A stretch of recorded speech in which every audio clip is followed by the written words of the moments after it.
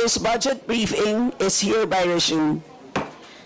Please stand for the singing of the national anthem and remain standing for a minute of silent prayer.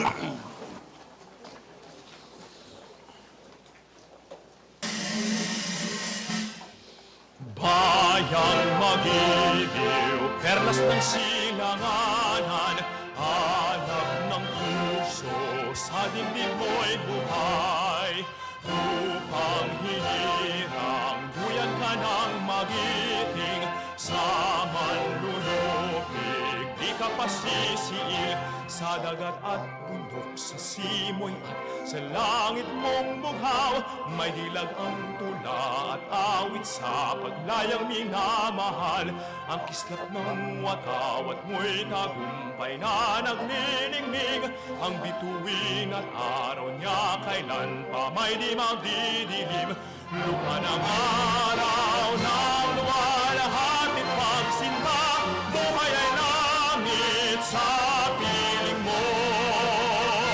Aming ligaya na pag may mga abing, ang mamatay ng dahil sa'yo.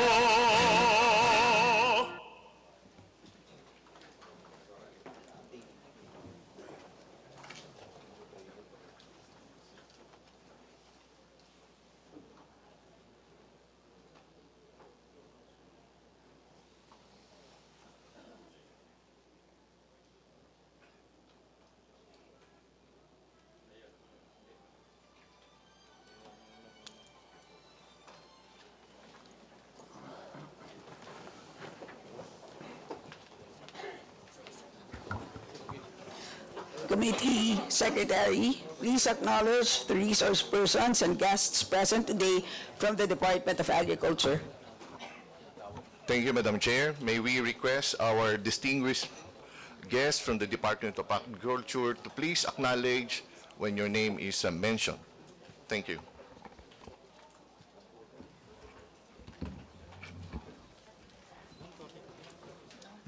Good morning, Your Honors. May we acknowledge our guest resource persons from the Department of Agriculture, Senior Undersecretary Domingo Panganiban, Undersecretary Mercedita Sombilia, Undersecretary Jane Bacayo, Jane Bacayo. Undersecretary Bacayo. Nandito. Undersecretary Agnes Catherine Miranda, Undersecretary Esther Bayate Drusila, Undersecretary Lucila. She's not around. Nandito. Undersecretary Zamzamin Ampatuan, Undersecretary Leocadio Sebastian, Undersecretary Diogracias Victor Savellano, Nandito. Undersecretary Zamzamin Ampatuan, Undersecretary Leocadio Sebastian, Undersecretary Diogracias Victor Savellano, Nandito.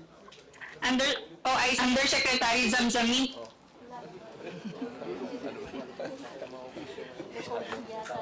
Recording nga yata.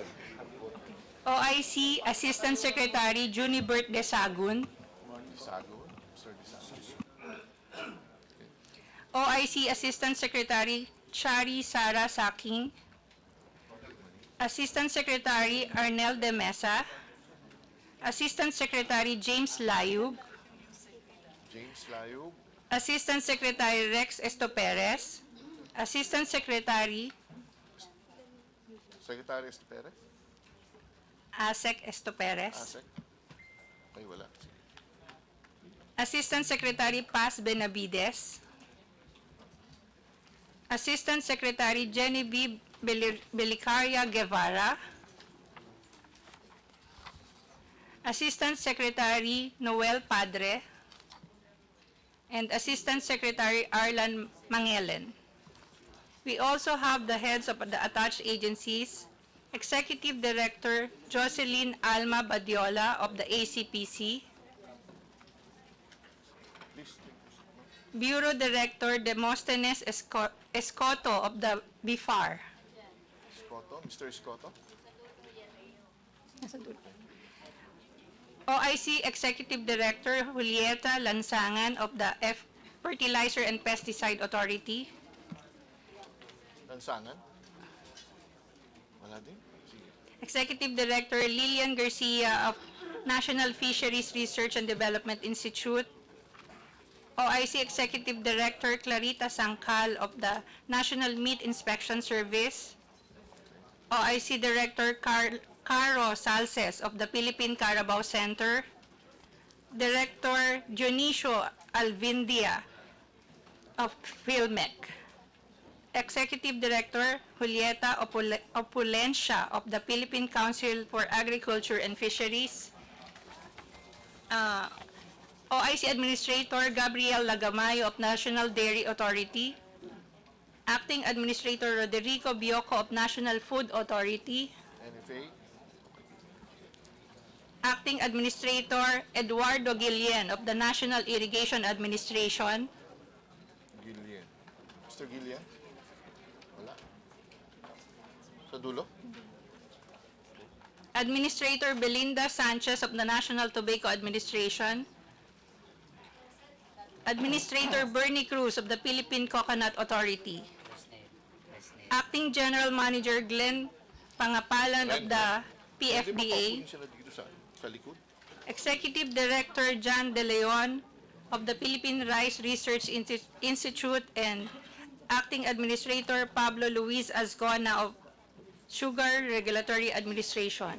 We also acknowledge the presence of the regional directors of the Department of Agriculture. That's all. The members. Maybe also acknowledge. May we also acknowledge all members present this morning.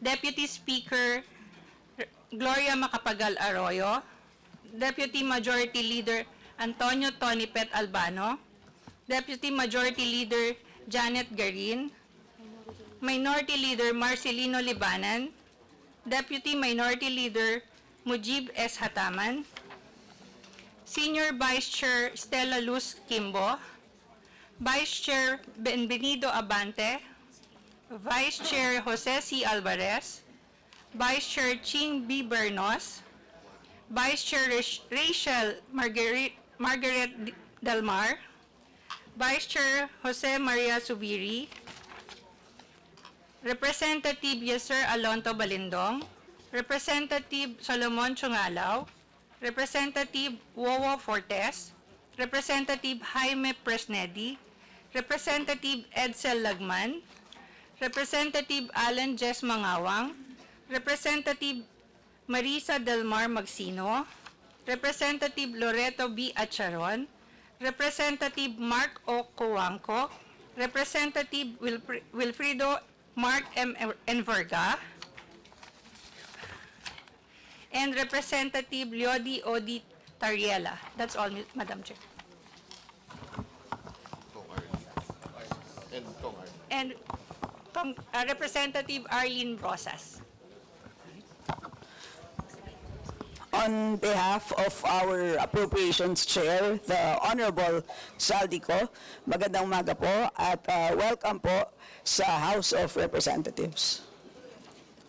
Addressing stable prices and ensuring food security are important considerations when we discuss the proposed budget for the Department of Agriculture for fiscal year 2024. These challenges have far-reaching implications for the economy and the well-being of the population. The pressing concern lies at the heart of our nation's prosperity and well-being: food security and stable prices of agricultural produce and inputs. Maintaining stable prices for essential food items is vital for economic stability and the overall well-being of consumers. Fluctuations in food prices can lead to inflationary pressures, impacting the purchasing power of individuals and families, especially those with lower incomes. We must reaffirm our commitment to fortifying our agricultural programs, ensuring the resilience of our food supply chain, and fostering an environment where both our farmers and consumers can thrive. Our agricultural sector is the cornerstone of our nation's economy, providing sustenance, livelihood, and a foundation for growth. However, it is no secret that this sector faces numerous challenges from unpredictable weather patterns to fluctuating world market conditions, including anti-competitive market practices. The volatility in agricultural prices can have a ripple effect across the entire economy, impacting the cost of living for our citizens and even threatening the stability of our society. At bilang pagtungon sa mga hamon na ito, nasa ating mga kamay ang desisyon upang matugunan at mapalakas ang mga programa ng departamento at upang matiyak ang murang presyo at sapat na supply ng produktong agrikultura sa ating mga palengke at pamilihang bayan. Investing in cutting-edge technologies and modernizing our farming practices can enhance the productivity and resilience of our agricultural systems.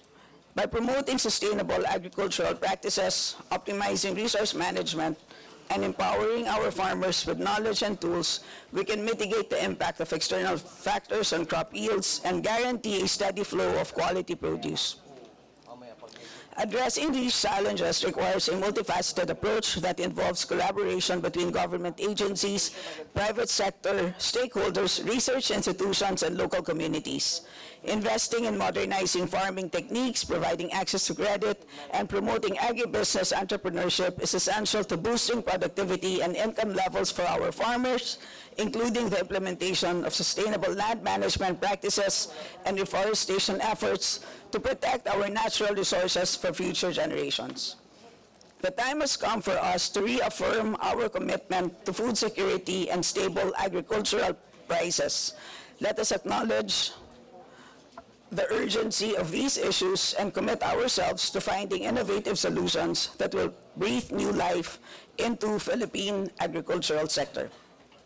Tulungan natin ang Pangulo at ang kagawaran upang makabuo ng mga estratehiya at pamamaraan na magbibigay daan upang ang sektor ng agrikultura ay mapatatag laban sa mga puwersa na nagdudulot ng kakulangan sa supply ng pagkain at presyo. I wish to extend my warm welcome to the DA family. Thank you for your presence today. At muli, on behalf of Chairman Saldico, Diyos mabalos sa sinmarhay na aga sa Indogabos. And before we proceed, I would like to introduce to you the sponsors of the DA budget. We have as lead sponsor, the Honorable Tony Pet Albano, and with him are the Honorable Janet Garin, and the Honorable Divine Yu. Who else? As well as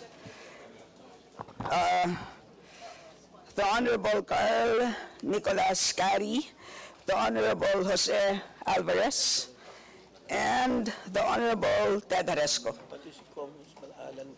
and the Honorable Alan T. So, Senior Undersecretary Panganiban, napakarami pong gustong tumulong sa inyo para maipasa po ang budget ninyo. You are in good hands.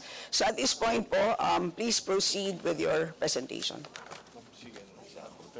And before I do that, sir, I will yield the chair to the Honorable Tony Pet Albano. Thank you very much, our Senior Vice Chair, Honorable Stella Kimbo. I'd like to thank each and every one of you who are here today, and I expect that this is going to be a long and lengthy hearing, especially that the Department of Agriculture has a lot of attached agencies, and I am thankful that our colleagues are here, and I acknowledge all of you, and hopefully we can answer the multiple questions that are being proposed today. Before anything else, let me remind that this is a unique situation in the Department of Agriculture because we have as concurrent secretary no less than the President himself.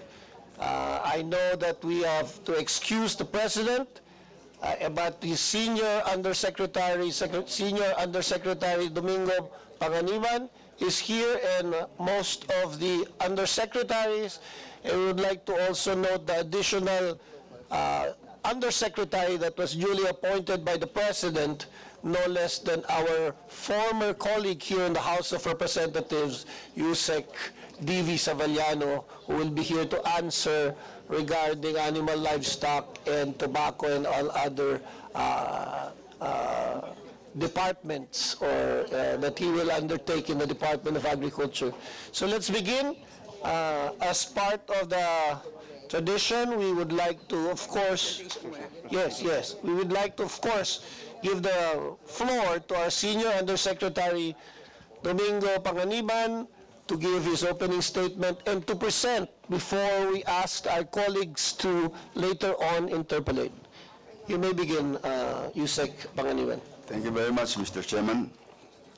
Mr. Chairman, members of the committee, ladies and gentlemen, we are presenting to the committee this morning the Marcos administration's budget recommendations for the Department of Agriculture for fiscal year 2024.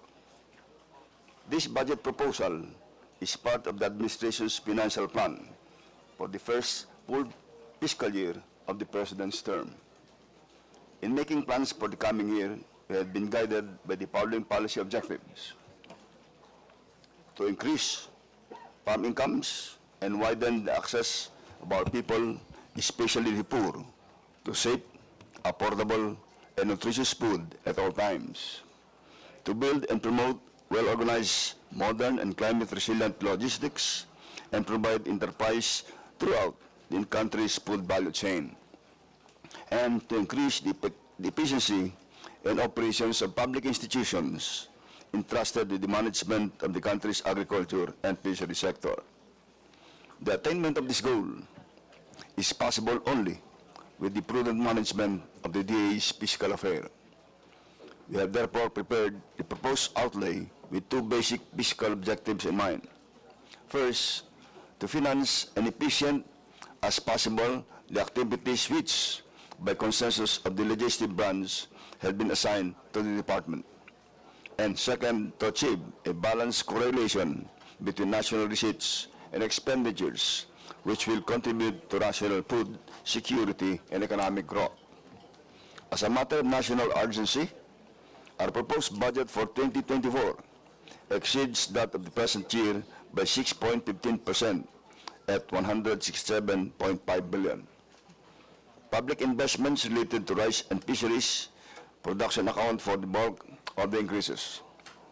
It would not, of course, be sensible to defer improvements to other existing programs which are of great significance to our food security and the growth and strength of our nation. Our proposal, therefore, includes increased budgetary outlays for various activities that support the sustainable production of high-value crops and corn as well. While balanced, the margin of estimated surplus in each item of this budget proposal is slim to none. This calls for the utmost cooperation between the executive and legislative branches to prevent reductions in production or efficiency that would ultimately add to the national debt. Our economy is presently expanding at a healthy pace. We owe a large measure of this economic resurgence to our farmers and fisher folks, who continue to provide the fundamental strength and stay of the national economy. We assure the committee that our recommendations are a faithful reflection of the Filipino people's highest ideals and are entirely in keeping the national interest. Thank you very much and good morning. Thank you, Yusek Panganiban. May we ask now for the budget presentation? Do you have a budget presentation that you will present? Well, Assistant... Yes, a summary. I've already talked to you about this during last Thursday's meeting in the Department of Agriculture, that we only have 14 minutes or 12 to 15 minutes to give your presentation so that most of our members can be guided accordingly. So please proceed. Yusek Mercedita Sombilla will make the presentation. Thank you, Honorable Chair. To the honorable members of the House of Representatives, first colleagues in the Department of Agriculture, friends from the media, magandang umaga po sa ating lahat.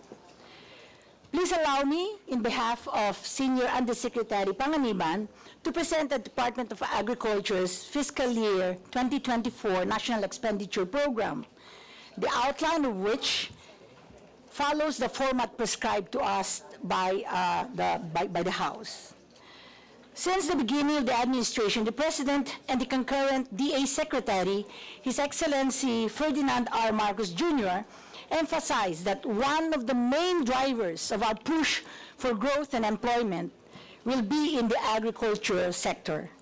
This has been consistent in his second SONA, held last July 24, 2023, where he highlighted our objective to boost and enhance the resiliency of agriculture production and its commodity value chains by modernizing the sector through consolidation, mechanization, digitization, research, and human resource development.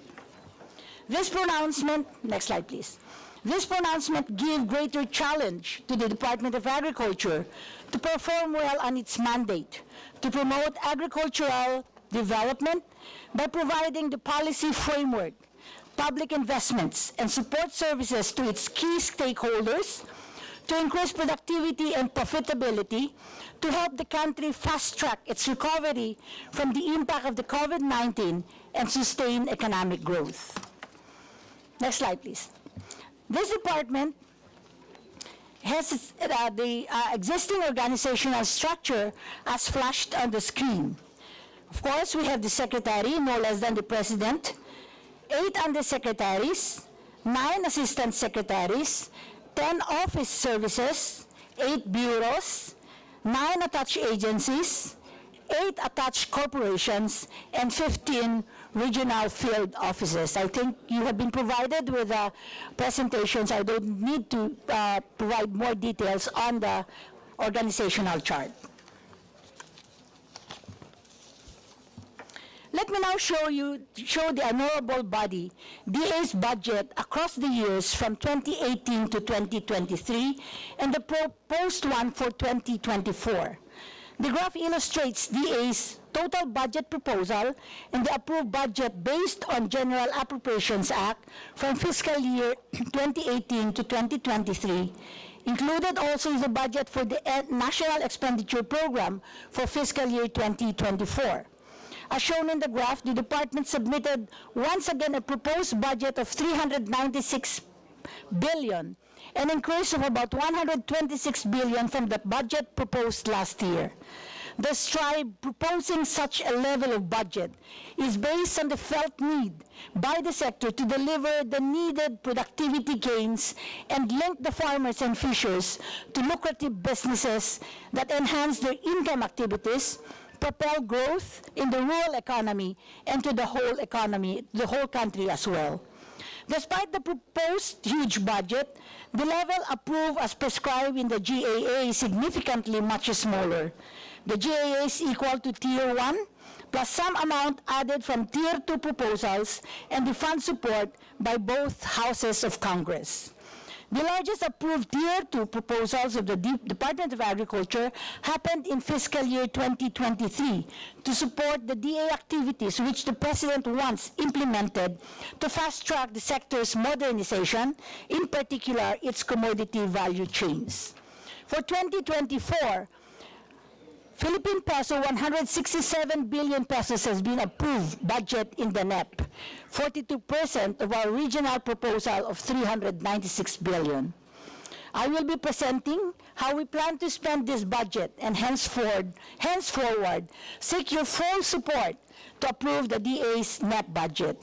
But before that, please allow me to briefly present DA's recent accomplishments and financial performance that contributed to the sector's growth, turnaround in 2022 and even the first semester of this year. Next slide, please. This slide shows the comparative financial performance report of the department, net of attached corporations, from fiscal year 2018 to 2023. The adjusted appropriations, which are the green bars, represent both the current and continuing appropriations that become available each year.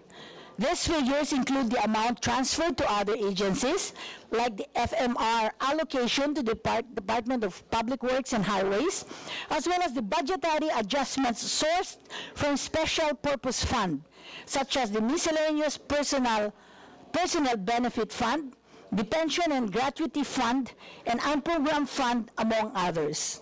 Notably, in fiscal year 2023, the department received its highest allotment, amounting to around 90.5 billion.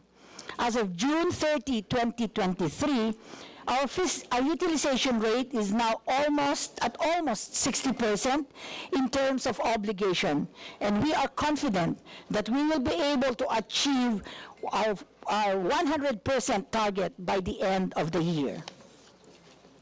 Let me present and discuss very briefly the urgent and targeted interventions that DA has to roll out to respond to events and issues beyond our control that the sector are vulnerable to, and also to pests and diseases. For fiscal year 2022, the department responded to the impacts of the global shocks and consecutive natural disasters. Comprehensive array of measures were implemented, including the provision to around 2.6 million farmers and fisher folk with fertilizer and fuel discount vouchers, the RCEF, the Rice Competitiveness Enhancement Fund, financial assistance mitigating the impact of rising inputs, sustained Kadiwa retail selling activities to establish robust markets for agricultural products, ensuring food supply stability in urban areas and stabilizing prices. Through this initiative, we assisted nearly 30,000 farmers, cooperatives, and associations, and served close to 2 million households. Efficient management of the ASF, African swine fever, led to the release of 854 barangays from quarantine, facilitating calibrated repopulation. Additionally, AI control efforts resulted in the declaration of 3 provinces as AI-free zones, and lastly, but not the least, provision of loans and other forms of assistance related to rehabilitation and recovery. These same interventions have been extended, and expanded in fiscal year 2023 with the looming impacts of the global crisis and climate change, the frequency of typhoons and drought becoming more frequent and intense. Hence, the distribution of fertilizer and fuel discount vouchers was extended to more beneficiaries, directly aiding farmers and fisher folk struggling with escalating input costs. Kadiwa Retail Sailing Initiative expanded its reach, assisting an additional 397 farmers, cooperatives, and associations, and servicing almost 1 million households. Continuing our commitment to animal health, we have made substantial progress in managing the ASF. We have released an additional 108 barangays from quarantine, bringing the total to 1,325 released barangays. Similarly, our efforts in AI containment have led to a decrease in active cases to only 5 municipalities and 8 barangays, resulting in the declaration of 7 provinces as AI-free. Our commitments to recovery and rehabilitation was steadfast, as we persisted in providing loans and various forms of assistance to those affected. Notably, 25 million pesos was mobilized to aid fisher folk affected by an oil spill in Mimaropa. Despite its response to the urgent needs and urgent issues and events, the Department of Agriculture has not been remiss of its long-term programs and projects, which it rolls out to achieve sustainable agricultural development, raise the incomes of farmers and fishers folks by strengthening the sector's value chains. In fiscal year 2022, the department increased agricultural production by providing vital assistance to over 2 million farmers and fisher folks through the different banner programs. Additionally, the department carried out initiatives geared toward establishing resilient and modernized and climate-resilient value chains. This includes strengthening clustering and consolidation of farmers and fisher folks through the F2C2 program of the DA, providing seed mechanization, extension, and credit support through the RCEF, offering marketing assistance through the enhanced Kadiwa financial grant to 137 FCAs and LGUs, supporting high-value crop commodities like the sagip sibuyas through Philippine 3 million pesos grants in 2020, enhancing farm-to-market roads and rural infrastructure, instituting policy reforms to foster agri-fishery sector plans, and strengthening institutions to enhance efficiency and accelerate modernization. These same endeavors are being continued in fiscal year 2023. As of June 2023, the banner programs have assisted over 500,000 additional farmers and fishers. The same initiatives have been expanded to increase production and strengthen commodity value chains and ensure the continued linkage of producers to market through the Kadiwa program. DA's F2C2 program, the key component to fast-track sector development, is being given more focus. Likewise, equally important is to develop the high-value commodities, including the coconut industry. Additionally, DA has persisted in enhancing agri-fishery reforms and regulatory efforts, including its fight against smuggling. To date, DA's team intercepted another 2.24 billion worth of smuggled agri-products.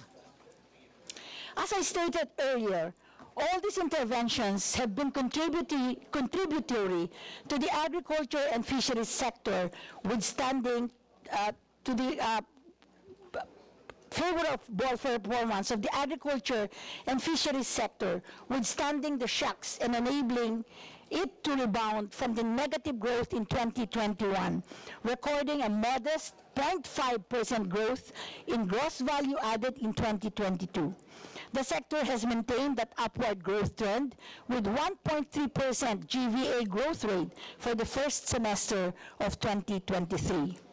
The livestock subsector has been picking up from a negative base, of course, and is gaining momentum from 2022 that has continued in the first half of 2023, seemingly showing optimism of its recovery from the ASF pandemic. Similarly, improvement in the performance of the crops subsector is also seen, posing an increase from its negative GVA growth rate in 2022 to 1.9% growth rate in the first semester of 2023. On the other hand, the first fishery subsector recorded significant contraction, which may be attributed to the ongoing challenges being faced by this sector, such as the oil spill that occurred in Oriental Mindoro, affecting the livelihood of the fisher folks. Nevertheless, we hope to sustain and accelerate the overall rebound of the agri-fishery sector to achieve the desired sector transformation that is productive, modern, and resilient.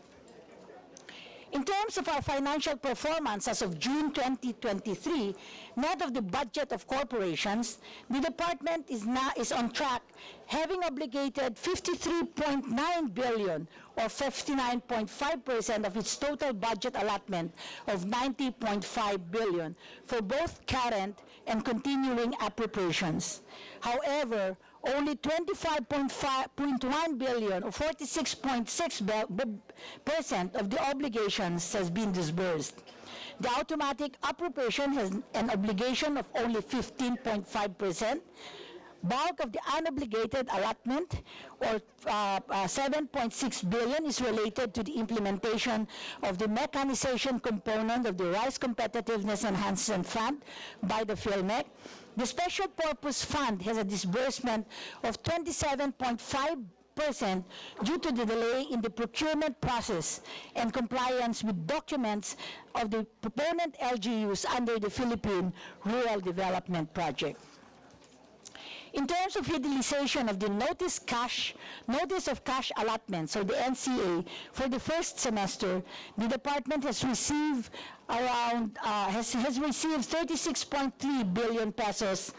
Out of this NCA, only 85%, or around 30.9 billion, is disbursed.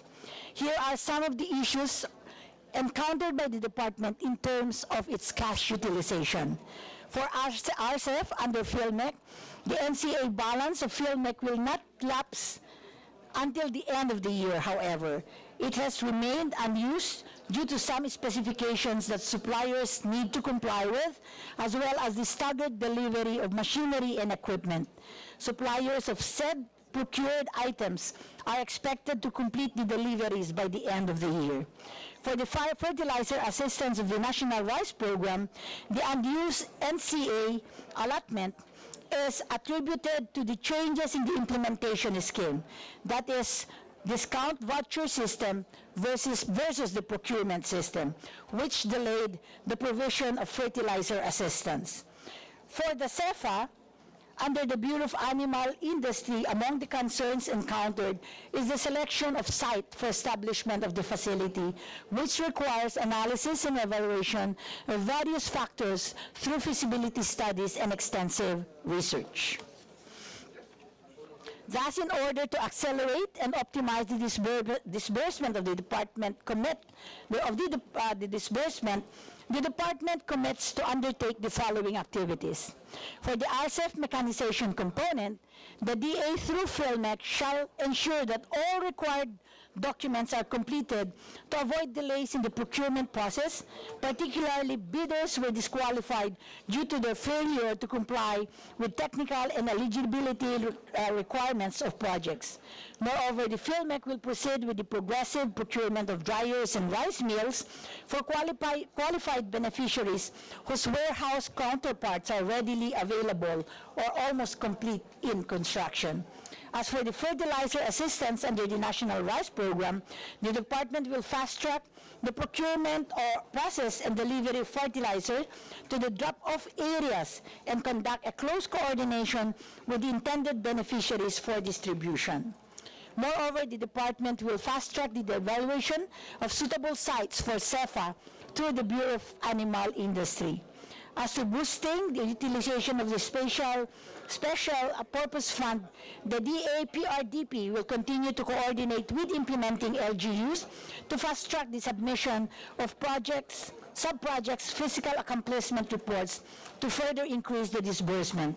As a way forward, the department will strengthen the monitoring of catch-up plans and implementation of the second semester targets through creation of a fund transfer implementation and monitoring team in the DA Central Office and conduct of a regular choke point sessions during the Operation Management Group meetings. To wrap up my presentation, flashed on the screen is the fiscal year 2024 National Expenditure Program of the DA at a glance. The department has a total NEP of 167.5 billion. This amount is 16.15 or 9.7 billion higher than the fiscal year General Appropriations Act budget. While this means a slight increase for the DA budgetary allocation, this DA SNAP, as I've said earlier, is only around 42% of the department's total proposal as submitted to the Department of Budget and Management. Fiscal year 2024 proposal and fiscal year 2024 NEP. The increase in new appropriations of 7.13% or 7 billion increment is intended for additional funding for both locally funded and foreign assisted projects. On the automatic appropriations, the increase of 10.36% is attributed to the implementation of the Competitiveness Enhancement Measure Fund, CEMF. Lastly, a significant increase in support to the government-owned and controlled corporations is primarily intended for the Fisheries Infrastructure Program of the Philippine Fisheries Development Authority. As to expense class, the maintenance and other operating expenses and capital outlay have a biggest percentage share in the budget of 71.5% and 24.5% respectively. These allocations are allocated for the operational funds, covering both indirect expenses such as mandatory office expenditures and direct interventions for farmers and fisher folks. Meanwhile, a smaller allocation of 6.7 billion or 3.99% is allocated to personal services intended to cover expenditure items related to salaries and wages for the department employees. Finally, these are the major items in our fiscal year 2024 net budget. 2.22 billion pesos is allocated for the implementation of the INSPIRE program through the National Livestock Program so that we will continue to promote the recovery of the livestock sector. 9.55 billion and 9.8 billion is allocated for the implementation of fertilizer and hybrid seed assistance through discount voucher and or interventions monitoring card under the National Rice Program. 374 million pesos is allocated for the construction of onion cold storages, and 149.1 million is allocated in support to durian expansion. Both are under the National High Value Crops Development Program. AMAS has allocated 492.7 million for the implementation of various Kadiwa program. For the corn subsector, the National Corn Program has allocated 2.49 billion pesos for the implementation of the yellow corn program production to enhance our feed supply through the enhancement programs for feed, seeds, and fertilizers. 1 billion is proposed for Quick Response Fund, and 30.9 million is allocated for the establishment of urban community gardens.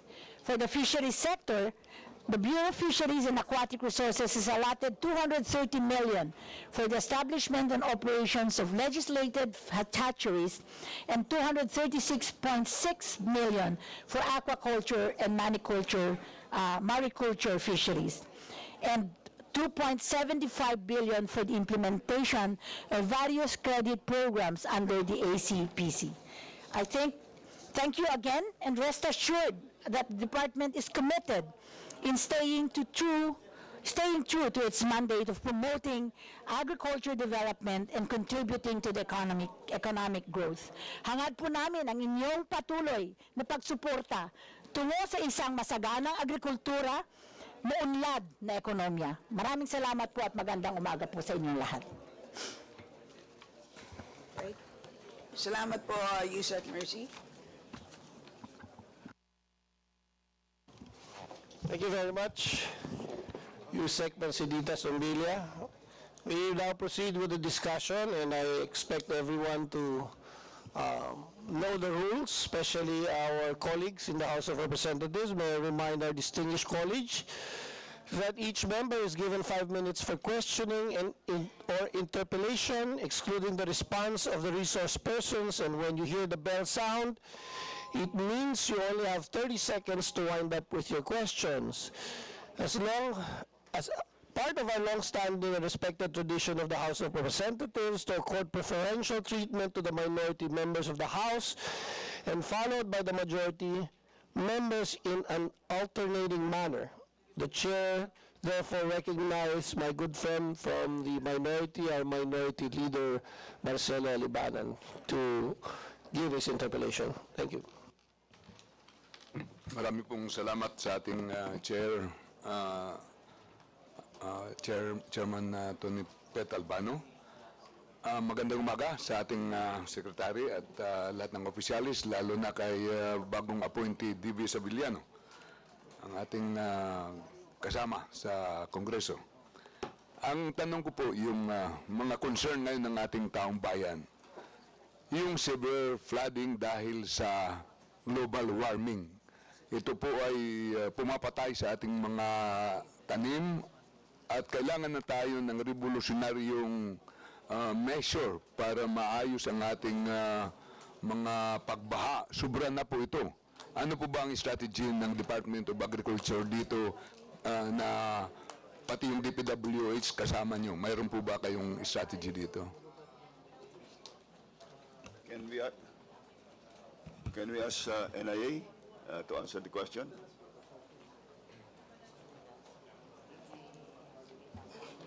NIA? May we recognize Nia, the administrator is here, no?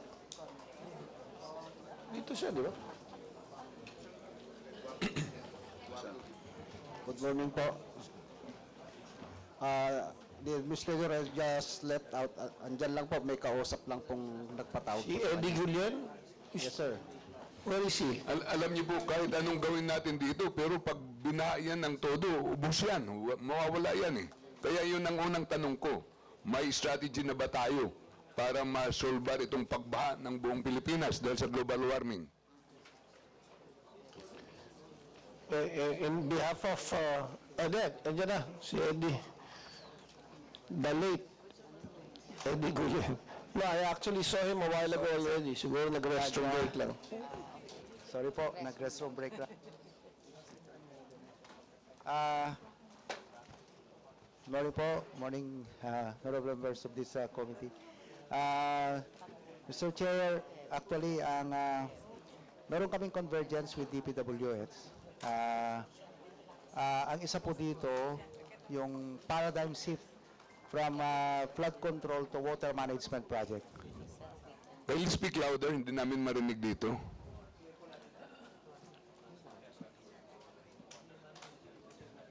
Hello? Hello, sir? Okay na po, sir? Yes, sir.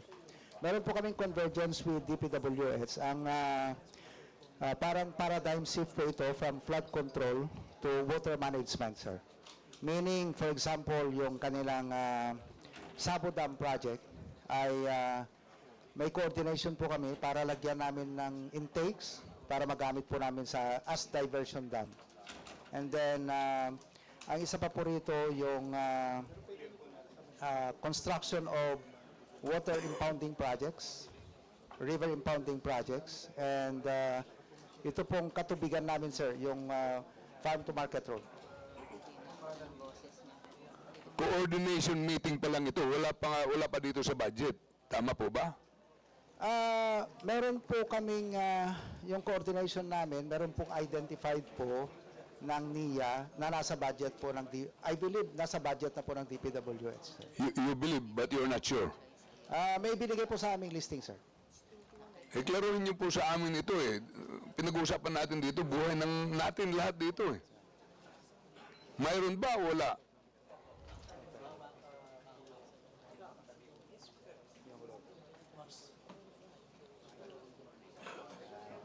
Okay. Ang meron na po kaming listing, sir, is yung roads na 500 million.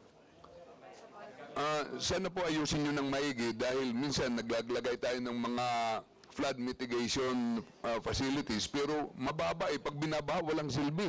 Yun ang sinasabi dito sa plenary na gumagasto tayo ng 1 billion araw-araw. Ang sabi ng isang deputy speaker natin, gumagasto tayo ng 1 billion araw-araw pero hindi nasusolve yung ating pagbaha. Sana po ay pangunahan nyo ito. Agrikultura po ito na concern po natin. Well, actually, sir, nag-propose po kami ng mga high dams kasi we believe, sir, na dapat may mga high dams tayo dito sa mga major river basins, especially po doon sa location ng aming mga irrigation projects.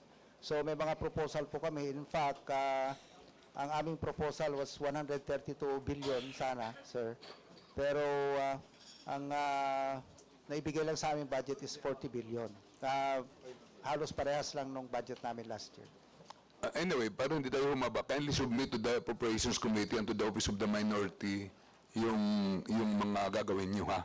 Yes, So that I can go to my next question. Yes, sir. Thank you. Ang pangalawang question Mr. ko po, Speaker, may I direct now then your request. The Eddie Gulian is required to submit all the project proposals of what the minority has asked to the chair, and also we will furnish copy the minority. Yes, sir. Proceed. Thank you, Mr. Chairman. Ang pangalawang tanong ko, yung tungkol po sa sibuyas. Dahil sa aming pagtatanong, ang sibuyas natin last year, nawalan na ng supply nung September.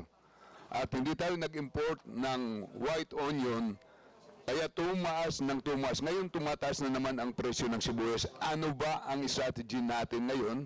Pangalawang tanong, may nakasuhan na ba kayo sa inyong pag-iimbestiga sa tungkol sa pagtaas ng presyo ng sibuyas last year? Ang una po ay si Director Panganiban ng Bureau of Plant Industry. And then ang pangalawa po ay si Asek Layog ng Office of the Secretary. So, sino po? Panganiban? Director Panganiban. Director Panganiban is hereby recognized.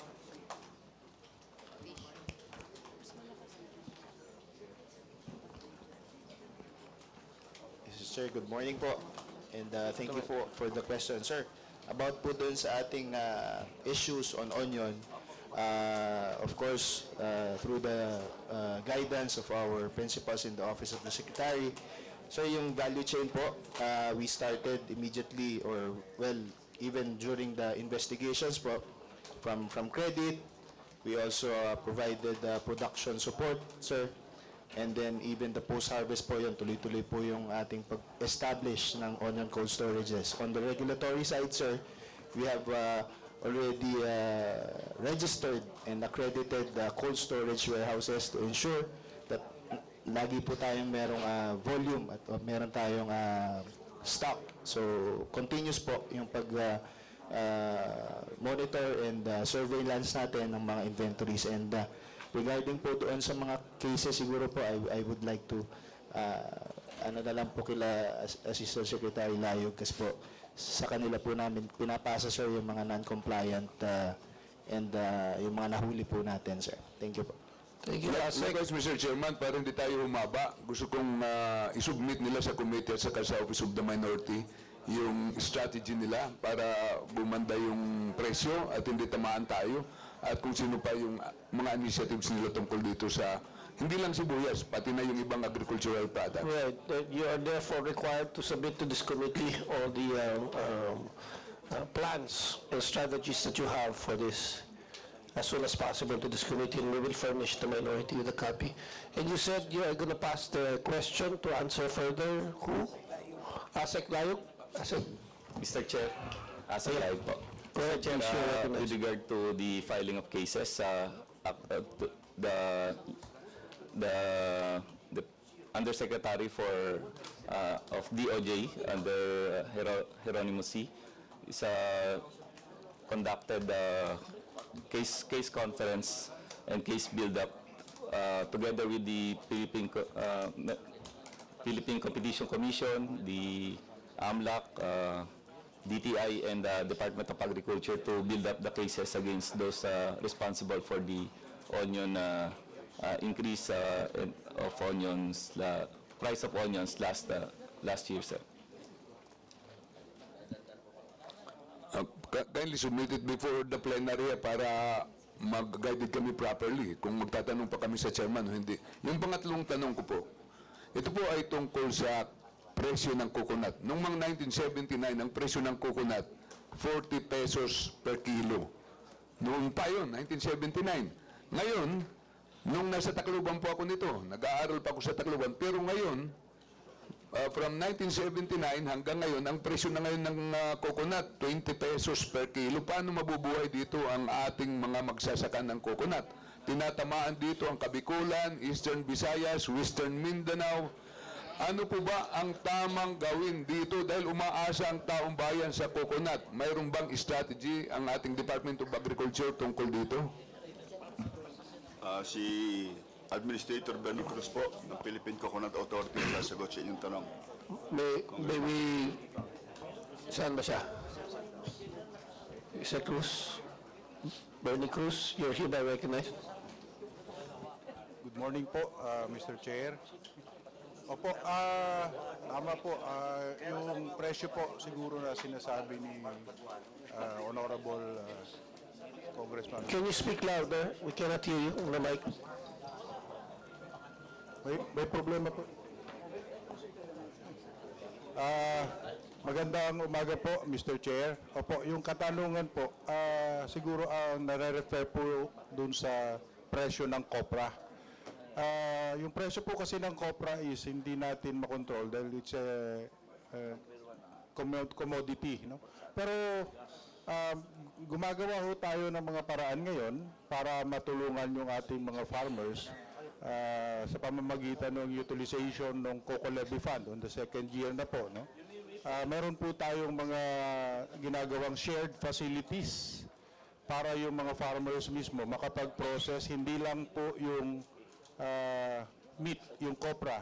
Malaki po yung demand dun sa iba't ibang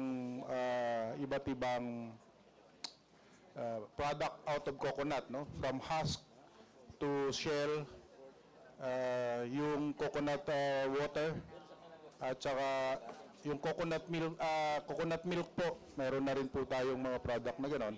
So siguro po makikipag-ugnayan na lang kami kay Minority Leader, Mr. Chair, para matulungan po yung kanilang constituents sa Samar. Kasi ang alam ko po, sa area po nila is wala na pong nagpo-process. So marami pong dinadaanan na mga traders bago makarating doon po sa mga processors natin. At yun po yung kailangan nating tugunan din at yun po ang ginagawa ngayon ng Philippine Coconut Authority. Mr. Chair. Again, please submit all these that you've said so that we can see, particularly in the district of our Minority Floor Leader, and see what programs you have for them to, of course, help mitigate the copra industry and coconut industry. Yung strategy po ng buong Eastern Samar, Island of Samar, at saka kasama ng Leyte, kasi ito yung isang pinakamalaking coconut producer province na napakababa ngayon ang presyo ng copra. Kindly submit it, Asik Bernie, at saka salamat sa makikipag-ugnayan ka sa opisina para makumpleto natin ang estratehiya at tumaas ang presyo nito. Marami pong salamat, Mr. Chairman, at saka sa ating Department of Agriculture. Marami pong salamat. Thank you. Thank you, our Minority Floor Leader. DV Secretariano? Can I just answer some questions from additional lab? Yes, please. About Make it brief. Kasi mentioned about climate change. Sa tingin ko po, sa ngayon, ang the best mitigation natin for climate change is planting bamboo. Kung gusto nyo, I can enumerate 19 na characteristics of bamboo. First is the fastest growing plant on earth. Yes, you said, submit na lang because we have a lot of questions. And isa lang, yung isa ko. Bamboo prevents soil erosion and restores degraded land. Marami pa hong iba. Can you just submit para bigyan naman natin importansya yung kawayan? Kasi lagi tayong sa infra side eh. Tingnan natin yung best mitigation that you can do all over the Philippines. Thank you, Thank you, Mr. Chair. Thank you. Now we'd like to recognize our independent minority, whom I very much admire, and I'm learning a lot, Honorable Edsel Lagman. Thank you, Mr. Chair. I am directing this question to the highest-ranking Undersecretary of the Department of Agriculture. Mr. Chair, the President said that the price of rice will eventually stabilize. The question is, Mr. Secretary, Mr. Undersecretary, at what price will it stabilize? Well, let me refer you to Director. My question is directed to the Undersecretary. Yes, sir. But He must know the answer to this question. well, the price today is ranging from 38 to 45 to 50. And that's the point that we are looking at solutions to that. And we have sent people to India to negotiate for importation of some 5,000 metric ton, 500,000 metric tons of rice. And on that, we are still in the process of accelerating what can be done in as far as rice importation is concerned. But the actual details of rice actually is through Yusek Sebastian here, who is in charge of rice in the Department of Agriculture. My question really is, at what amount will the price of rice eventually stabilize? Because according to the president, it will stabilize. We had At not yet, what amount? we had not yet figured that out, Mr. Chair. We are looking at solutions to the problem, but not at this point in time. We cannot because the prices ranges from 38 to 50, 60, and on that basis, we are still looking for solutions, and the best solution probably that we can do at this point is to import, at least initially, to stabilize the price of palay in the public market. Mr. Chair, it is bad enough that the current price of rice is way above the campaign promise of 20 pesos per kilo. But it is just as bad that the department has no estimate, even you can estimate at what price the rice pricing will stabilize. With the provision of Manuel Edsel, because Yusek Leo Sebastian is the rice. I saw Yusek Sebastian talking with May we ask Yusek to answer? Panganiban. Because he is the rice expert here. Yes, the rice expert. Yusek Leo Sebastian, you are hereby recognized. Thank you, Mr. Chair. We expect, Mr. Chair, that by harvest time, the price, considering that the price at the local level, our local production has also gone up because of the higher cost of production and higher farm gate price, we expect that if it will stabilize at 45 to 46, that will be good for our farmers, and also hopefully we can cope up with that price, Mr. Chair. But at this time, Mr. Chair, because of the high price of the imported rice coming in, it is pulling the price of the local to a higher level. Naghihilaan ho ngayon yung presyo ng local produce natin at saka yung imported rice. The imported rice is costing higher than the local produce at this time, Mr. Chair. Thank you, Mr. Chair, for that candid answer. 45 to 46 per kilo of rice. Well, that's still far from the campaign promise of 20. And this campaign promise must have helped the president win the presidency. But the spiraling prices of rice may stagger his incumbency. I don't need any response to that statement, but let me proceed. What is the current price of rice of its poorest or lowest quality in the market? Yusek Sebastian? The lowest that we have been, Mr. Chair, the prices are actually very variable around the country. So in Isabela, for example, Mr. Chair, in your province, there's still rice at 40 and even sometimes lower. But in Metro Manila, Mr. Chair, it's much higher.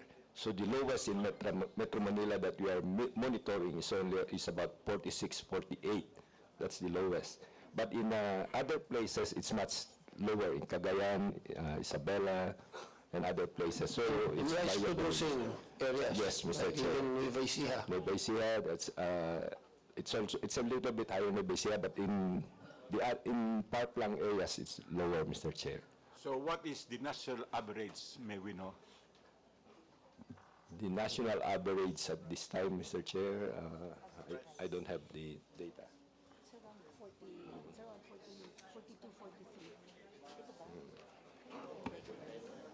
But this is Metro Manila. Manila yan.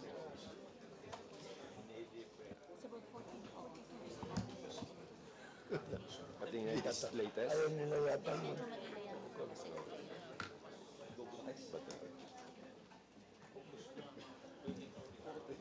Mr. Chair, we can share the, this is the bantay presyo from the Department of Agriculture.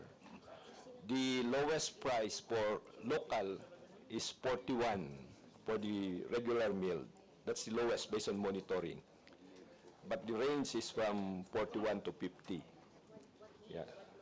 So the imported rice, Mr. Chair, the lowest, the cheapest is 44. But again, the range is there's a range. So that's just the lowest. I was just shown a photo clip that in Baguio, it's 40 and they call it dog price. Now, can we get also, Mr. Undersecretary, the various prices depending on the quality of rice in the market? Can we get that now? Yes, Mr. Chair, I think we can share you the bantay presyo. This one. Please submit all these so that we can give to our colleagues. Mr. Sebastian? Special rice, Mr. Chair, imported is 50 to 65. Premium is 47 to 56, the range.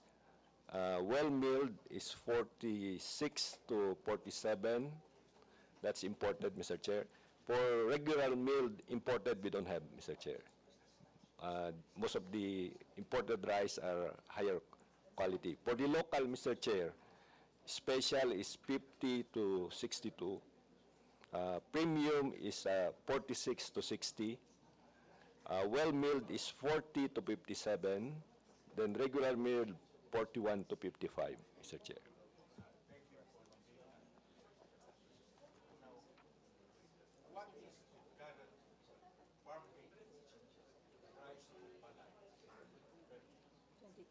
Yeah.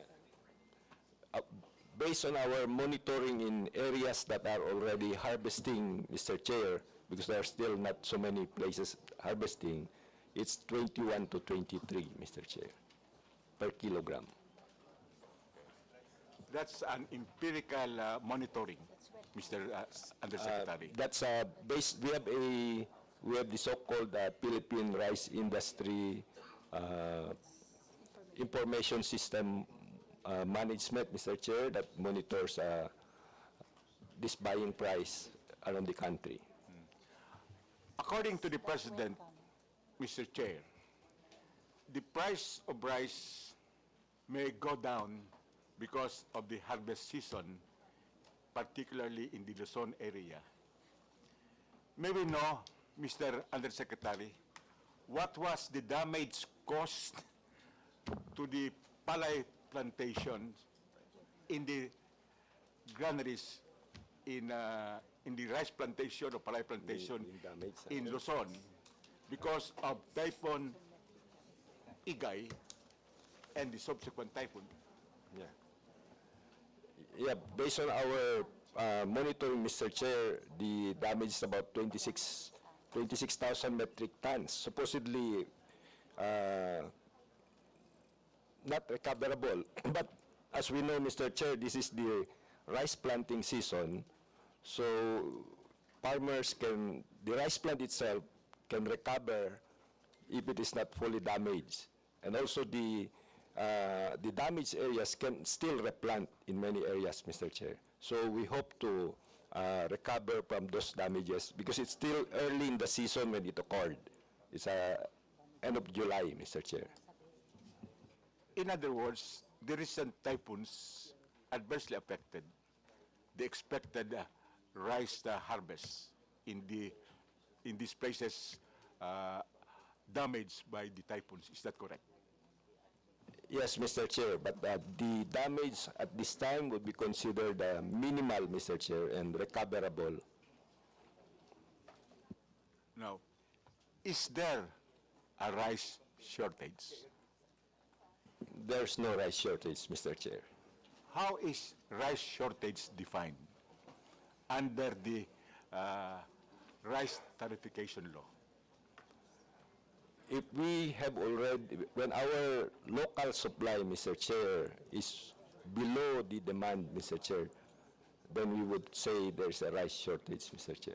If there is no rice shortage, why are the prices spiraling, Mr. Secretary? Would you like to explain? Can we have our economists explain, Mr. Chair? Yusek Sombilla? Yes, thank you, Mr. Chair, thank you, Yusek Leo. The reason for the spike of the prices is really from various factors, Honorable Congressman. You know, it's being influenced by, you know, by the global prices, which has a spike over time, and also local prices, the farm gate prices, which has also risen, you know, over the last year, primarily from the input cost prices. Kaya tumaas po yung ating farm gate prices. Kaya talagang, ano po, and then, yung ating pong, the reason why we need to import, medyo manipis po yung ating stocks ngayon. And we want to really ensure that we have enough in case, you know, before the harvest season comes, in case there are eventualities that, you know, we could not, that we need to respond to. So that is the reason why we really need to, and hopefully through the government, arrangement, through the private sector, we will be able to get reasonable prices that would maintain the prices that Yusek Leo has already, and Senior Yusek Ding has already mentioned, to, you know, maintain that prices at between 40 to 45 po. So, ano po yan, talagang beyond our control po yung pagtaas ng presyo na hindi natin makontrol. Salamat po. If there is no rice shortage, why are we importing? Sir, manipis po kasi yung ating buffer, oo. Manipis po kasi yung buffer natin, and we are in the lean months. Nag-aano pa lang tayo, nagha-harvest pa lang tayo. I was just hearing the over the radio a while ago from a farmer, and they're just now starting to harvest. Kaya ang peak ng harvest natin is sometime October, middle October, November. So we are hoping that we could get, you know, the rice, you know, this month up to the 15th of September, so that we can stabilize the local prices. And may we know for how many days, weeks, or months is our buffer stock? Yun pong, sorry. Go ahead, Sombilla. Yun pong August natin is for 39 days.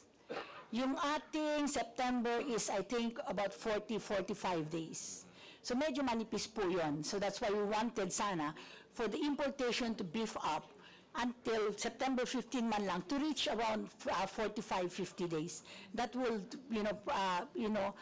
secure us, provide us greater security in terms of our rice supply. And may we know also whether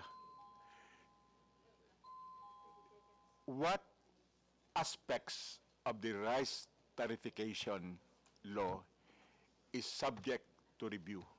May I just remind our... Yes, I have only Sir, thank 30 you. seconds left. I know. Actually, the second bell now, Manuel itself, but I'll give you the leeway. Let me just continue with my question. And we all know the background that many of us here in Congress, as well as the farmer sectors, were opposed to the rice tariffication. And there were concerns about the welfare of the farmers if the rice tariffication will be implemented. Now, may we know what are these provisions which are subject to review? Because the President urged us to review the rice tariffication law. Mr. Chair. Yeah. The law provides for a midterm review on the RCEF allocation po. Okay? So we all know that the RCEF allocation is 30% for seeds, 50% for mechanization, and 10 each for training and credit. Okay, so the midterm, the RTL provides a midterm review of those allocations, and I think we have already done that. There has already been an assessment of that, and we are, we are ready to provide, a presentation on this midterm review. Together in that review, while they were, while they were assessing whether that allocation of RCEP could remain, meron na rin po silang initial assessment on the benefits of RTL. And I could probably provide you with the results. Yes, please submit. To cut this answer short, Mr. Chair, how will this review address the rice crisis? That's your last question, ma'am. That's it. Well, yung review po ngayon na nangyari is really just the allocation of the RCEF. So kung ang nakikita po ng review is the seeds it was the seeds that really, gave the yield advantage to the rice farmers. So probably that is how we will be trying to make some revisions to the RTL in terms of the distribution, of the allocation of the different components. Yung machinery po kasi, although in totality the relationship, the whole component of the RCEF has indicated huge advantage to the beneficiaries in terms of the yield.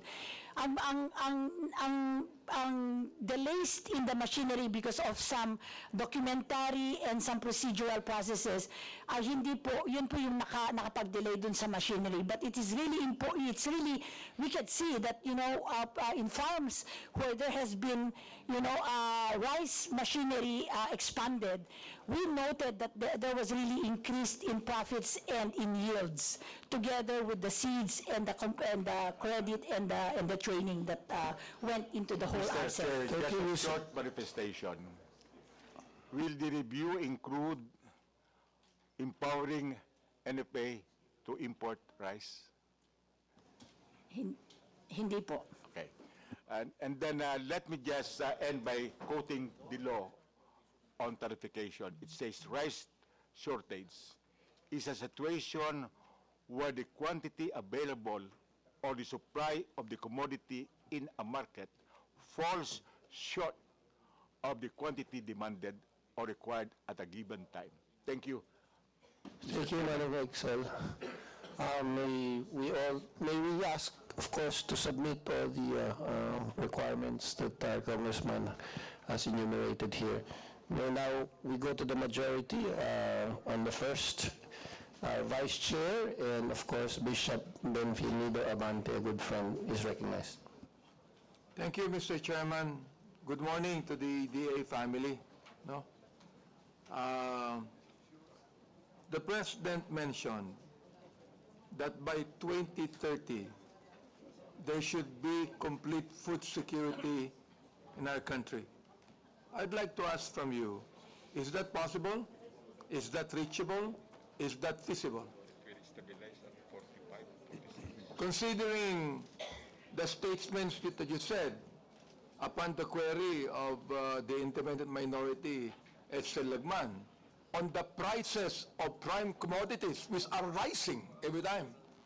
I'd like to find out from you now, is that possible? Is that reachable? Is that feasible? Well, Mr. Chair, in all probabilities, it is possible. In all probabilities, it is possible. However, there are instances in the past that had happened that we were not able to complete our irrigation system in the country. A lot of our rice land are converted into subdivisions. A lot of our facilities like farm-to-market roads, equipments like harvesters, threshers, and everything is not yet in full bloom. So these problems affected the achievement of food security of the country. And on that basis, we are not in a position to say that we shall be self-sufficient by the end of the Marcos term. Mr. Chair, we cannot avoid problems, di ba? Oo. Other countries have the same problems. Oo. You might say it's possible, but it's not probable. You see? Now, let me remind, Mr. Chair, our DA family, that the Secretary of the DA is the President himself. And any mistake that you do will affect the President. It will go to the President. Therefore, in all of the agencies in government, Mr. Chair, the DA is the most important agency today in government because we are concerned about food security. In fact, as the chairman of the Committee on Human Rights, one of the rights we have is the right to food sufficiency. I already filed a bill on food sufficiency, Mr. Chair, and that would be the mandate of the Department of Agriculture. Now, for the next question, ito po ang gusto kong itanong, no?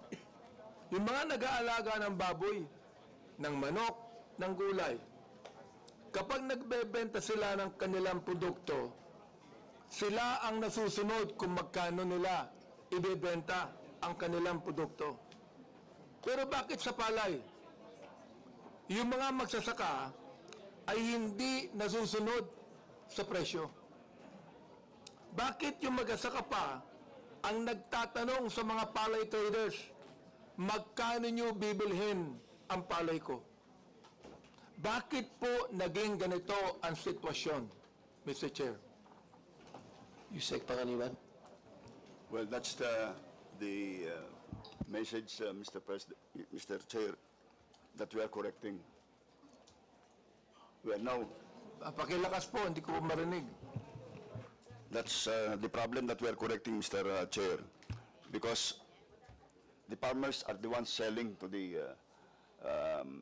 buyer, and the buyer maintains the price that they will buy from the farmer. We would like to see a situation that the farmer themselves will be the one to sell at their price, not for them to be told on what the price will be. And on this basis, we are trying to have a campaign among our technicians in the field level to state that message to the farmer.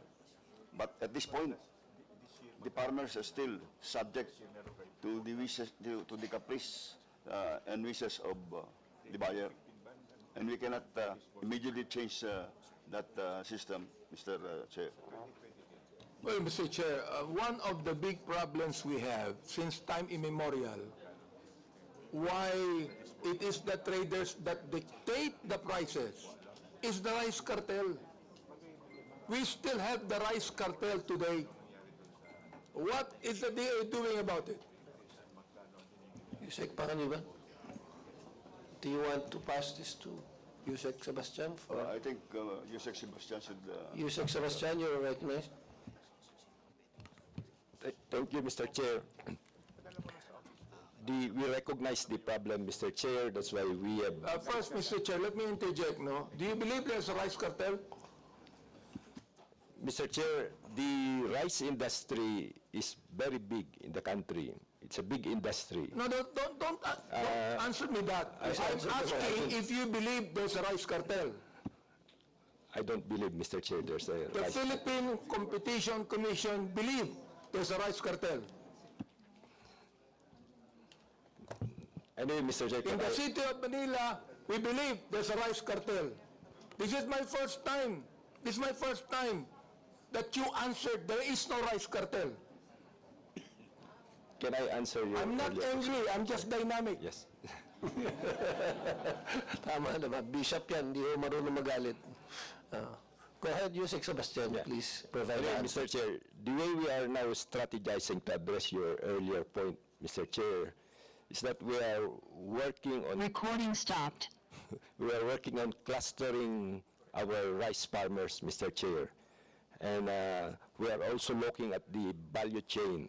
So, for example, Mr. Chair, the way we are distributing, for example, Recording in progress. our seeds and our fertilizers, that we are converging, working with NIA nowadays, Mr. Chair, so that we converge our interventions on those irrigators associations, clusters or farmers cooperative or associations, so that the farmers can also have a choice of what they want, what fertilizer they want to procure, what seed they want to plant, what inputs they want to use. So we are trying to organize them, Mr. Chair, and in doing that, they can have a better bargaining power, Mr. Chair, because individual farmers have no bargaining power, very little bargaining power, Mr. Chair. So we are trying to, the focus of the rice program now is not just on production, we are also helping them on this other side. So we are trying to partner them with other entities that could help them improve their bargaining power, Mr. Chair. Thank you, Mr. Chair. Ang mga magsasaka ay napipilitang ibenta ang kanilang ani na palay sa napakababang halaga. Minsan hanggang 14 pesos o 10 pesos a kilo. Dahil ito ang presyo na ipinipilit ng mga palay traders. Mr. Chair, sabihin ko ulit, ito ang presyo na ipinipilit ng mga palay traders. Kaya siguro kinakailangan, Mr. Chair, maging aware ang DA na mayroong rice cartel. May kumukontrol ng presyo sa mga rice traders. Kaya tayo nahihirapan sa mga farmers natin. O ito, pag hindi nila ibinenta sa presyong tinakda ng mga palay traders, ay hindi ito mabebenta dahil wala namang ibang buyers. Maaaring mabulukan sila ng palay. Samantalang ang presyo ng bigas, Mr. Chair, sa mga palengke ay naglalaro, sinabi nyo, 42 pesos, 41 pesos, hanggang 55 pesos a kilo. Bakit ang layo ng presyo ng bilihan ng palay sa presyo ng bentahan ng bigas sa palengke? Bakit mura ang palay at mahal ang bigas? Mr. Chair. Bishop Abante, please wrap up. Is that your last question? Because you have 5 minutes already. I have several more, but if you would allow me to have one more question, I would appreciate it. Yeah, let's answer this first and then I'll allow you one question. But for those members who wants to have a second round, please tell the Secretariat when we can list you in the second round, especially if you don't have questions that have been answered. Go ahead, Yusek Sebastian, please answer on why the prices are different from rice to palay. Yeah, Mr. Chair, because if you notice, Mr. Chair, our farmers often plant varieties that are not necessarily what is demanded by the market, because that is also the seed that we distribute. So, nagiging rumble kung minsan yung kanilang variety. Then they get a lower price. Then they also have other problems post-harvest. That's why we are trying to improve the system, Mr. Chair. That's why we are going into clustering. Because if the farmers that are clustered will plant a variety that they have linked with the market, that they can sell it at a better price, they will not be prone to those traders or buyers that will tend to downgrade their produce. Then if you organize them, Mr. Chair, like the IAs, and later on we can federate them into cooperatives, we can also provide them with the support from RCEP for mechanization. So they can be provided with post-harvest facilities that can again help them cut the costs and also sell. Because, Mr. Chair, if the farmers will sell rice instead of palay, the price of rice, as you have said, Mr. Chair, does not go down so much. But if the farmers are selling in palay, it's very variable.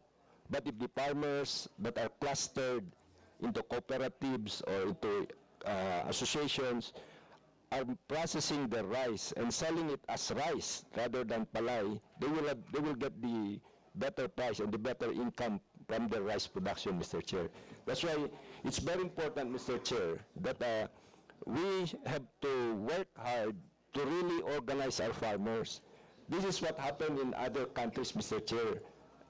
We are not doing it here, but in other countries, they have organized their farmers so that they take advantage. They have a bigger role in the value chain.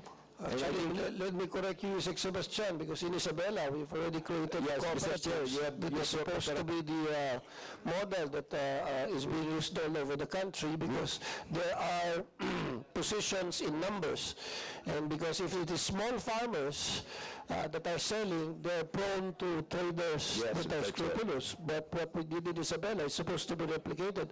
And this is precisely the question of Bishop Abante. Yes, Mr. Chair, that is exactly what we should do, scale. Our problem in the Philippines, Mr. Chair, is that we have good models, but we never scale them. We have examples in Isabela, we have examples in Pidig, but those are just examples, good examples. We have to do it in a larger scale, Mr. Chair. That is what we want to do now in the rice industry development. Right. One last question I will allow. Yes, Mr. Chair, I hope this is not all talk, no? Alam mo, matagal na ako rito, Mr. Chair, sa Kongreso, since 2004. Nakaroon tayo ng budget hearing, po tayo salita dito eh. But what's the action? Congress holds the pulse of your budget. We just do not want words. We want action. So do you want? Ito ang last question ko, Mr. Chair. Ang Departamento ng Agrikultura ay merong tinatawag na Agricultural Marketing Assistance Services. AMAS. Tama ho ba ako? Alright. Na merong mandato, Mr. Chair, na tiyakin ang market matching system. Kung saan dapat ay ginagabayan ang mga magsasaka kung anong produkto ang dapat itanim at kailan upang maiwasan ang oversupply. At maging maganda ang presyo para sa mga magsasaka. Ano po ang nangyari? Bakit napilitang itapon ng mga magsasaka sa Bukidnon at Nueva Ecija ang kanilang mga ani na kamatis? Dahil sobrang dami ng produksyon at ng mababa ang presyo.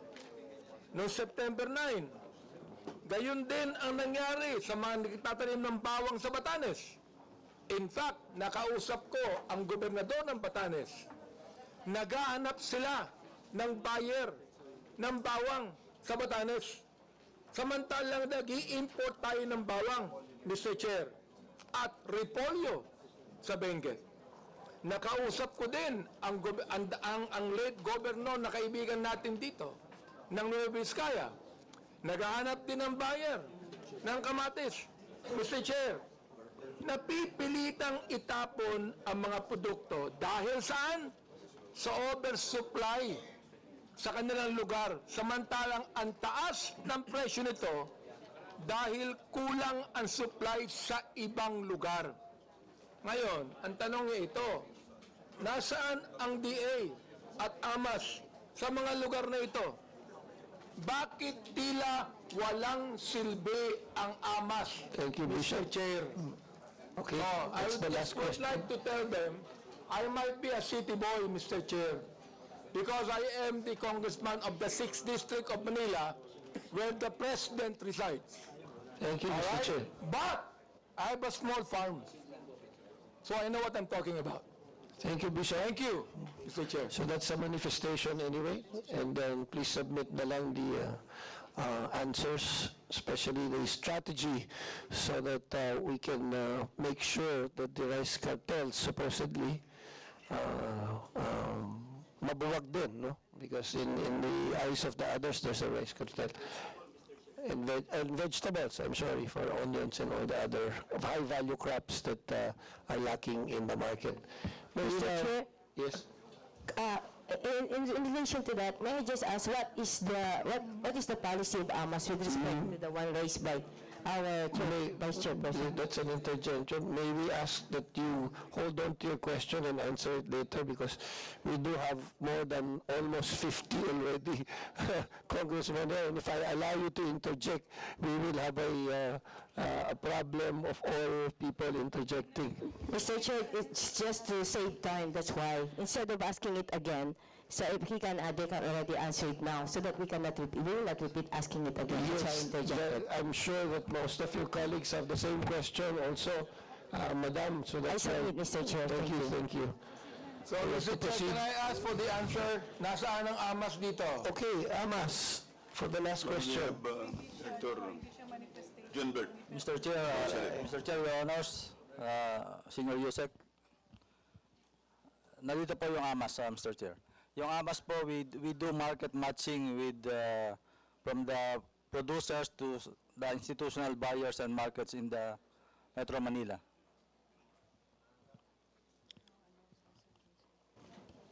Yun po, Mr. Chair, yun po yung ginagawa namin. We conduct market matching activities. Isa po yun sa mga function ng Agribusiness and Marketing Assistance Service together with our regional counterpart, the Agribusiness and Marketing Assistance Division. So bawat region po, meron pong counterpart yung AMAS. May division po doon sa regional field offices. Yes, Mr. Chair. Yes. Chair, I'd like to request that they submit to us, The to the Committee on strategy. Appropriation, Yes.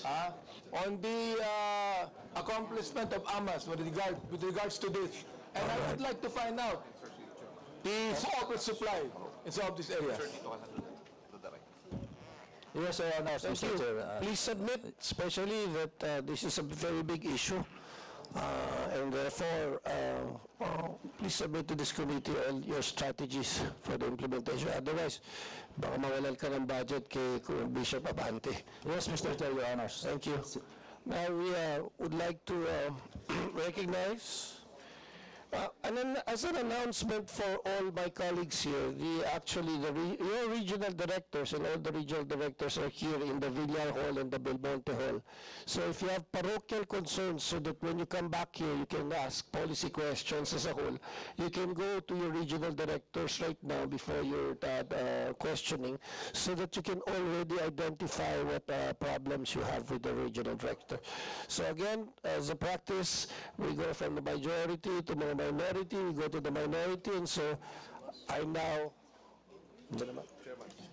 may I of course acknowledge our chairman, the chairman of the Committee on Appropriations, Chairman Zaldico, who is here with us. With your permission, Mr. Chair? Yes. Thank you. May now recognize Assistant Minority Leader Marisa Magsino. Good afternoon. Mr. Chair, of course, to our Chairman, Saldico, to our Senior Undersecretary, Domingo Panganiban, to our DA team. Ang ating pong Department of Agriculture, I believe, has the gargantuan task to be able to implement all the programs and activities, and that's the very reason why the OFW party list is fully supportive. But I just have some clarifications po. Ang Department of Agriculture po ay may automatic appropriation under the special account kung saan meron po tayong earmarked revenues na nalalodge po ito from the different sources, kagaya po ng custom duties, clearance, regulatory fees, at other collections pursuant po sa several laws, including and establishing the Agricultural Competitive Enhancement Fund, yung pong Rice Competitive Enhancement Fund, Fisheries Management Fund, Seed Fund, and other similar funds. Noong pong December 31, 2022, may earmarked revenues po na ang balanse po ay 14,135,757. Na-notice ko lamang po with this representation na ang balance po ng earmark revenues ay tumaas po from 3,117 noong 2019. Noong naman pong 2020, naging 8,896.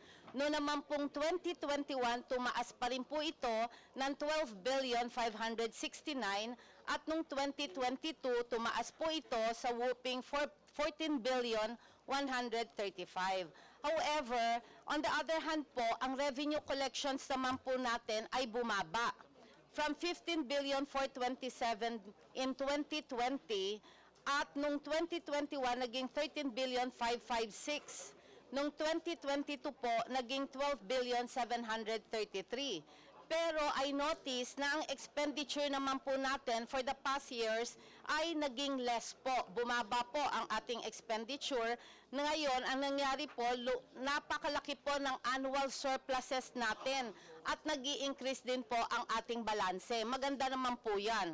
Pero gusto lamang po natin maging klaro na yung consistent increases po sa balance ng fund natin ay dapat po na i-optimize, na i-utilize to the maximum. Dapat po nating nagagastos.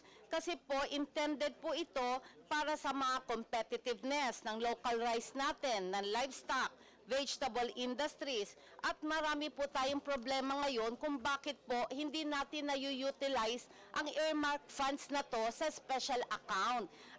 Ang tanong po, bakit po hindi natin ine-exhaust ang earmark funds na ito para po ma-solve ang mga problema natin sa agricultural industries?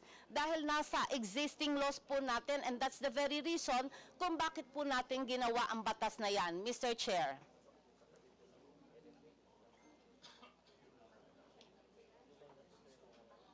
In addition, Mr. Chair, duduktungan ko na rin po, noong 2023 po, ang projected revenues po natin, 3,394. Ang projected expenditure natin po ay mababa, 1,848 against 3,394. Again, napakalaki na naman po ng surplus natin, leaving ang surplus sa 1.848 billion. Noong 2023 po yan. Ngayon naman pong 2024, ang projected revenue ng DA is 3,409. Samantalang ang projected expenditure ay 2.098 billion. Again, may balanse na naman po na surplus na 1,311. Pwede ho bang malaman natin kung ano ang expenditure for 2023 at ang projected expenditure natin ng 2024 para naman po saan natin i-earmark itong sobra-sobrang pera na pondo na ito na dapat po natin ginagastos taon-taon. Mr. Chair. Thank you. Try to be succinct next time because you already consumed 4 minutes, ma'am. So, may we ask Yusek Pangaliban or Sebastian? Yusek Miranda. Yusek Agnes will answer that. Yusek Agnes Miranda, please answer. Hello. Yeah, thank you very much, Mr. Chair, for those figures that were provided to us by the Honorable Chair, Ms. Marisa Magsino. Yeah, relative to, true enough, this amounts, we have to optimize the utility of these funds, and probably we can provide you the reasons why we have not fully utilized, but rest assured that we will be planning to utilize and capitalize more of these funds that are available to us. From the record that I have with me as far as the balances of earmarked revenues as of June 30, 2023 for the Department of Agriculture, OSEC, and attached agencies, the complete amount is around 21.3 billion, Madam Chair. So probably we'll just be providing you the details of why we have not really optimized the utilization of the said amount in as far as the revenues of the Department of Agriculture is concerned. Thank you. Thank you, Yusek Agnes. Mr. Chair. Yusek I thank you for that answer. So, mas tumaas pa po, 21 billion na. So, i-utilize po natin. Ang aking pong tanong ngayon, yung buffer stocking po ng program natin para sa bigas is 9 billion. Dito po sa 9 billion na to, ang NFA po ay meron itong buffer stocking program. Ano po yung ideal na inventory natin para sa ating mga bigas? At ito pong 9 billion stocking fund na ito po ba ay para sa importation ng bigas? Para po ba sa productivity ng local rice farmer or sa inventory gagamitin? Saan po gagamitin ang 9 billion stocking po na ito ng program for rice natin? Yusuf Mr. Chair? Morella. NFA. May we ask NFA Administrator? Who is the NFA Administrator? Thank you, Madam Assistant Minority Leader. No? Roderico Bioco, Administrator of the NFA. Mr. Chair, if I may respond to that. First is the question on at what level. It's both political and a perceived risk. No? So our President has already pronounced that we have to study very well and consider 15 to 30 days. Now, yung budget natin na 9 billion, that's only good for 9 days. No? Based on the study of what we normally spend in terms of calamity relief. No? So it is something that we more or less know. No? But what we try to do now is something that what we do not know. No?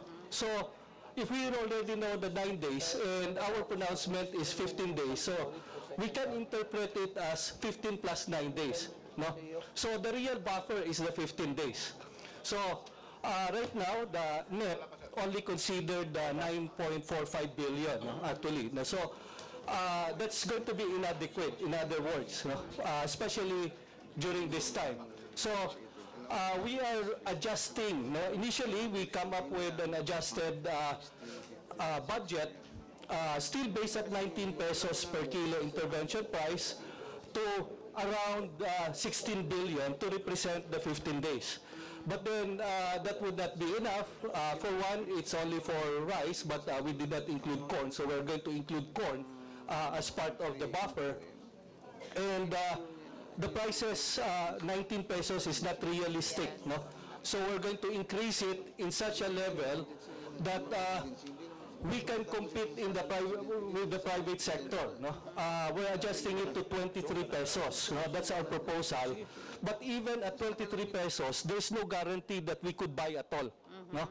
Now, for two main reasons, no? But before I say that, at 23, I think we need to adjust our proposed budget based on 870,000 more or less, no, metric tons of palay that we need to procure, or 870,000. We should be requesting 28.71 billion. Now, to meet the minimum, bare minimum that the President is asking us to do and to request to this August body. So, there's still many challenges within NFA. Now, when we came about with the RTL, it assumes that the NFA could buffer. No? So when we buffer, we actually procure most of our buffer stock during the wet season, September, October, November. But the vulnerability of the market, which we should be addressing, is July, August, September of the following year. That's 9 to 12 months. And with our present infrastructure, which is just flat warehouse, which is very, very hot and humid, the stocks will not last for more than 9 months. No? So what we actually buy during the peak season, by the time we go into the critical period, it's basically stale. No? So we rushed into that law unprepared. We only have around 31,000 metric tons of mechanical drying capacity. When we buffer, we need to have mechanical drying capacity and good storage, you know, that we can aerate and bring down temperature to below 21 degrees. We have to cool down the grain so that we could preserve it for at least 12 months. No? So that's the definition of the buffer. So that in itself, that's why I'm here, no? And that's supposed to, I'm supposed to introduce the transformation program of NFA, no? And we have several components in our transformation program, and I would like to say on the record, importation is not part of it, no? It's not part of it, so we're not going to import. So again, as a rejoinder to my answers earlier, we have to modernize our infrastructure when it comes to food security. In fact, we submitted already to the President that within his administration, the President is going to provide infrastructure modernization to hold 30 days of inventory. Now, traditionally, NFA was tasked to keep a 15-day inventory any time of the year and 30 days during the lean season, July, August, September. Now, before, it was easier because you just import a month or two earlier. But now, we have to procure the grains 9 months, 12 months earlier, no? And we have to preserve the grains. So, we have to buy during the wet season when there's a downward pressure on prices so that we could also stabilize palay prices. And hence, that's why we were buying at 19 pesos when the market was only buying for 15, 14 pesos. Now, just a footnote, but very important, the basis of trade is actually based on wet, yung sariwa. When we talk about farm gate prices, it's actually based on wet. Yeah, Mr. grains. Chair, if I may, can we request our resource person to shorten their answers because Okay, there's still a lot of... Sorry, Madam. Administrator, are you done? Yes. Okay. Yeah. Thank you for that, Admin Bioco, dahil ang importante po yung El Nino at El Nino effect, yun po magkaka-apekto sa ating mga rice shortages. Maraming salamat po, Mr. Chair. I'm satisfied with the answer. Thank you. Thank you. As one, you just mentioned a while ago that we will not import, and yet I see in your trainings and your reports that you have been traveling to India and all other places. How do you justify that and using your MOA for that? Mr. Vice Chair, if I... Go ahead, I'm the chairman, I'm asking you. Yeah, okay. Actually, the NFA cannot import, no, under RTL, no? So that's clear. Yes. No? So what we can only recommend to the President what needs to be done, no? So, early on, we recommended to the President that we have to diversify our source of supply in the world market. We cannot be too dependent on Vietnam and Thailand. And it's important that we open trade with India, and we have to make an announcement. No? So, Yeah, Mr. Chair, if I may, just for simplification, the question was, earlier, sir, you mentioned you have no intention of importing. You have no plans of importing, or you will not recommend rice importation. The question of the chair is that if you have no plans of importing, why are you visiting other countries? Because this will tantamount to waste of government resources. Okay. Mr. Chair, when our President announced that we are going to buy from India, and India imposed a ban on the export, but they opened the window for a G2G transaction. Now, the G2G transaction... So you will still import? No, is that your recommendation? Because you are flip-flopping from saying that you are not importing and then... Mr. Chair, I was asked to go to India to find out, as a fact-finding, what are the terms of reference of the G2G, no? So it can mean many things, no? So, and what is the process? Please submit your report on your findings in India and justification for your travel to India. Yes. Because actually these are one of the questions that are recurring with our congressman. Yes. Thank you, Mr. Chair. More than anything, of course, no to importation, but this is just a fact-finding mission is what I understand.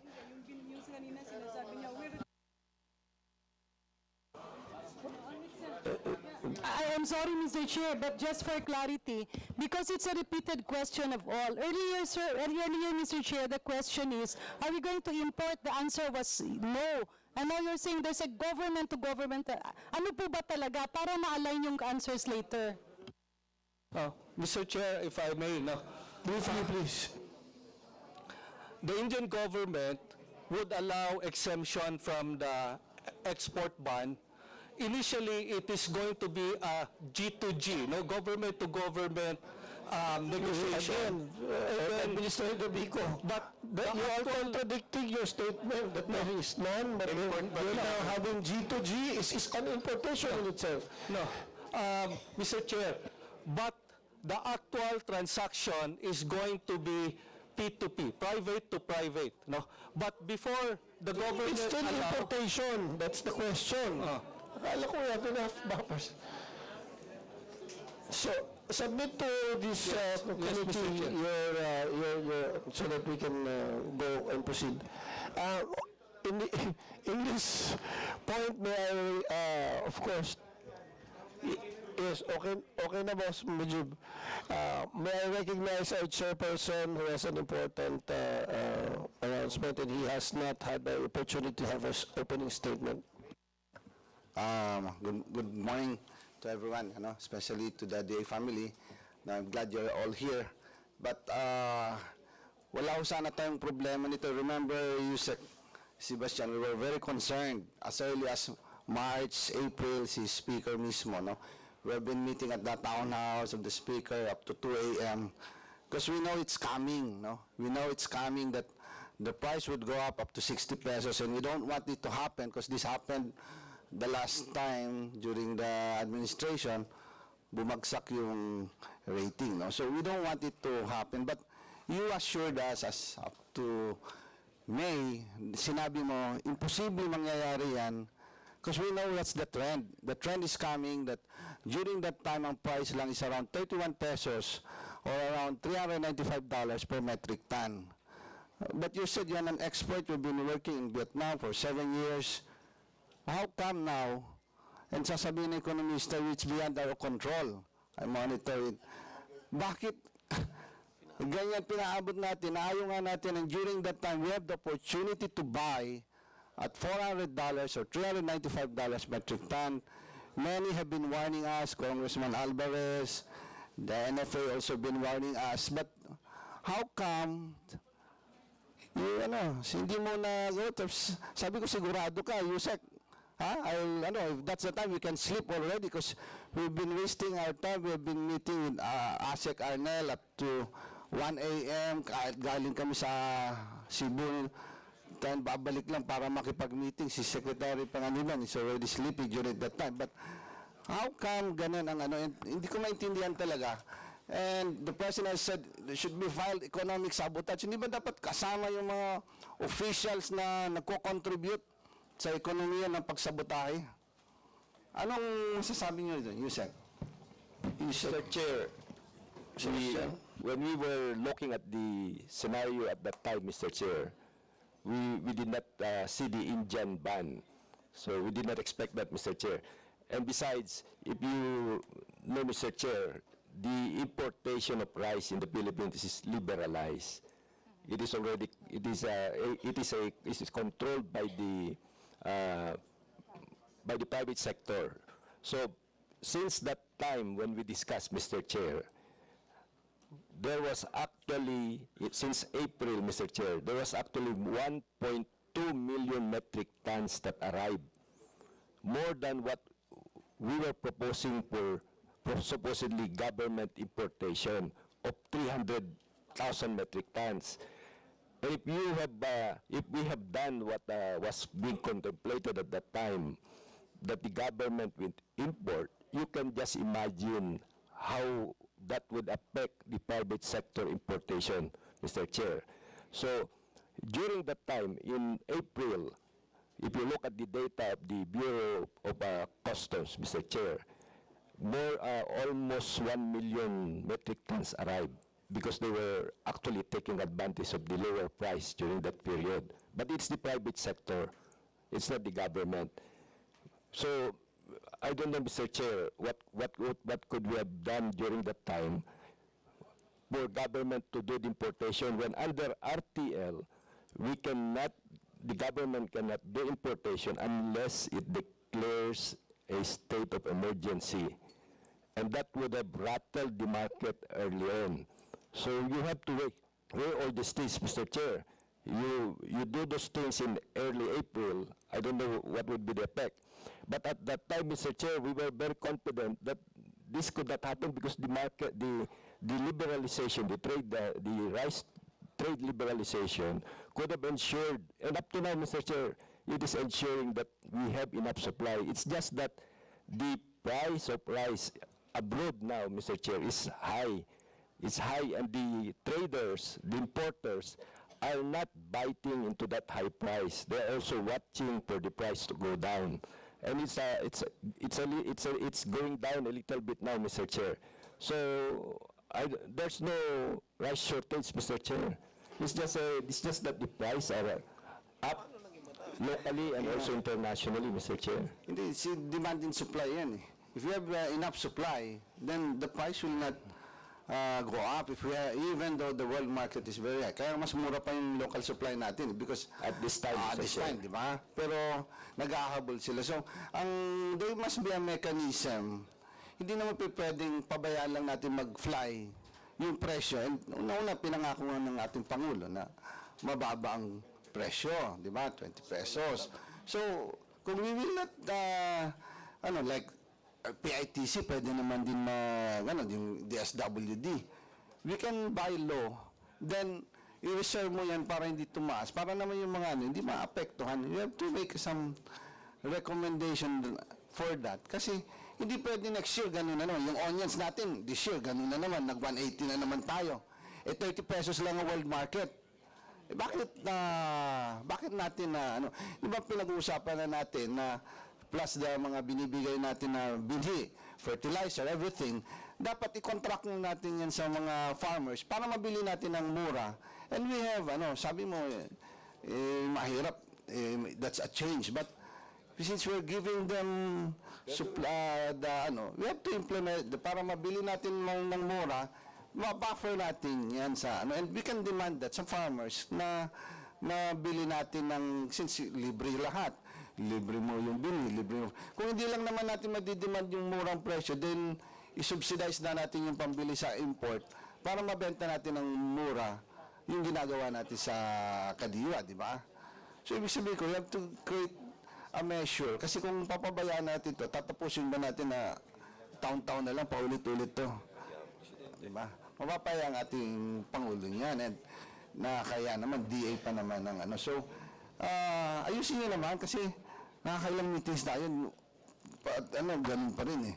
So we have been, na dapat mabili, alam natin by February, March, murang bigas. So kung ano yung kailangan natin, shortage, I don't think na walang shortage eh. Kasi kung, may manipis na supply, di ba? So we know every year, 2 to 3 million metric na ng importation na pumapasok, di ba? So we have to secure those volumes na mababa ang presyo. And pwede yan, kausap ni yung speaker sa Vietnam, o sa Thailand, we can negotiate for sinasabing G2G. Kung kailangan ng batas na panibago kasi sinasabi niyo walang support. But ano yun ba naman natin yung presyong mataas kaysa naman dapat nagbibili natin ng mababa? So, we have to help also yung majority, which is the masses, na kaysa naman nabebenta natin ng na wala tayong pakialam. We have to be concerned kasi campaign promise natin yun, di ba? So, as part of your development plan, we are requiring you to submit especially contingency measures. Kunyari, may magsarado na naman na ibang countries like India, you have to put that in your plan of action, USEC ding, and of course all the USECs, and especially not only for rice, as mentioned by our chair, but for all other commodities as well. So please submit to this committee as soon as possible. Okay, we go back to our regular listing. Thank you, Chairman Zaldico. From the majority, Representative Wowo Fortes is recognized. Thank you, Mr. Chair. Thank you. Good morning to the committee chair, Saldico. Good morning to the DA family. I think a lot is left unanswered on the rice sector, but allow me to go to the fishery sector. Hindi lang rice ang agrikultura. Just for enlightenment, how many agencies within the DA is involved in the fishery sector? I have here in front of me, of course, is the Bureau of Fisheries and Aquatic Resources, aside from Director Escoto. Is there other agencies involved in the fishery sector? There are. There are agencies. We have the Bureau of Fisheries and Aquatic Resources, PFDA, NFRDI. We have BFAR, we have PFDA, what else? NFRDI. I'm sorry? NFRDI, National Fisheries Research. What does it stand for? National, ikaw nga. National Fisheries Research Development National Institute. Fisheries Research Development Institute po. Development Institute. Okay. Any other? Yun lang. Wala na. Okay. I looked at the budget. Hindi ko alam tong research institute. But anyway, BFAR has about 7.8 billion proposed budget, and PFDA has about 4.9 billion project. That's against 167.5 billion total budget. The two consist of about 7.65% of the DA budget. My question is, what is the percentage of contribution of the fisheries sector to the food security program of the DA? Ilang porsyento ba ang fisheries sector sa food security program? Just a ballpark figure. Director Escoto, can you answer that?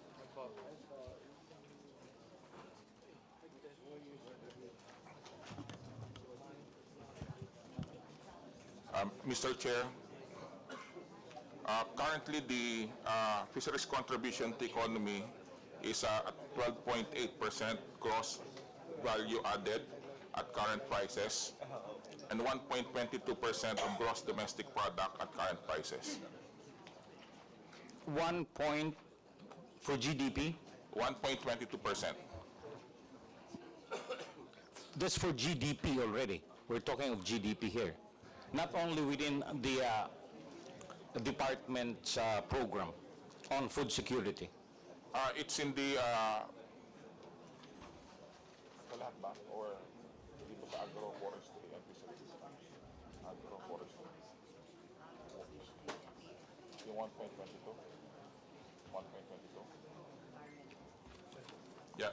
It's clustered in the agro, fisheries and forestry sector. The GDP is 1.22%. Mr. Chair. Okay, thank you. I'll go to the BFAR later on. I have concerns with the PFDA. I have here a letter of PFDA to Secretary of the DBM regarding their excluded budget of about 3.3 billion, and I would like to seek a stronger representation from the Office of the Secretary to the DBM that the excluded budget of 3.3 be re-included in the GAA. This might sound a parochial concern, but if you consider these 22 sites wherein these projects are located excluded, to mention a few, Northern Samar, Pampanga, Sorsogon, Cagayan, Aklan, Davao del Sur, Misamis, 22. Ang dami nito. This is not merely a parochial concern. And the amount is only 1.3 billion. These are expansion of municipal ports, ice plants, cold storage.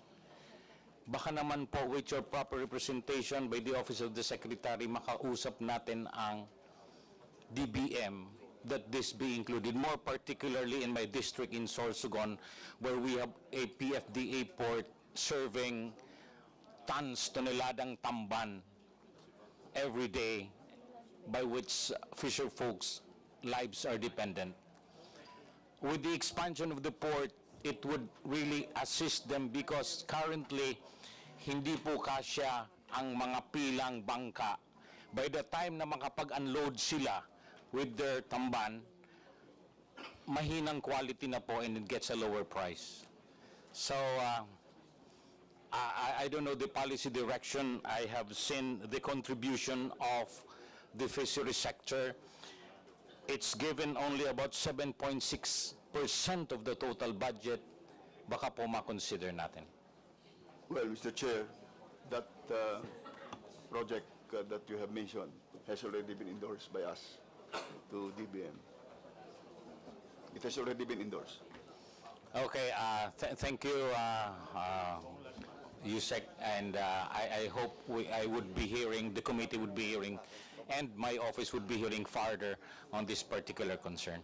Yes, please submit all your requirements that Congressman Fortes is asking. Mr. Chair, that will be all for this presentation. Congressman Roa Fortes. I will now proceed to the next listing. For the minority, Deputy Minority Leader Mujib Hataman is hereby recognized. Thank you, Mr. Chair. You have the floor for a firing squad. Thank you, Mr. Chair. Diretso na lang ako, Mr. Chair. Balik ako sa kwento ng bigas. Matanong ko lang ho sa DA kung meron tayong self-sufficiency development plan para sa rice program. Secretary Pangaliban. Can I refer that to Secretary? Secretary Sebastian. Yusek. We have, Mr. Chair, the objective is to at least aim for 95 to 97% sufficiency level by 2028, Mr. Chair. Sa 2020, 95 to 97, Mr. Chair. Because you see, Mr. Chair, once we reach the 95% level, we cannot control also the exact level. And as I've always said, if we want higher sufficiency level, we have to be ready also. Because 100% sufficiency level could also have a negative impact on our farmers. Pwedeng bumagsak kasi ang presyo domestically, yung palay natin. At magiging disincentive yan sa ating farmers. So that's why in the rice program, our objective is to maintain yung productivity in such a way that the income of the farmer will help them continue to improve their productivity to attain higher sufficiency level. Ang ibig sabihin no niyan, yung remaining percentage nun i-import nyo? Yung remaining part, once we reach the higher sufficiency level, we have to be ready to export also, Mr. Chair, as we import other types of rice. Kasi even exporting countries, Mr. Chair, they also import, but it will be a business decision, Mr. Chair, once you have that higher sufficiency level. Some of our growers may want to go to export for high quality rice, wherein we may want to buy the cheaper type of rice also from other countries. So magaganon yan, Mr. Chair. We have to look at it at the business side, not just a sufficiency level, Mr. Chair. Does this mean, Mr. Chair, pagdating ng self-sufficiency level natin, maabot na rin natin yung 20 pesos na campaign promise ng ating Pangulo? Mr. Chair, that is a market, that will be market based. It depends on the market, how it will play. If we are able, for example, Mr. Chair, to improve our value chain and reduce the costing, like if the post-harvest cost, instead of the computation that we are now using for every kilo of palay, the wholesale is supposed to be ×2. If we can reduce that to 1.5, And then we can also reduce the cost of production, Mr. Chair. Not 20, but at least we can maintain a lower price that is affordable. I think our objective should be affordability for our population, Mr. Chair. Mr. Chair, very relative kasi yung affordable eh. Di ba? Siguro yung 20, Mr. Chair, medyo mahirap, Mr. Chair. Ang target price, ang pino-point out ko lang, Mr. Chair, siyempre pag nagpaplano ang DA dapat, kinoconsider ang presyo. Sabihin yung self-sufficient, pero 70 pesos naman or 100 pesos ang presyo. Di ba dapat kasama yon sa self-sufficiency? Kasi hindi lang simpleng available yung binibili, pero dapat affordable yung binibili ng ating, lalo't-lalo na ho, na ang sekretary ng DA, ang ating mismo ang Pangulo, and at the same time, campaign promise ho ito ng Pangulo. Kaya ang next na tanong ko sana, nakasama ba sa roadmap natin o sa plano yung 20 pesos? Kung hindi 2028, kailan ang projection? Ang mahalaga, nasa plano ng Department of Agriculture. As the President has also rightly expressed, Mr. Chair, we would like to make sure that our farmers will benefit from any agricultural development that we will have. That means Pero, we have, Mr. Chair, we have to ensure that they have a good income, Mr. Chair. So that is also our main objective. Mr. Chair, he doesn't reply to my question. Ang tanong ko ho, kung kasama sa plano. Kung hindi kasama sa plano, ba't hindi natin sabihin ngayon na hindi kasama sa plano? So, His Excellency, again, the question is the 20 pesos viable as a campaign promise of the President? Mr. Chair, madali lang namang sagutin. Ang problema, umiiwas sa sagot. Using the program that you have. As the President has also said, that is our aspiration, Mr. Chair. Ang aspiration, ang tanong ko kung kasama sa plano. Aspiration, kahit kami mag-aspire ako ng 15 pesos kung gusto ko. Pero ang tanong ko, dahil campaign promise ito, nakasama doon sa roadmap, nakasama ito sa plano natin, na dapat self-sufficient tayo by 2028. Ito ang... That is our goal post when it comes to reducing the cost, Mr. Chair. Hindi kaya o hindi?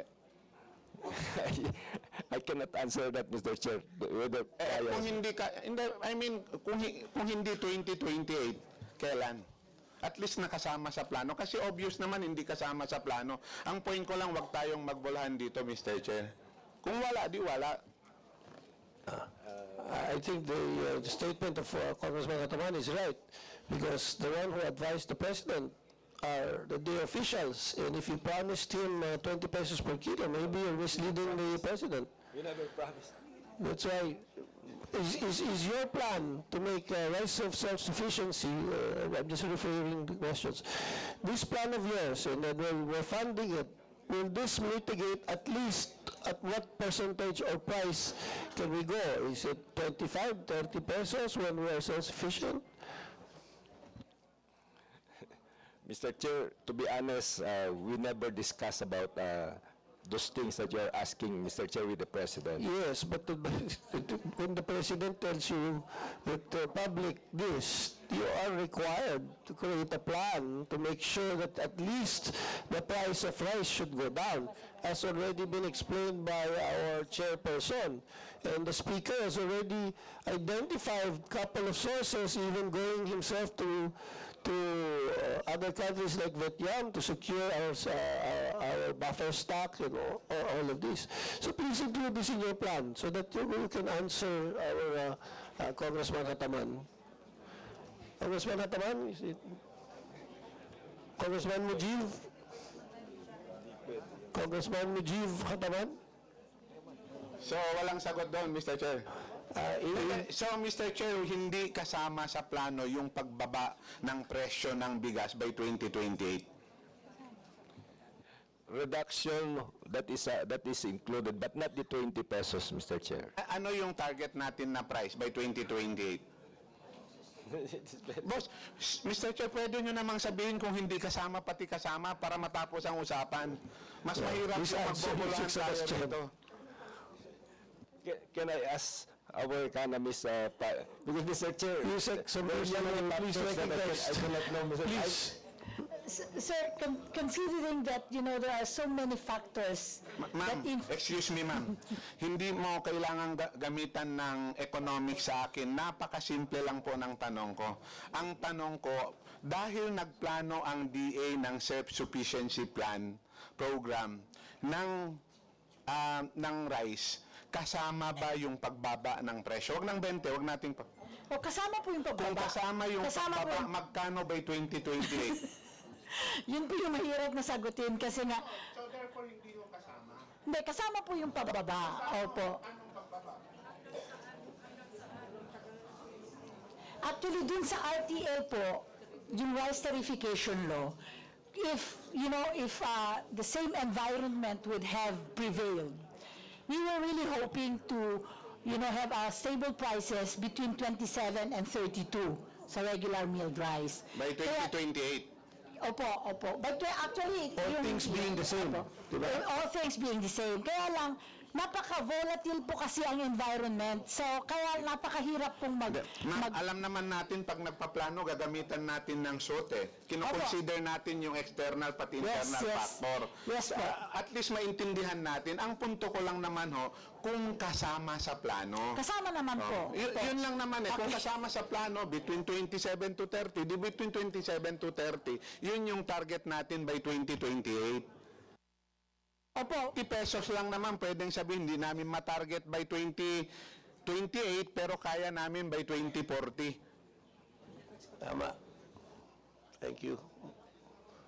So, she has answered. Are you satisfied with the answer that is part and Yes, parcel? Mr. Chair. Pero one last na lang, Mr. Chair. Actually, maraming tanong, Mr. You still Chair. have a lot of time. Sigurado.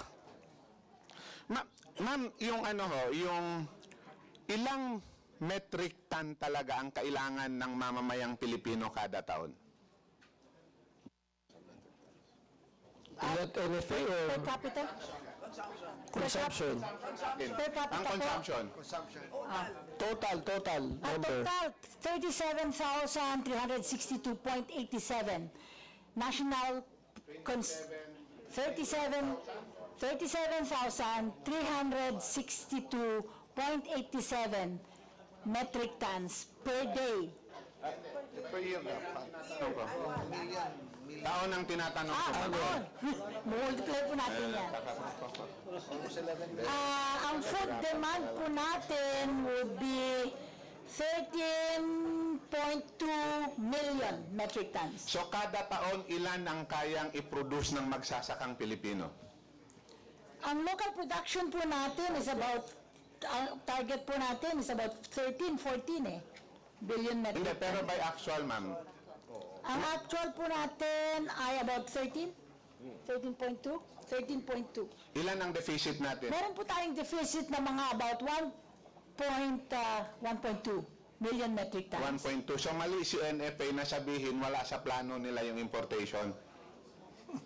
Bakit hindi kasama sa plano ni NFA yung importation? Sir, ang NFA hindi na po mag-i-import. That's why we have Hindi, alam ko, prioritized. pero wala sa plano nila, hindi nila kinoconsider. Hindi po Sino ang talaga. nagde-determine ngayon ng importation? Privatize po na kasi yun. Hindi, alam natin, ma'am, yun dahil sa trade liberalization. Pero sino ngayon? Ang regulatory body, andiyan pa naman sa Department of Agriculture dahil kayo ang nag-i-issue ng IP Yes po. Ano yun? Open po yung pag-apply ng SPSIC. Pero ma'am, based sa current experience natin ngayon, yung experience, kasi binabanggit nga ni Yusek Sebastian kanina, na wala tayong control na doon sa issue ng importation dahil nga na-liberalize yung importation ng importation. So hindi natin to ma-dictate at hindi, kasi nga nire-raise kanina ni Congressman, ni Chair ng APRO, yung issue, bakit hindi tayo nakapaghanda ng buffer natin nung mura pa ang halaga ng bigas.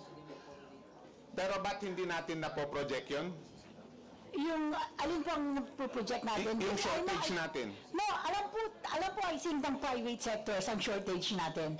That's why the importation is, goes on every day. Meron pong SPSIC na talagang pinaprocess ng BPI. So bakit biglang pumitik yung presyo ng bigas ngayon na out of control? marami nga pong mga, hindi lang po naman kasi local condition, kundi even the importation, yung import price po. Pero ma'am, kung ako si DA, kung meron akong roadmap, dapat kinoconsider ko yon, di ba? Na, kasi kaya nga tinatanong ko kanina kung ilan talaga yung metric ton na kailangan nating i-import na dapat na consider yon. So dahil ang nag-i-issue ng IP ay si DA pa rin, di ba dapat kinausap natin yung mga private importer ng bigas para paghandaan yung kinoconsider natin na shortage at pagtaas ng It's presyo? your last question. I think they are being consulted. I think there's a regular dialogue by the National Rice Program and also the BPI po in terms of yung mga Ma'am, ganyang kausap bagay. ko yung mga ilang importer sa Zamboanga City. Never silang kinausap ng Department of Agriculture. Kaya wag nyo akong bolahin. Dahil bago ako humarap sa inyo, nung pumitik ang presyo ng bigas sa aming rehiyon, tinanong ko na yung mga importer. Hindi sila napagsabihan at nabigyan ng babala ng Department of Agriculture. In fact, ini-strictuhan pa sila sa pag-i-import sa pag-issue ng importation permit ng Department of Agriculture. Kaya naging mahina yung pagtugon nila doon. Yun pong pag-apply sa SPSIC, wala pong hadlang yon. Ma'am, yung They can sinasabi do ko, ma'am, sinasabi nyo nga ho kasi, parang binobola nyo ako, na sinasabi nyo nga ho sa akin, anong tawag doon? Pagsisinungaling. Nung sabihin mo sa akin yun, na miniting nyo yung mga importer, sabi ko nga, bago ako humarap, dahil tinanong ko bakit nagka-shortage sa Region 9, Zamboanga City, despite meron pang mga smuggling, pero nagkaroon pa rin ng shortage. Wala daw po kasi silang consultation. Sabi po nyo kasi kino-consult. Yung traders daw nila, hindi kinonsult kung ilan ang dapat import. Who is responsible for this? Hindi naman sa planning Any favor yan? Yusek Sebastian? With a dialogue with the Philippine rice industry stakeholders movement dito sa Manila, no? Dito sa Manila, but not I think that not only importers. These are also the millers, the farmers. It's a group, Mr. Chair, that we discuss. Sometimes we get updates on production. But anyway, Mr. Chair, kung naubos na oras ko, pwede namang second round. Second round. Yes. Please submit na lang kung sino yung mga pumunta doon, sir. Chair, one last question lang. Meron lang dito ako nakita dito sa budget briefer document nyo, yung mga allocations kada agency. Una, gusto ko lang hilingin from PFDA yung list of constructed na mga fish port nila sa buong Pilipinas. At least 5 years ago hanggang current, pati proposed ng 2024 nila. Pangalawa, nabasa ko after nung budget deliberation last year sa plenaryo, alam ko ni-launch ng DA na rin yung Farm to Market Road Development Plan. Baka pwede rin tayong humingi nun yung buong document ng FMRDP po. Thank you. Again, please submit the following. And last, Mr. Chair, and then lista na lang, Mr. Chair, baka... and last, Mr. Chair, si PCA, baka makakuha rin tayo ng document sa kanila kung ilan... kumbaga kung ilang hectarage ng lupa ang naapektado ng kokolisap nung nakaraan, tapos ilang taon nila na mapupunuan to. Kumbaga kung meron silang Coconut Industry Development Plan, CPCA rin. Alright, thank you, Congressman. Thank you, Mr. Chair. Please submit the following, PSDA import, FMR, development plan, CPCA, docks, hectares affected with LISAP. Thank you. Please take note, submit as soon as possible to this committee because we are in a hurry to pass your budget. Okay, next in the line. From the majority, our Deputy Majority Leader, Bong, let me reiterate, Bong Teves, not Army because she was already expelled. Thank you, Mr. Chairman. Fellow Congressman, the Department of Agriculture family, good morning. Habang po tayo namumroblema, habang ang ating mga kababayan ay namumroblema sa pagtaas ng presyo ng bigas, marami rin pong mga probinsya ang namumroblema kung paano makakabili ng bigas. Mr. Chairman, familiar po ba kayo sa ABACA? Do you know that the Philippines is the #1 exporter and producer of ABACA in the world? Sadly, parang napabayaan na po ang sektor na ito. In 2023, PhilPeda has a budget of 395 million pesos. Ito po ang panahon na tayo ay nagre-recover from the Typhoon Rolly. For the year 2024, meron po kayong budget na 478 million. Nakakalungkot po na kung alin po ang pinagmamalaki nating export, yun po ang napapabayaan. Ngayon, gusto ko pong ipalam sa inyo ng ang mga area kung saan nagagaling ang ABACA. Leyte, Samar, Surigao, Caraga, ibang parte ng Visayas at Mindanao. At lalong-lalo na sa province of Catanduanes na siyang tinaguriang ABACA capital of the Philippines. Unfortunately, Mr. Chairman, the #1 problem now among the ABACA farmers is the shift of the Philippine banknotes from ABACA fiber to polymer. In our 1,000 pesos bills, imbis na ABACA fiber ang ginagamit ng pera, ang ginagamit na po ngayon ay polymer banknote. Hindi po ito nare-recycle. But the other countries like Japan, Spain, sila mismo ang nagpapatronage ng ating #1 na ini-import nila.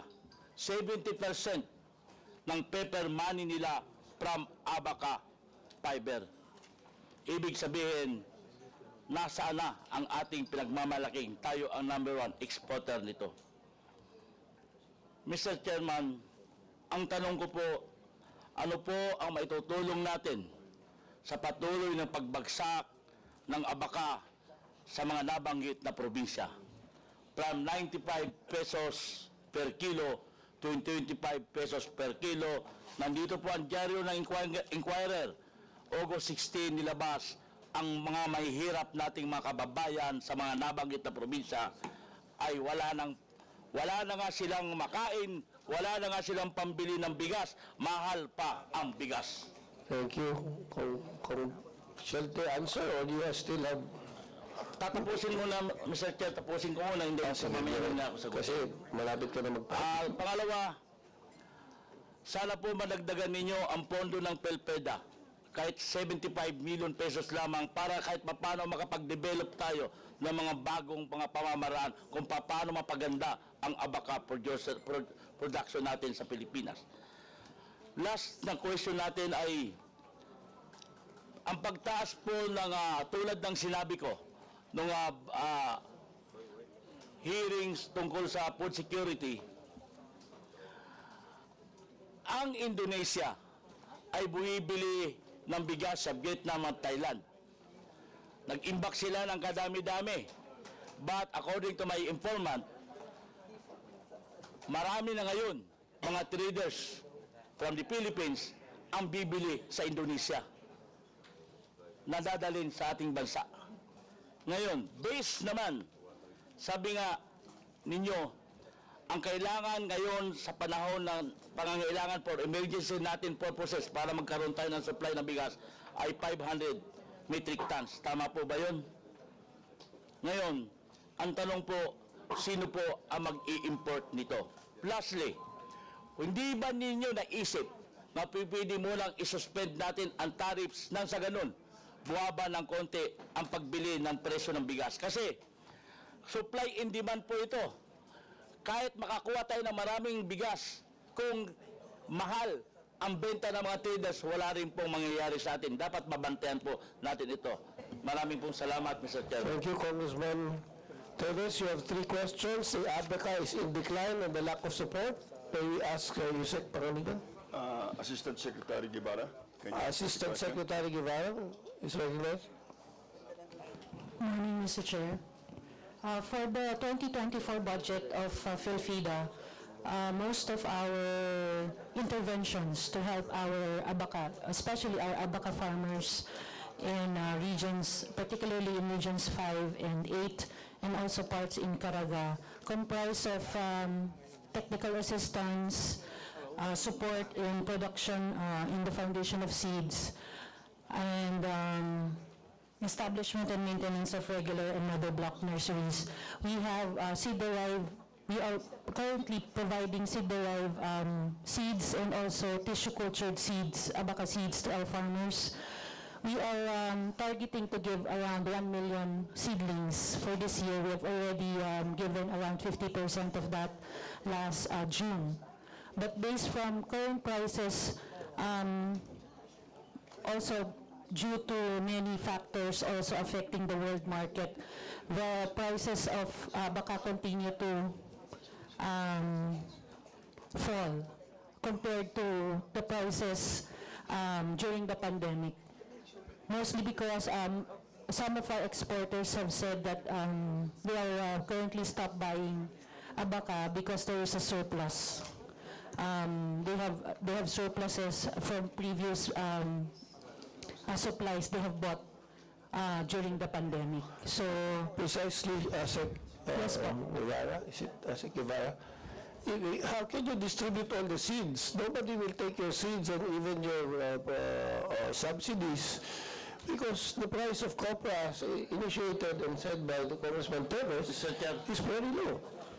Sir Chair, para makat na siguro ang explanation ng PhilFida, ang tanong ko lang, kailangan mo bang dagdag na pondo o hindi? Kailangan po. Yun na. Thank you. But kailangan yung pondo, pero saan mo gagamitin? Kung puro seedlings nurture, tapos 25 pesos, walang farmer kukuha doon. Ano ba yung magagawa mong mitigations or Mr. Chair, we are currently, sa research and development po, we are currently working on market linkages din, and of course, yung global trend ngayon of yung mga sa ecological tsaka biodegradable na mga gamit. We are currently developing and partnering po with other countries then in developing abaca as a major component po for merging with plastic to make it more biodegradable. Meron po tayong research on... So you're making all these efforts. Please submit all your efforts to increase the abaca. Hopefully the prices also, by creating markets. And the increase that you wanted to achieve this, as per Congressman Teves, please also submit. Because as you know, in budgeting process, we cannot just add with the NEP. We have to magbawas sa iba para may dagdag sa'yo, depending on how good your program is. Thank you. Yes, sir. The increased budget then, Congressman Teves, you asked of PIFDA, fiber, is that the same, ano? Yes, at kung po pwede, kausapin nila ang Bangko Sentral ng Philippines na wag nang gumamit ng polymer o plastic na pera. Gamitin yung sariling atin. Again, that's part of your marketing strategy. hindi naman po tayo mga plastic Requirement by Congressman Teves. We will talk to the Bangko Sentral of the Philippines also, Mr. Yes po, kasi hindi naman po tayo mga plastic. Abaka tayo eh. And your third was the rice importation, which was answered before previously, tama? Hindi pa nila nasasagot. Kasi yung sa importation na tinatanong ko, kung po pwede i-double check nyo ito, kasi ang Indonesia bumibili sa Vietnam, Thailand. Ngayon, base sa mga informant ko, ang traders natin nakikipag-negotiate na sa Indonesia para bumili ng bigas sa kanila at dadalhin sa Pilipinas. Yung ba ay magiging paraan para buwaba ang presyo ng bigas o lalo tayong tumaas dahil nga sa supply and demand natin? Is there, Yusek Sambilla, is this true that already the liberalization, traders are going to Indonesia instead of the source? Hindi ko po alam kung saan po nanggagaling yung importations natin. I think nandun sa SPSIC nakalagay kung saan manggagaling yon. Pero usually naman kasi, meron din, they go through countries eh. Even Singapore, pwede tayong maka-imbak doon. But that doesn't mean to say na nanggaling talaga sa Singapore. Parang pass-through yung mga areas na yon. So, pwede rin po na doon siguro sa Indonesia nanggaling. Pero, As the price competitive. Yeah. Again, as long as the price is competitive. But then again, we have to really make sure that this is a private endeavor and not a government endeavor. Thank you. You satisfied, Congressman Teves, because your time is up already? Legal ba tayo mag-import ng bigas? Yeah, with the liberalization Diba? law. Pwede? Yes. Hindi nyo ba naisip na kung pwede i-suspend muna natin yung tariffs? Can I? Yusek Sambilla. Sir, unang-una, the reason why we have that tariff is because we are member of ATIGA. Okay? Second, yung 35% na yan, that's also some sort of protection sa ating mga farmers. Kasi pagka medyo mababa yon, ay baka hindi magiging competitive ang ating farmers. Okay? So, but thirdly, siguro yung sinasabi ninyo na for a short period of time, pag-aaralan po natin yan. So, I think we are already sort of trying to consider that. But again, it has to be a balanced one. Titignan po natin to what extent. Pero again, that's a congressional decision. We'll just probably be recommending. But it's the Congress that will have to, finally decide on that. Kasi napakinggan ko po yung sinabi, Mr. Chair, napakinggan ko po yung sinabi ni Congressman Joey Salceda na kung pwede, reconsider nyo ito. Kasi It's up to Congress, as I've said, we will look into this. siguro kayo ang magsasuggest o magsasabi sa Kongreso kung ano ang kinakailangan. Thank you. Yes, thank you, Congressman. That's all, Mr. Chair. Thank you Yes, very we will much. take that into consideration. And now we recognize from the minority, our Kabataan Party List, Representative Raul Manuel. Thank you, Mr. Chair. Ang tanong ko po ay tungkol sa binibentang bigas sa Kadiwa stores. I'd like to ask DA, saan po kinukuha yung stocks ng bigas na binibenta doon? Yusek Panganiban, is someone from Kadiwa here? Mr. Kadiwa, please. Mr. Chair, Your Honors, yung po mga, Your Honors, Mr. Chair, Senior Yusek, yung pong mga binibenta na bigas sa Kadiwa nanggagaling po sa ating mga farmers cooperative. Galing po sa? Sa mga farmers cooperative po, Your Honor. Sa cooperative po. Okay. Pero yung galing sa mga farmers ay dumadaan ba yan sa buffer stock ng NFA bago ibenta sa Kadiwa stores? No, Your Honor, Mr. Chair, hindi po. So, ibig sabihin, galing yun sa mga magsasaka. Walang part doon na dumadaan muna sa NFA bago ibenta sa Kadiwa. Yun po mga binibenta natin sa Kadiwa, Your Honor, Mr. Chair, ay diretso po from farmers, diretso po sa Kadiwa store. How about po yung mga buffer stock naman natin? Paano siya na-utilize? Lahat po ba yan ay nagagamit natin during calamities? Nauubos po ba yan kaagad? I'd like to know po, yung buffer stock natin. Mr. Chair, Your Honor, I think, with due respect po, baka po NFA ang better sumagot po dun sa buffer stock. NFA, please.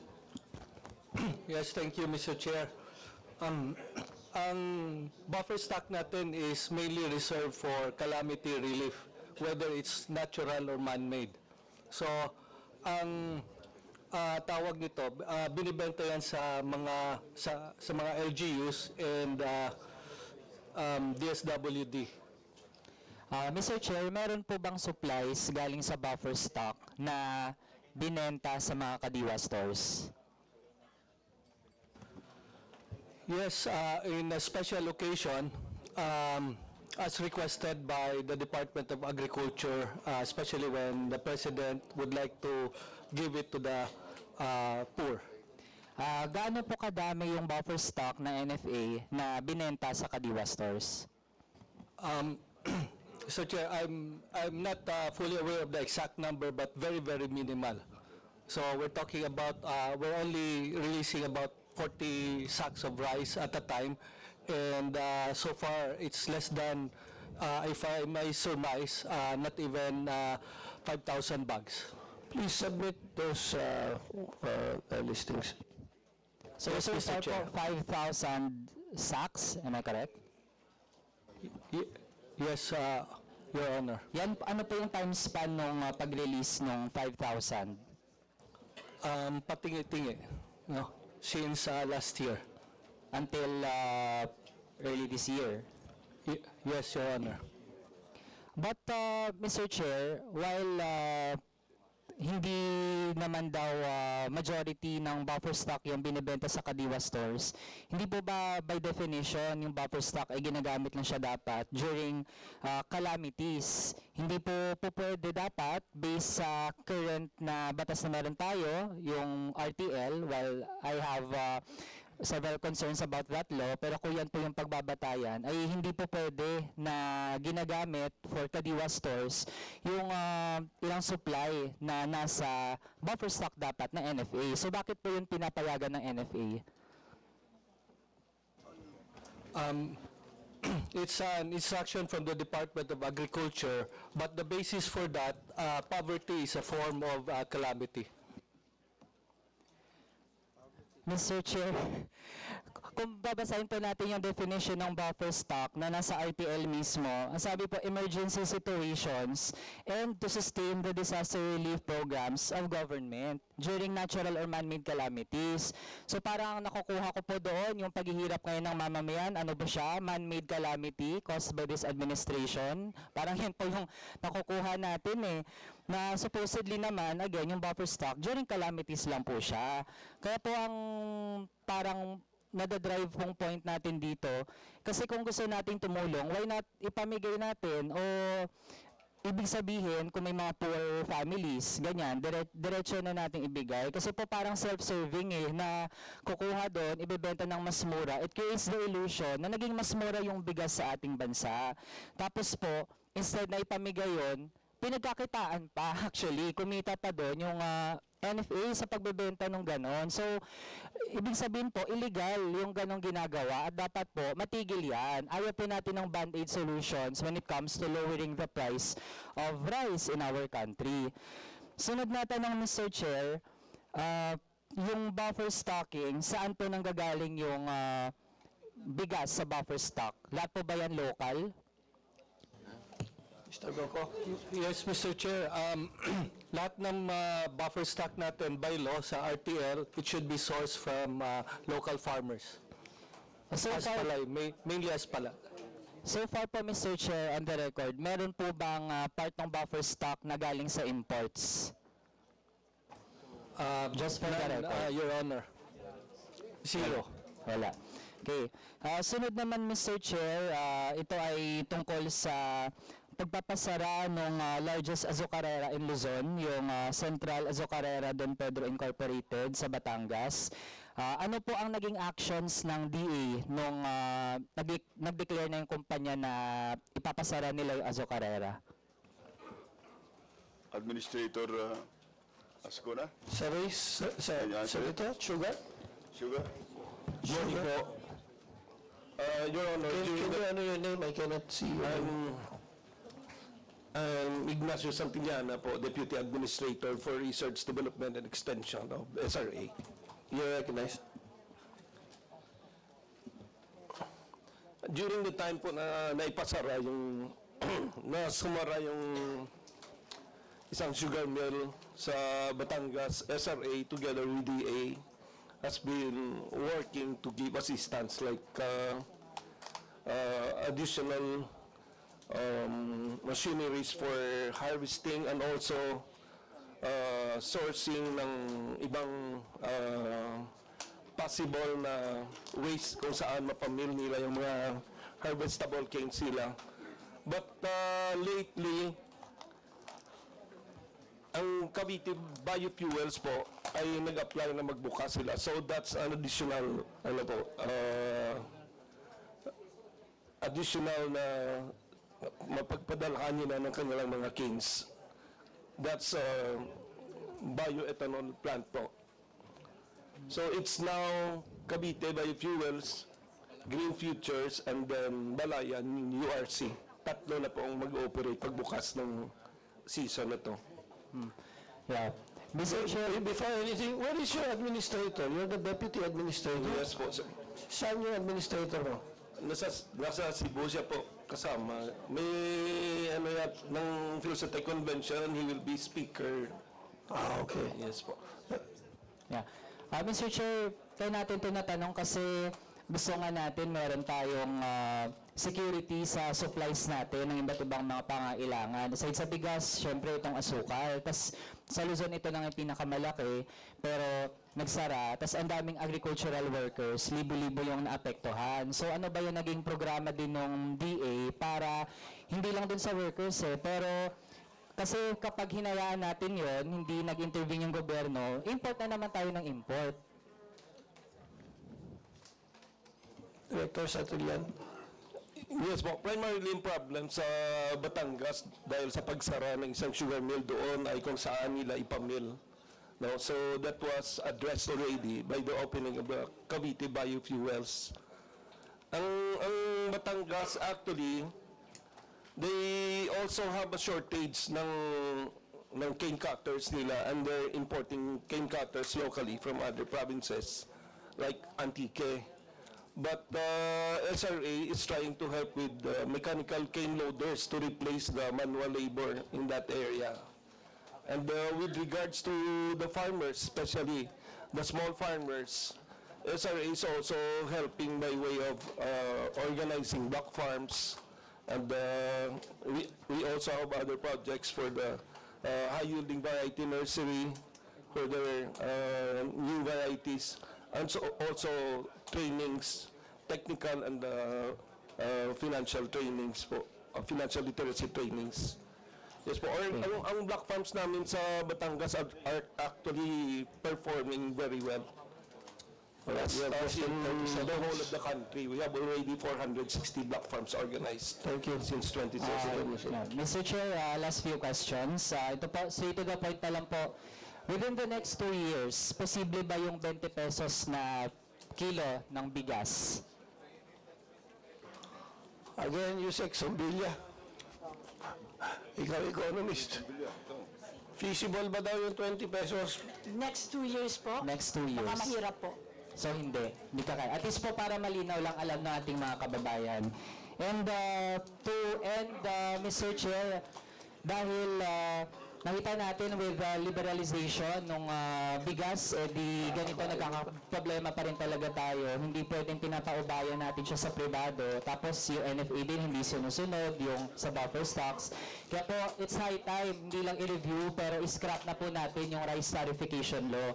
And for DA to really function, kasi po baka maging Department of Angkat na po sana po, para may long-term solutions tayo, magkaroon na po tayo ng full-time na Agriculture Secretary at the soonest time possible.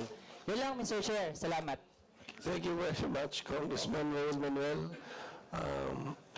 We now go and proceed to the majority, our representative, who is former Governor Representative Edgar Chato. Thank you very much, Mr. Chair, and Chair Saldi, Senior Vice Chair Stella, the rest of the members of Congress, and the DA family. I am a little disturbed about our allocation of budget for 2024 on irrigation, because we've always been talking about rice self-sufficiency, the price levels now. I do not clearly understand now what is the impact of irrigation in addressing all this. And in the budget proposal of NIA, in our last briefing, they say that it's 130 billion was proposed, and only 41.2 billion was being allocated. In the region, I tried to make a research of Region 7, and it's 3.1 billion being proposed, 1.1 billion is being included in the net. That's only 35.5%. And even in my own district, 173 million was proposed. Only 65 million was also included in the NIP, far from what was allocated in year 2023 of more than 300 million. I would like to know from the DA, what is the approach now? Are we looking at irrigation as a very important factor in stabilizing also the price of rice and in self-sufficiency attainment? Thank you. I think the NIA, irrigation, Director Gillian, Administrator Gillian, you hereby recognize. Gillian? Yes, sir. Thank you, Mr. Chair. We proposed for around 132 billion, ano po. But pag-submit namin sa DBM, binabahan po kami ng 39 billion and then nag-add naman sila ng 1 billion. So, we have around 41 billion budget po. Mr. Chair, the reason why I'm asking is because we noted also an increase in the budget of the entire DA with a modest increase. But I cannot reconcile why the irrigation seems to be dropping that big. Bohol is an island province that is considered also as a food basket in central Visayas. And that's why I'm very concerned. And other than that, I noted that there are huge funds allocated for national projects. May I know if the absorptive capacity and utilization is a reason for the reduction of the funds allocated by DBM?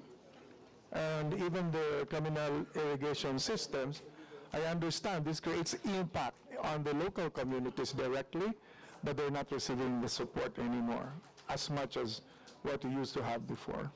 So the first question, there is a reduction in the budget for the irrigation. What is the purpose and why it's reduced when this is the one that is actually going to generate more yield in rice?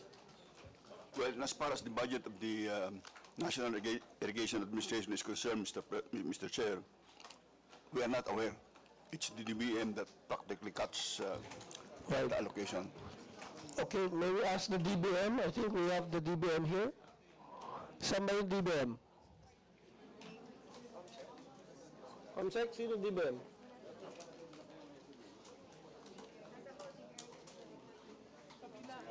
Sa kabila, patatawag natin. Maybe we can proceed to another question. Yes, Mr. Chair.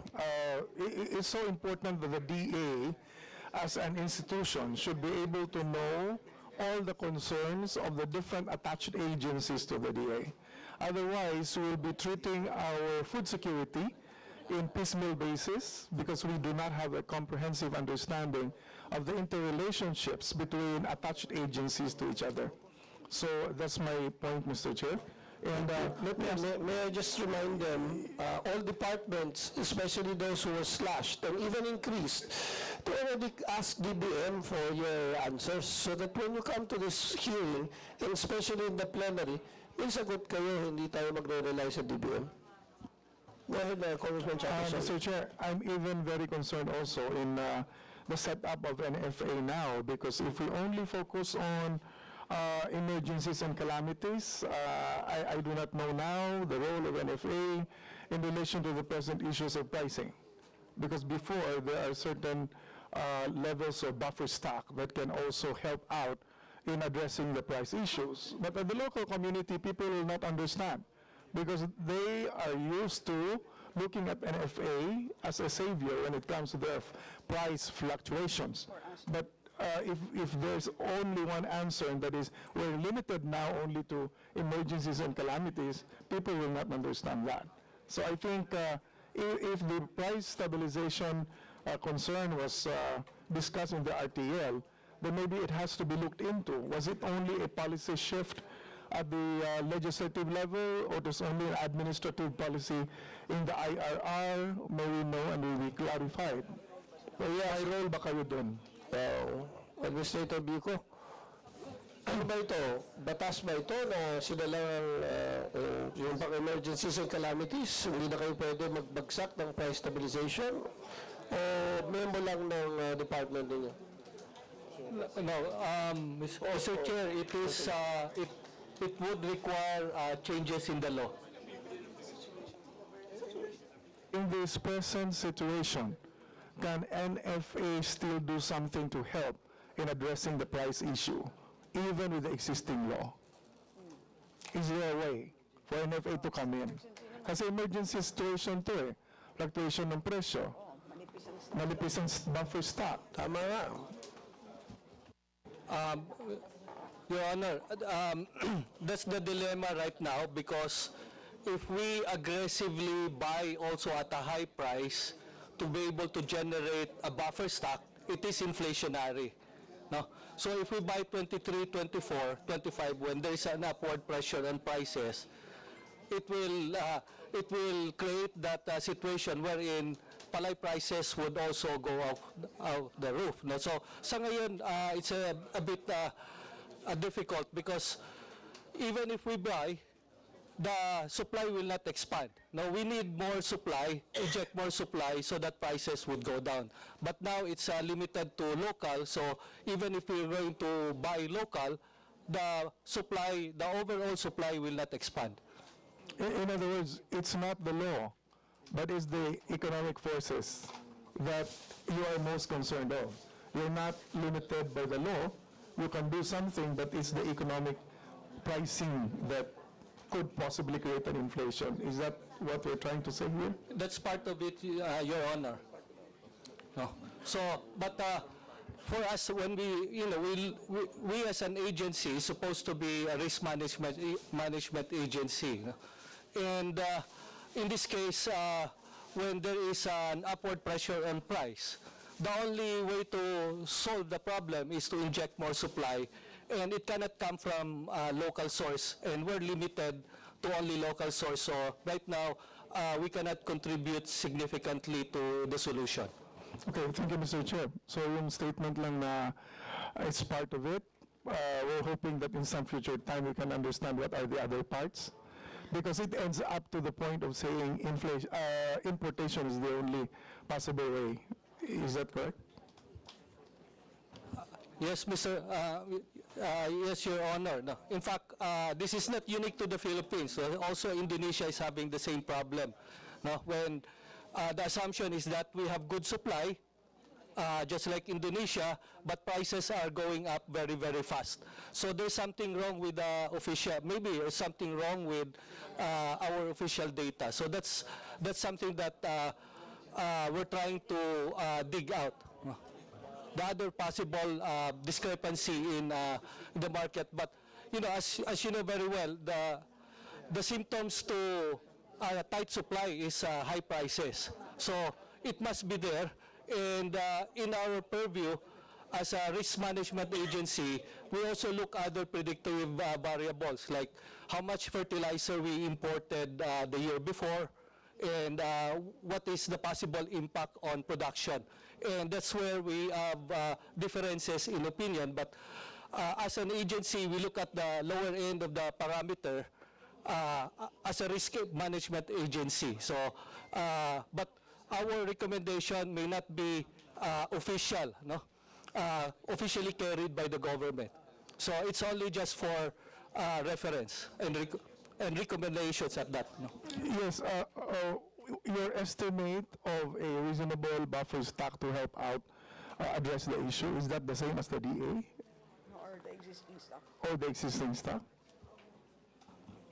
Well, the recommendation of our president to 15 to 30 days is not right now reflected in the proposed budget. No? And for us to effectively influence calmness in the market, we have to have adequate buffer stock in which we need to be fully funded to do that. Mr. Chair, final question, still in relation to inputs of production, which was mentioned earlier. Before, we had only piece-by-piece meal type of assistance to farmers, but now with the F2C2 program, I understand that the clustering approach, the banks can support and help out. I would like to know how the DA has been mobilizing the provinces, the LGUs in this regard, particularly the province agriculture and fishery-led extension services. We are downloading funds, I think, and I would like to know updates on this matter, especially the data. I would like to know whether we are still in the piloting level of certain areas. What percent of the entire country are already capturing the kind of mechanism to increase production and to support farmers that are now suffering from very high costs of production? Thank you, Congressman Chato. Yusek Panganiban, please answer. Can someone answer at least? It's General? Asa Colonel will answer that. Ase Colonel, the operations? Yeah, Mr. Chair. Good afternoon po, Your Honor. For the PAFES, we are no longer in the piloting mode. Actually, more than 70% of all the provinces have already the memorandum of agreement with the Department of Agriculture. And in tandem, as you are correct, Your Honor, we are now in tandem with F2C2 in ensuring that the provincial government will be on top of everything to ensure that the agricultural development program will be put in place together with our regional field offices, Mr. Chair. Thank you. Thank you very much, Mr. Chair. Yes, Thank you for your Congressman direction. Chato, the DBM is here. So the first question, may we recognize DBM? Is she here already? Director Elena Brillantes. And the question here is that why have you slashed the budget of the irrigation? There was a proposal and then the DBM brought it down. Thank you, Mr. Chair. I'm Gina Brillantes po from the DBM. Siguro parang medyo harsh naman po yung slash. It's just that the proposals of all government agencies, including government corporations, were evaluated by the DBM based on certain parameters. I guess aware naman po kayo that our secretary explained already po the parameters we used when we evaluated the proposals. In the case po kasi of NIA, while it may seem na napakaliit po niya, what we did was, since it has an entire list of projects that they proposed, first we applied their BUR, yung po kanilang budget utilization rates, and another basis for us would be the status of implementation of their ongoing projects. So, actually po, nag-by project po kami ng evaluation. So each of the projects na ongoing po nila, we evaluated their BUR and status of implementation. So yun, those were our basis for providing the amount for 2024. On top of that, remember po the 2-year horizon of the availability of appropriations, which means that come 2024, NIA will still be implementing projects funded out of the 2023 GAA. Now, as of the time we evaluated it, their BUR for the first quarter of 2023 was only 11%. Ideally po, dapat hindi ba 25% na siya kasi nakaka 1 quarter na po. So that was also another one of the considerations. Also... Thank you. Let me stop there and ask Leah, Administrator Guillen, the reason for your budgeting decrease is that your absorptive capacity or your utilization rate is very low. Meaning, tama ang DBM, bakit sila mag-appropriate sa inyo kung hindi nyo magagastos yung project at hindi nyo ma-implement? Is that true? Mr. Chair, actually ang utilization namin for 2022 ay nasa 92% po at for 2023 is 19%. Pero yung aming 19%, sir. Ang nangyari po kasi sa NIA 2023, yes, sir. Hindi kasi nakapag advance procurement po ang NIA dahil po alam naman natin ang nangyari noong November and December ay medyo may problema po sa NIA. Kaya nakapagpabid lamang po kami nitong mga February na. But pina-fast track na po natin ngayon, sir. At naniniwala po kami na kaya naman namin ihabol po ito. At kung bigyan po kami ng pondo, Let me stop you there. Yes, sir. DBM, had they reported this, that they are catching up so that you could have not slashed their budget? Mr. Chair, the catch-up plan was part of a circular that was only recently issued. So, ang deadline po kasi ng submission for the catch-up plan is September 15. So, the catch-up plan that they will be submitting is due on September 15 pa po. So, at the time we evaluated po the 2024, wala pa po yung catch-up plan.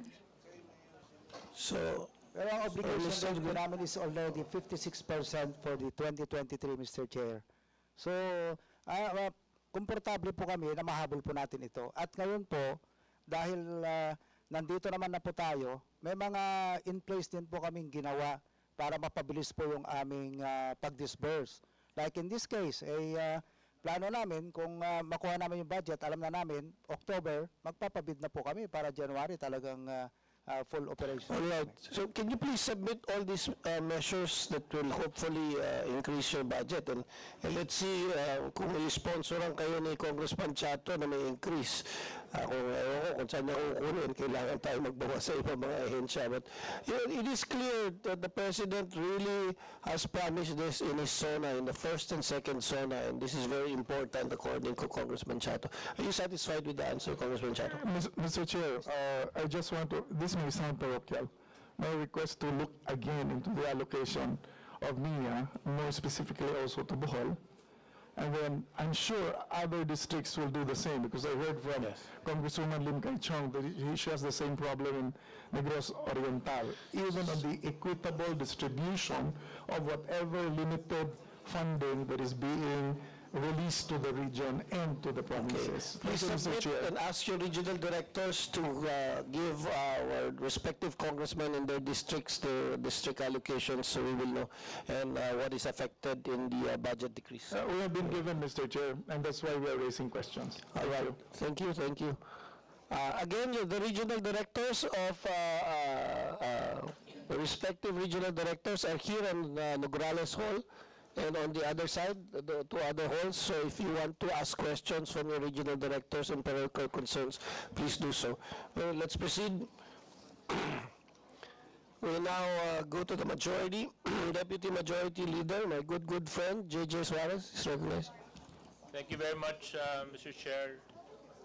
I'm sorry. Sorry, Edgar Chalo, the minority. I'm sorry. If you don't mind, I don't mind. No, please. Papatayin ako ng mga minority members. I would like to recognize the beautiful Deputy Minority Leader, B.H. Herrera.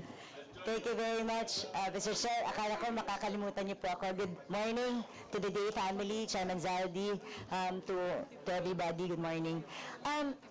I just go straight to the point. Looking at the budget of DA, pag titingnan ko lahat to, TSS on rice, EPS on rice, R&D on rice, pag titingnan mo lahat ng rice budget, do you realize that it totals 60 billion? Yusek Pangiliban? Yes, ma'am. That's true. It's around 60 billion. Do you realize that it reaches 60 billion? So as of to date, how much have you spent on rice? On all these programs? Kasi kung ganito kalaki tayo every year and still we have this problem, I'm wondering what's happening. Yusek Agnes, I think. Miranda, as your leader. Rice, in budget ito, sa DA Finance budget, Yusek Agnes, Miranda. Yusek Sebastian. Yes. From our documents right now, Honorable Chair, as of July 31, 2023, the budget utilization for the National Rice Program is 81.53%, Mr. Chair. How much is that through you, Mr. Chair? Yeah, let me check. One moment.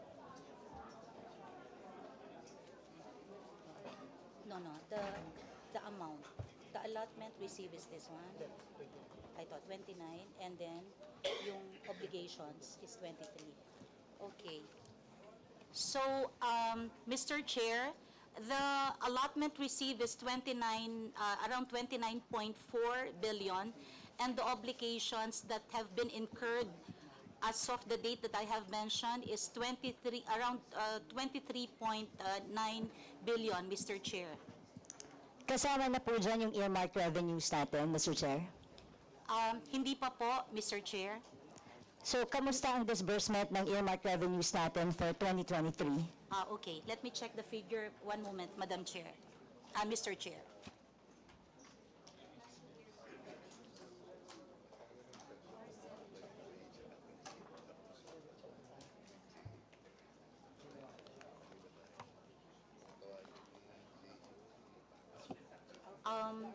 In as far as the status of RCEF implementation, Mr. Chair, the allotment that we have received is, as of June 30 of this year, is 12.8 billion, and the obligations so far is around 3.9 billion, with the disbursement of around 1.6 billion, Mr. Chair. Is that for the general fund or the special account? It's for the special fund, Mr. Chair. What about for the general fund?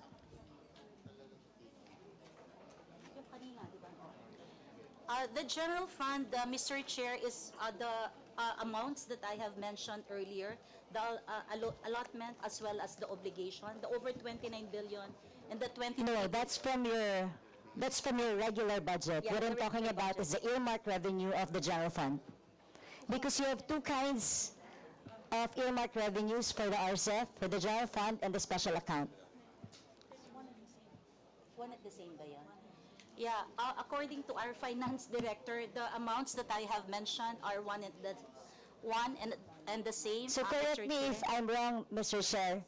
Dito kasi, RCEF from the general fund, ang revenues mo for 2022 is 8.9 billion. Your actual expenditure is 8.9 billion. Sa special account, it's 10 billion revenues and 9.6, so it cannot be one and the same. It's two different items.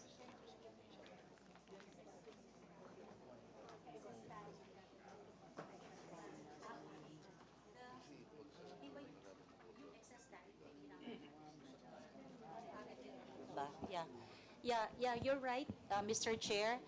The 8 plus billion, I think these are excess tariff collections, which we have used for the okay. Yeah, the 8.9 is the 10 billion allotted in the GAA. But Madam Chair, can I have a request for a moment so that I can check the Yes, figures? please. Okay. Yusek Sambilia, see, I think has the answers. Maybe we can recognize you to answer Congressman Herrera. Mr. Chair, I think we will have a more specific answer from the budget.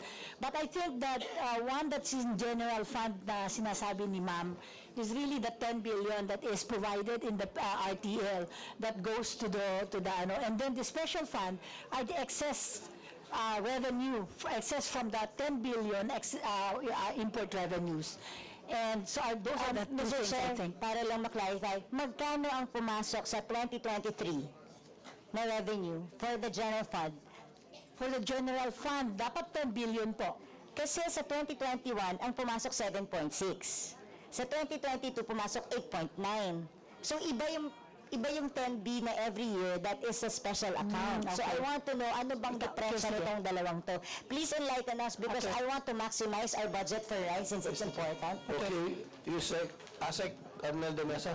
Yes, Mr. Chair, Honorable Congresswoman. Yun pong 10 billion ay automatic approve for the RCEP natin, Rice Competitiveness Enhancement Fund. Yung in excess po ng 10 billion, Mr. Chair, is being used for our RFFA, yung Rice Farmers Financial Assistance. Yung 8.9 billion po ay excess of the 2021, which is being used at 2022. Last year, we have an excess of 12.7 billion for RFFA na gagamitin po ngayong taon na 2023. So yun, Mr. Chair, ang dami nating pondo for the rice and yet we're having this problem. So if with your permission, Mr. Chair, may I ask to submit to the committee and to my office lahat ng specific details of how you spent all this money on rice, all these funds, especially sa earmark revenues, para makita naman natin saan ba napupunta ito. please submit ASEC Arnel de Mesa and Yusek Agnes all these. Thank you. Mr. Chair, my next question. Meron tayong budget cut na 27.2% sa agricultural, machinery, and equipment facilities. Why is that?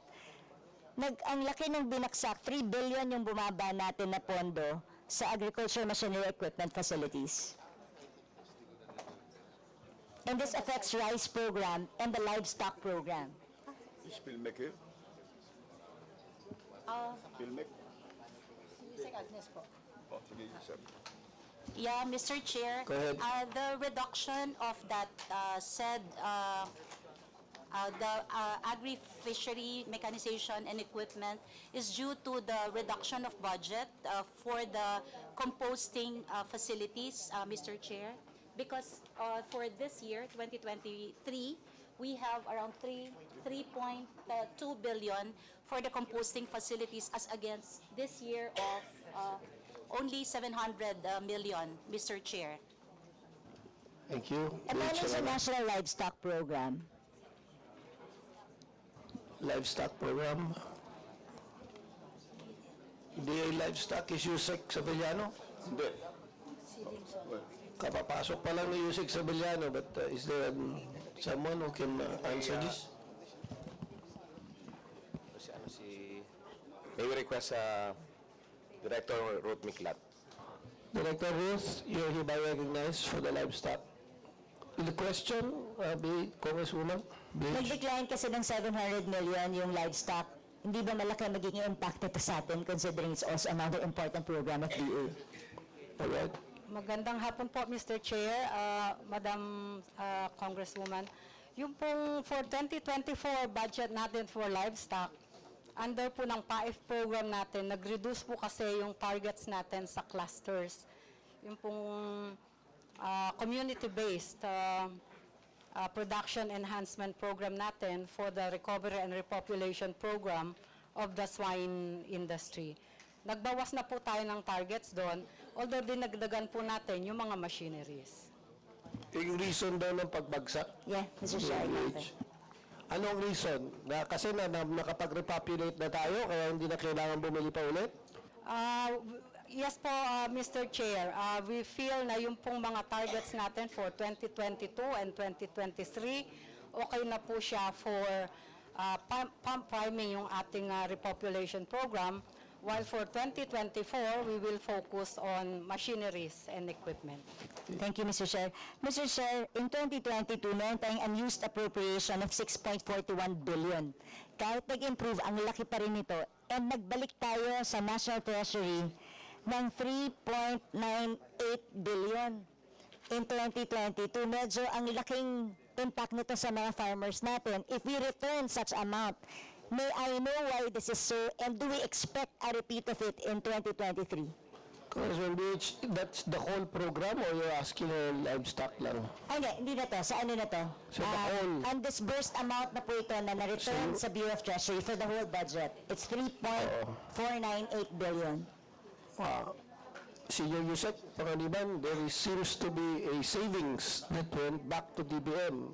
Ang sinasabi ni Congresswoman Herrera, bakit hindi nagamit ito knowing that we budgeted this and it was not utilized? Well, there were delays in the disbursements because of Mr. Chair, hindi ko po marinig. There were delays in the disbursements of funds because of factors beyond the control of the agency that are using the funds. Example, there are provisions in the allocation that had to be met by the spending agency, which were not met at that time. So the budget has been held in abeyance, and after the year ends, it was reverted back to the National Treasury. May we have the list? Yes, please, because I'm not happy with the answer. Programs na hindi nakapagkuha ng or nagastos nila because that is your utilization rate, so that we know which departments we can get mad and push them to do it. Can you ask operations? Yusek Miranda can answer that too. Yes. Yeah. The finance, Yeah. Yusek Agnes. Yeah, Mr. Chair, thank you. Yes, that's right. The unused appropriations as of December 31, 2022 is around 6.4 billion, and what was reverted is around 3.8 billion, Mr. Chair. But what we have done right now is we have this is because of, largely it's because of PhilMec, around 2.8 billion, but we have requested already the Bureau of Treasury for us to be able to, of DBM, I'm sorry, for us to be able to get this money and use it for the purpose that was intended. It's around 2.8 billion. Mr. Chair, speaking of PhilMec, looking at PhilMec, ang disbursement rate lang niya is 5% and 7% respectively for the last 2 years. Why is that? PhilMec, who is PhilMec here? Is PhilMec here? Director? Yes, Alvin Diaz is there. Saan? Patawag mo nga, dun sa kabila. You should be here. Yeah, while waiting, Mr. Chair, Go ahead, it's Yusek largely Agnes. because of the implementation of RCEF, the component under RCEF, Mr. Chair. Which component The of RCEF? mechanization component, Mr. Chair. Yes, but why was, if the mechanization, ano yan, order? Anong, Yeah, it undergoes bidding, but probably we can await for the representative from PhilMec to provide us details in as far as that particular utilization is concerned. this is very important. I know where BH is going because we only have, the rice tarification law only has 6 years, if I remember, and you're already in your half year. If you do not utilize the mechanisms and budgeting for the purposes of that, hindi natin matutulungan at magiging competitive ang mga rice producers natin. Tama ba, BH? Yes, Mr. Chair. Tsaka magkano set aside natin ngayon dahil hindi na naman ito magagamit if that's the case. It's 7 billion for 2021 and 2022 na hindi natin nagamit. So, is PhilMec here already?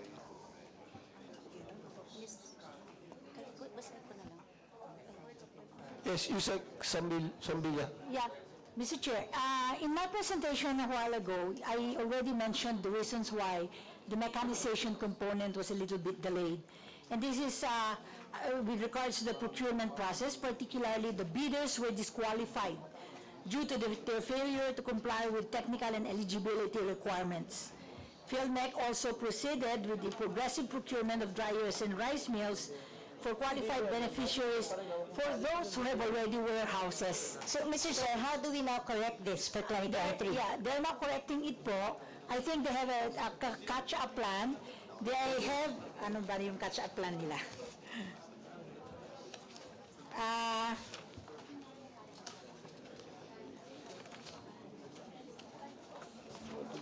Mr. Chair, baka pwedeng isubmit na lang po. Dahil alam ko marami pang, Yes, marami pang, yes, Mr. marami Chair. pang magtatanong. I'd like to go to my next question. Thank you, Mr. Chair. Merong unliquidated fund transfers to NGOs amounting to 24.25 billion.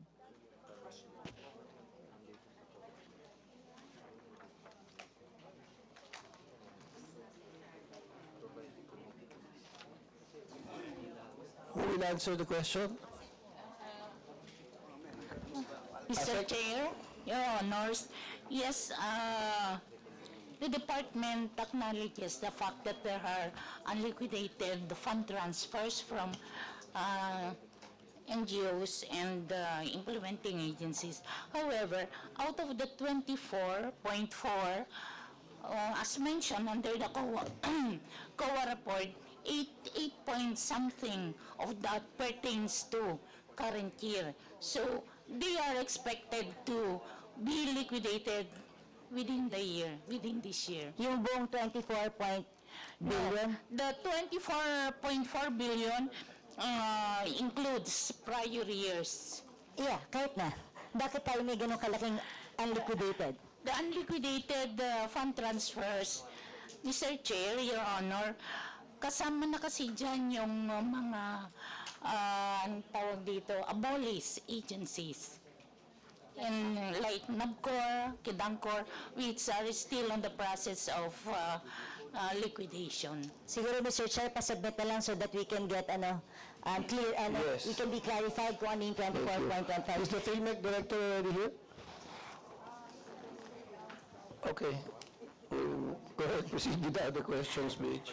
Meron tayong low disbursement credit sa Agro-Industrial Modernization Credit and Financing Program. Out of the 2.52 billion, only 39.1% were released to end borrowers. Maraming farmers ang may kailangan nito. Why is that so? Para sa farmers and fisher folks dapat ito, pero hindi sila nakakapag-avail, but the funding is available. Can we call ACPC Director Bajola? Director Pajola, recognized.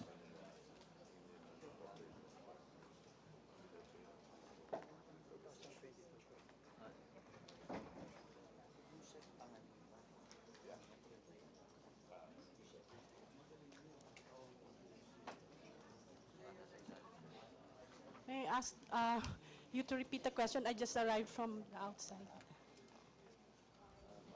Question, BH? Okay, sa low disbursement credit, out of the 2.52 billion allotment for the Agro-Industrial Modernization Credit and Financing Program, only 39.1% was released to the end borrowers. Yes, ma'am. Marami pong nangangailangan nito sa ating farmers and fisher folks. Bakit po nagkaganito? Firstly, may I explain that ang ACPC po, hindi po kami dumidiretsong magpautang sa ating mga magsasaka at mangingisda.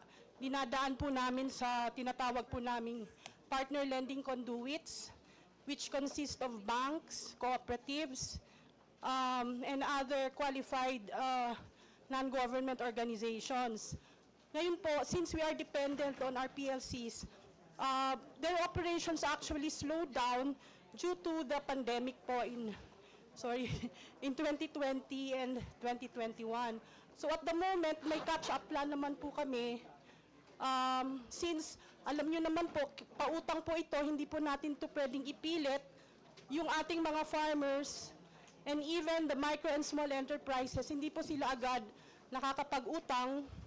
And dahil nga po yung ating pong mga PLCs ay nag-slow down, ibig sabihin yung operations po nila naapektahan po ng pandemic, talaga pong hindi po sila dahil po yung aming programa is only in addition to their regular lending programs, they had to, the rational behavior would be they prioritize their regular lending programs before ours. Pero ngayon po, may catch-up plan naman po kami. Magkano po bang hinihingi natin for this year? Kasi if we're saying that we're not the priority of the banks, then what's the point of putting this up? It's not that we are not the priority of the banks, but as I said, they operated during abnormal times. So I think that sinabi naman po nila na starting this year, makakayanan po naman nila. So how much are you We are expecting? asking for 2.75 billion for credit po. So we're expecting the same, we want the same allotment. And Yes, can we be ma'am. certain na mapapakinabangan Yes, ma'am, to? because, ma'am, before the pandemic, we were really doing well. Kaya lang po talagang naapektuhan po yung, plus the fact that nadagdagan po kasi yung budget namin dahil dun sa Bayanihan 2, yun po na-disburse po namin yun. Kaya lang nag-overlap po kasi dun sa, after that, yung sa credit funds. Well, I look forward to that. Thank you very much, Mr. Chair. Narinig ko na yung bell. But anyway, I just want to put on record that there are really a lot of funds lying around that we should maximize, and I hope the DA family would make sure that this will not happen for 2023, and we look forward to that. Yes, ma'am. Maraming salamat po. Thank you, BH. Congresswoman BH. And I agree with her, no? Sayang yung mga funds natin, kung hindi natin nagagamit, napapahiya ang sa mismo Secretary and concurrent President. Before that, I think there was a question that was pending, and I will allow it because the person wasn't here. Asan na yung yung FILMEC? Ayan. Please sit down. And we can be recognized. Ayun, there's a...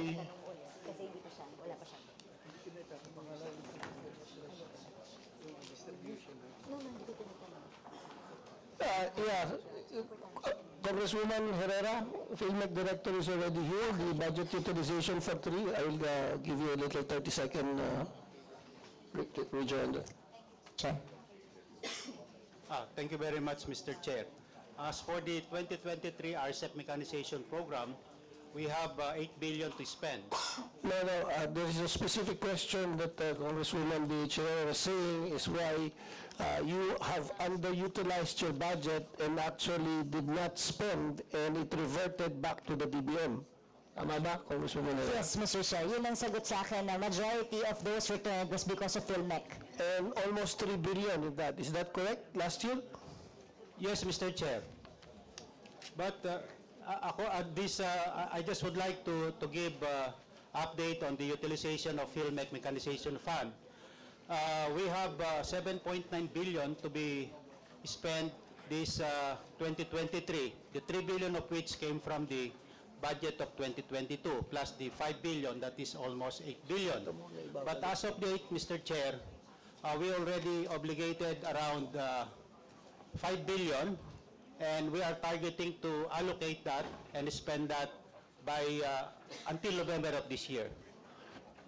So the budget of last year, 2022, that was not utilized, that went back to DBM, actually reverts back to you for the utilization of 2023, in additional to the 7 or 8 billion that you have? To the 5 billion that you're supposed to spend? Yes, Mr. Chair, because we have 5 billion a year and we have an spent budget of 3 billion last year, Mr. Chair.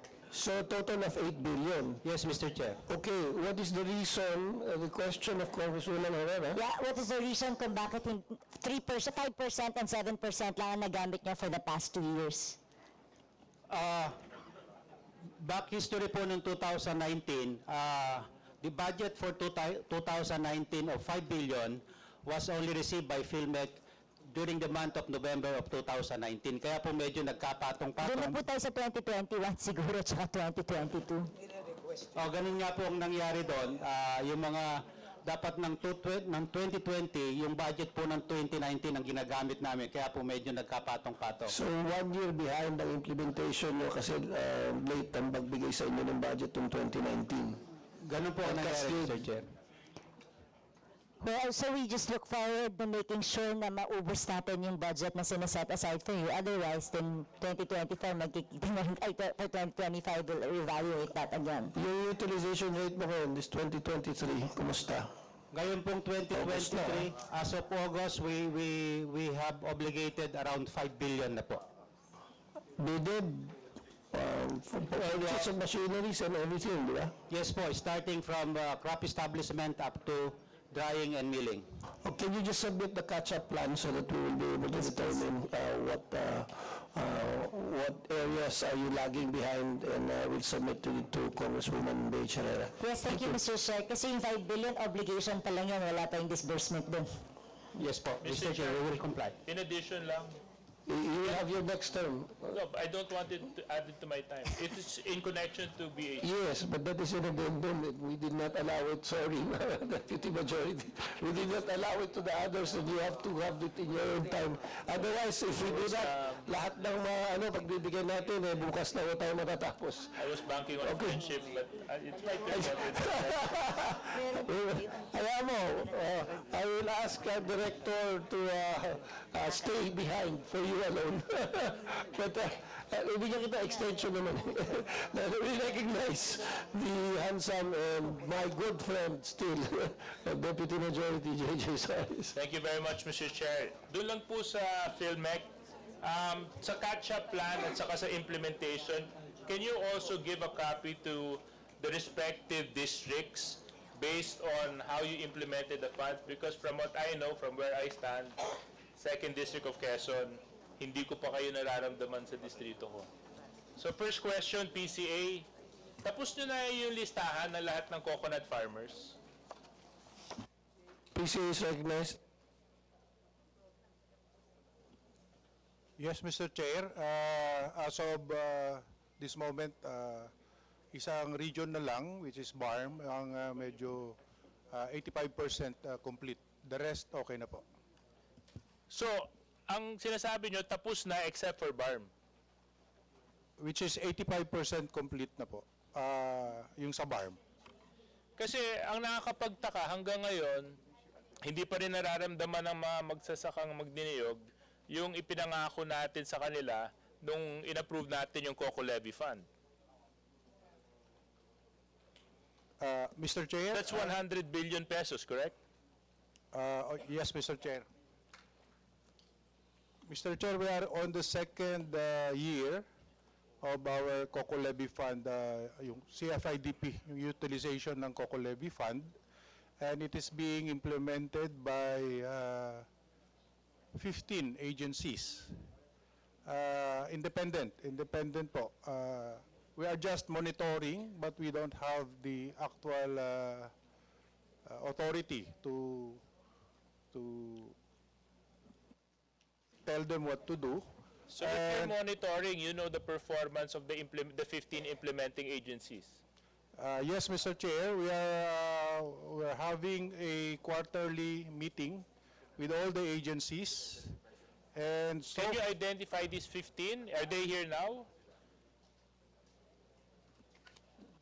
15 agencies, Mr. Chair: PCA, PICARD, TESDA, ATI, DTI, PCIC, NDA, High Value Crops, BAI, PhilMec, CDA, DBP, Land Bank, DPWH, CHEDS, and PhilHealth, pero magulo pa po yun. Can you submit to us the report of the performance of these 15 agencies? Will do, Mr. Chair. Okay. Kasi gusto ko lang ilagay point in record. I put in the record, number 1, yung mga pinangako nating scholars para sa magsasaka magniniyog na pamilya, hindi pa nila natatanggap. Ched yun. Yung ipinangako natin sa kanilang intercropping sa mga coconut farms, wala pa rin nangyayari doon. Yung ipinangako nating farm mechanization, industrialization, hanggang ngayon, wala pa rin nangyayari doon. So, I just want to say that up to now, the promise has not been fulfilled pagdating po dun sa COCO Levy Fund. Next question, Mr. Chair, ASF. Who's in charge of ASF? Addressing ASF. Bye. Diba? Bureau of Animal Industry. Is Bye here? Please sit down. Director Limson will answer that. Director Limson, is hereby recognized. You're in charge? Yes, sir. Bakit hanggang ngayon, di pa rin tapos yung problema? Magtatatlong taon na tayo, Pardon po? Magtatatlong taon na. Mr. Chair, hindi po ganun kasimple yung problema ng ASF. Kasi po, yung virus po, madali siyang magtago at madali pong makalusot doon sa mga pamamaraan natin na pagsugpo sa kanya. Then that goes to show yung pamamaraan ninyo is not working. Because I have areas in my district, 3 beses nang sina-shutdown, yung mga magbababoy namin, hindi na nila nga alam kung anong gagawin nila. Meron pa kayong pagkakataon na nag-repopulate kayo ng isang farm, only to find out yung dinalan yung baboy doon, ayoko na sabihin kung saan at saan ang galing, ASF positive pa.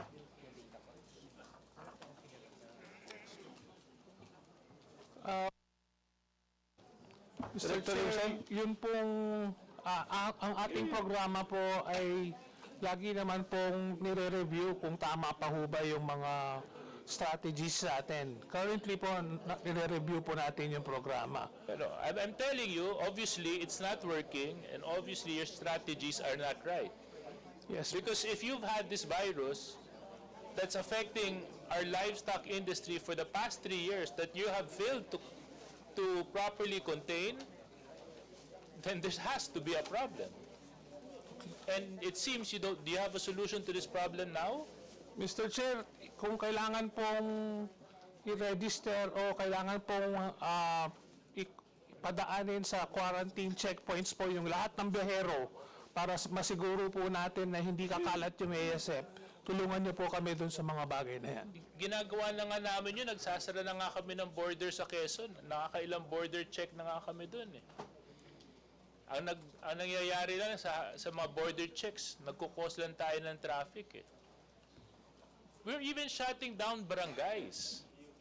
People who depend on their piggeries for their everyday spending are forced to shut down because based sa mga strategies na implement ninyo, hindi yata maayos at hindi tumutugon sa totoong problema. Tapos point out ko lang, Mr. Chair, merong incidents na nagdala sila ng baboy to repopulate a farm. Nag-positive yung farm na yon na dating negative, nag-positive sa ASF. Director Duzon, have you had incidents like that? Please list and report to this committee so that we know, and what are you doing about it? Yes, sir. Meron mga insidente bang gano'n? Meron po isang naka-report sa amin. Actually po, kung with your permission po, nag-seek na po sila ng zone improvement from red to pink, kaya po nakarating yung buong report sa amin. Anong ginawa nyo dun sa pinangkuhanan nyo ng baboy? Tatanungin ko po yung, kasi ibang programa po yung naka-in-charge doon. Sa Si National Quirino, Livestock po yun. National Livestock, nandito ba ang National Livestock? Yeah, go ahead.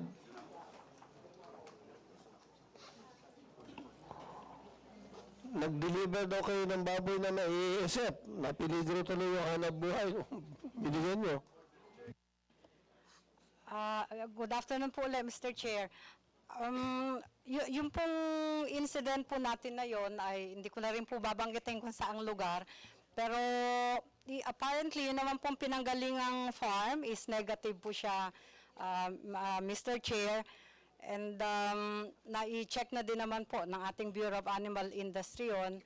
But tinitingnan po kasi din natin, baka po yung mga pinaglagyan, the transport vehicle used from a certain area to the point of destination, baka po doon tayo nagka-problema. Pero yun naman pong, ang banggit din po sa atin doon, papalitan naman po yung mga baboy. Kasi alam mo, Mr. Chair, hindi matatapos yung problema eh. Pasahan na to eh. Parang COVID na to, dapat mag-contact tracing kayo, tapos hanapin nyo yung source, tapos doon nyo talaga sugpuin. Because you're really killing the industry. And you're killing it, little by little. Okay, next question, Mr. Chair. So, PCA, wala pa rin. ASF, okay na ako. Meron bang ginagawang performance rating at in-house monitoring yung Department of Agriculture sa performance ng mga regions? Yusek Pangaliban. Yes, sir. We are having that performance evaluation every 3 months. Do you have a report on the performance of these regions? I think we have on the first 2 quarters. Can I get a copy of this report? Are you in charge of this reporting, Asek Arnel? Yes, Mr. Chair, we're doing quarterly performance evaluation of all regional field offices. Can you please check the performance of Region 4A? Because I've spoken to 5 different congressmen, all from Region 4A, coming from different provinces, Batangas, Laguna, Cavite, and myself, and I even spoke to the chairman of the Committee on Agriculture. And unfortunately, a lot of the programs, projects that are supposed to have been implemented by the Department of Agriculture has not been seen, felt by the district representatives. Kaya nga siguro may substance yung question ni Congresswoman BH kanina, ang daming pera, ba't parang hindi yata nararamdaman? Okay. Asek, Mesa. Yes, Mr. Chair. Your Honor, yung mga regions po, we're ranking them every quarter based on physical and financial performance as well as their compliance to our operational mandates, Mr. Chair. Naalala po kasi ako, Mr. Chair, ito yung flagship project ng administration ng ating mahal na Pangulo. Hindi pwedeng pumalpak. At ang kapalpakan nito, nakasalalay sa implementation ng mga proyekto at programa na dapat nararamdaman ng mga magsasaka, mangingisda. Well, so far from where I stand, it seems that there's a big disconnect in that area. While Asek Arnel is getting to my point, Can I just talk to NDA? Nasaan yung NTA, National Tobacco Administration. NDA? NDA Dairy. Breast milk. Yes. Please come and ano. Anong sufficiency level ngayon ng dairy industry natin?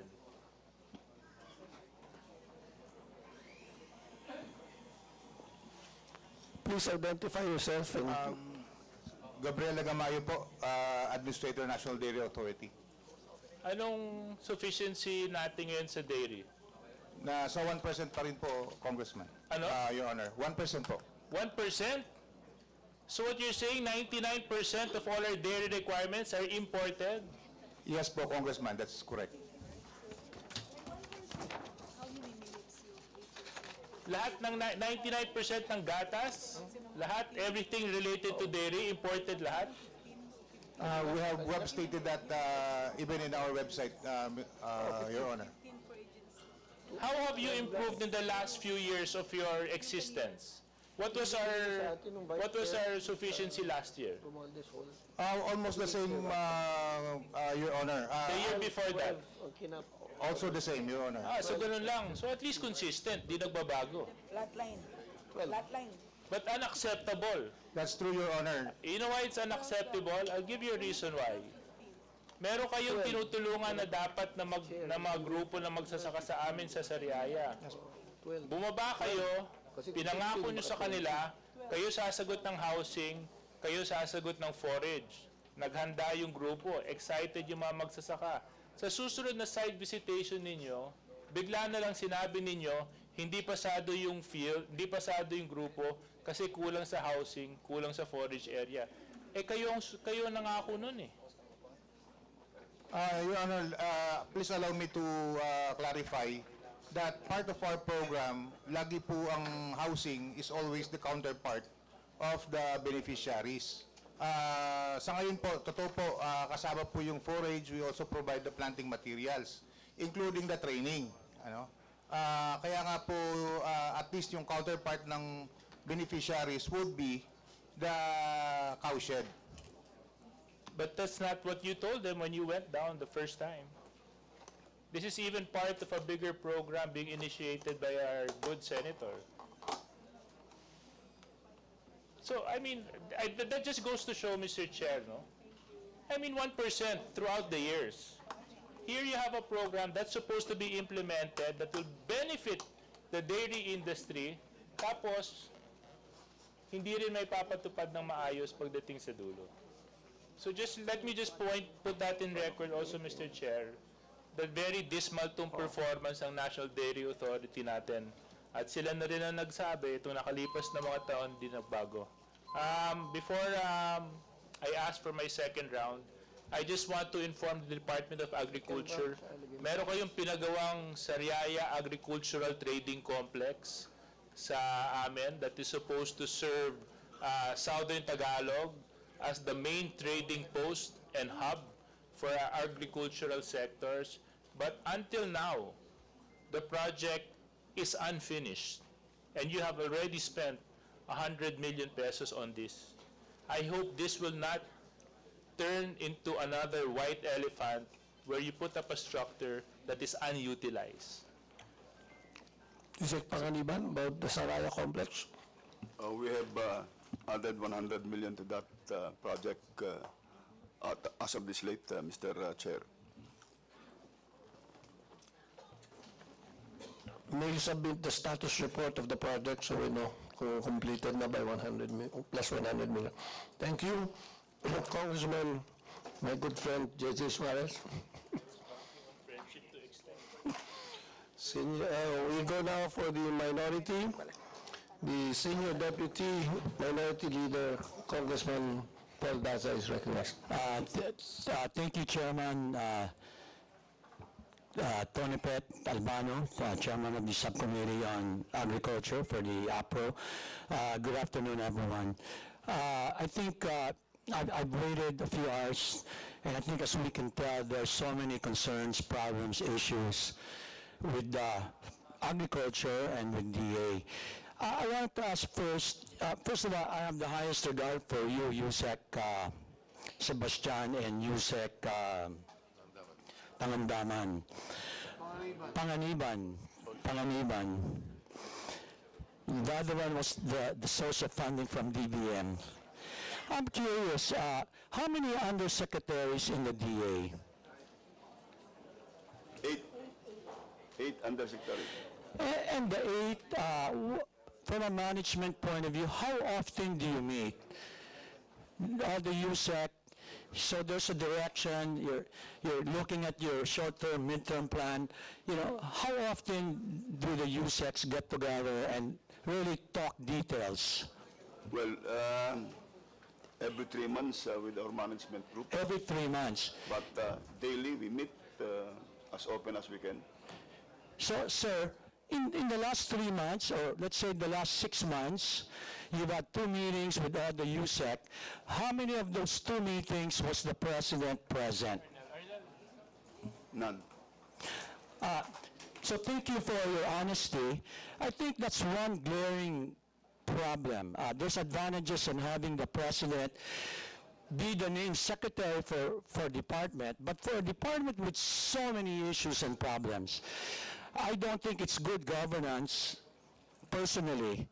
I have the highest respect for the president. He means well, but I think we need a full-time secretary. What are your thoughts on that, Yusek? You're OIC.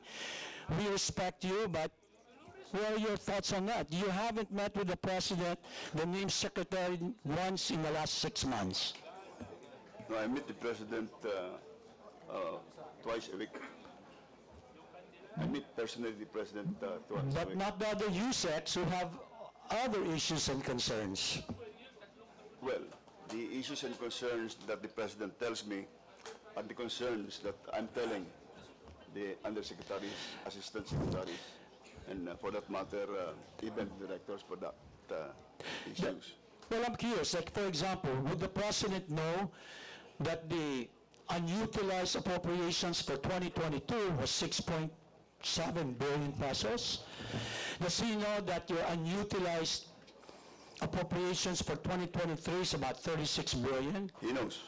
And what has he said about that? He is working it out with the department itself and the Department of Budget and Management. Okay, does he know that DA made commitments to members of the House which were not complied? Does he know about that, you said? I don't know. Well, that's exactly my point. I think first is, for you to do a better service to this country, I think you really need to recommend to the president to find a full-time secretary who will face us daily, weekly, monthly. On my second point, you said,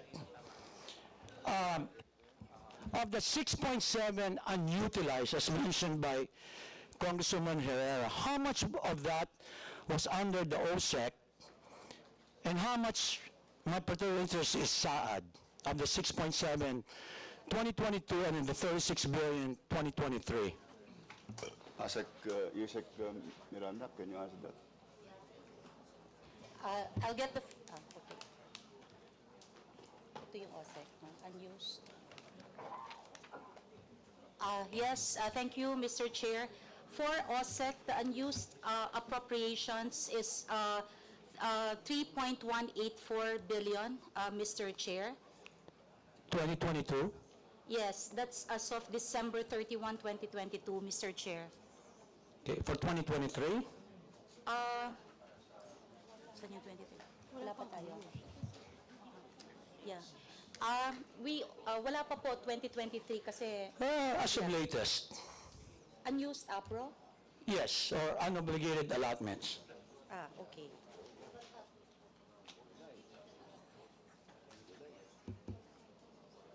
Of the 36 billion that you reported?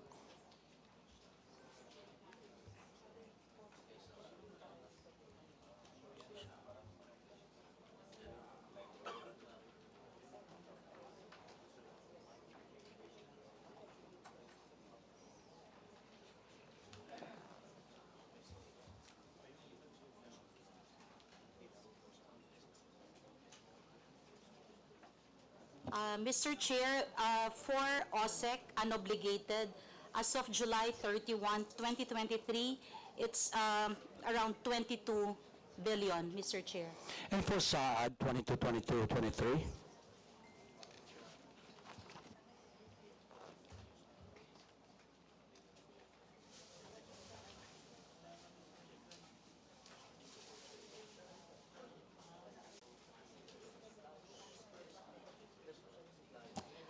For the SAAD program, Mr. Chair, as of the same time period that I have mentioned, unobligated balance is 257.782 million, Mr. Chair. 2023? Yeah, that is as of July 31. Okay, of 2022? For 2022. Parang hindi kami.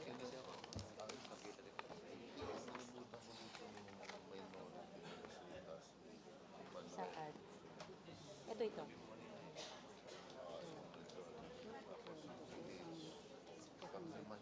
Tama? Hindi. 71 million. Okay. Saan? No? Saan? Unobligated for 2023. Yeah, for 2022, Mr. Chair, unobligated for SAAD, it's 71.291 million, Mr. Chair. Okay, thank you. Mr. Chair, just like many departments, they receive two sources of funding. And I'm kind of disappointed that in the presentation, they only presented the GAA or the NEP. They have large amounts of earmarked funds, funds that can be used, earmarked by various laws, okay? So my question is, how much is your 2022-2023 earmarked revenue and utilization? So we can get a bigger picture of what's really coming in to the DA. Yes, sir, Agnes?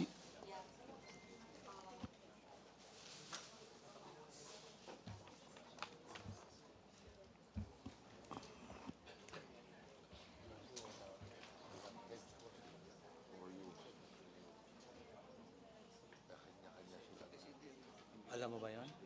Ang dami nilang pondo. Hindi ko alam yung boss. Oo. Galing sa Yan, tingnan revenue. mo. Earmark revenue. Government revenue.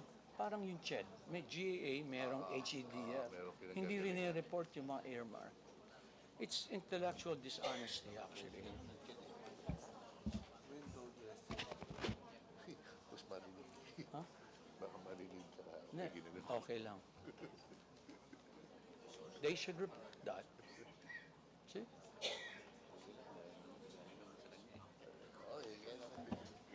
Mr. Chair, if they're not prepared, Mr. Chair, we can move this to another hearing if you want. It seems like they're not prepared, Mr. Chair. We can set another schedule, and I'd be more than happy to come back with the DA family.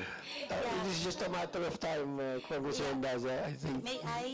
Yeah, for the 2023 program, Mr. Chair, we have 15.1 billion for 2023, as well as the 2024 expected is around 14.744 billion, Mr. Chair.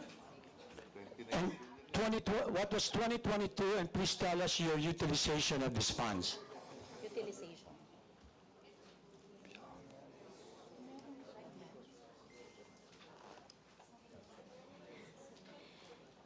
For the utilization, Mr. Chair, can we, in a way, submit to the body? Yes, please figures? submit. Yeah. No, Mr. Chair, that's not acceptable, Mr. Chair. They should be prepared. They should know their numbers. I thought agriculture was the utmost priority for the President. You cannot submit. Well, Mr. Chair, can I move for suspension, please? Yeah. Session suspended. 1 minute.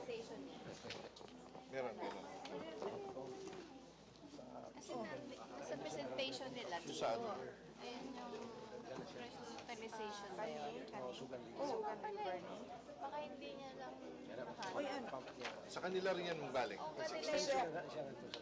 Meron naman. Yusek Agnes. This is your submission, no? Earmark. Pero saan? Oh, GAA. so which earmark funds? RCEF. Oh, it's in the BSF. Ito yung maminahanap nila kasi nasa Yun na nga, it's in the BSF here. Do you need this? Kaso walang utilization yan. Ang hinihingi kasi ni utilization. Eh, pakuha natin.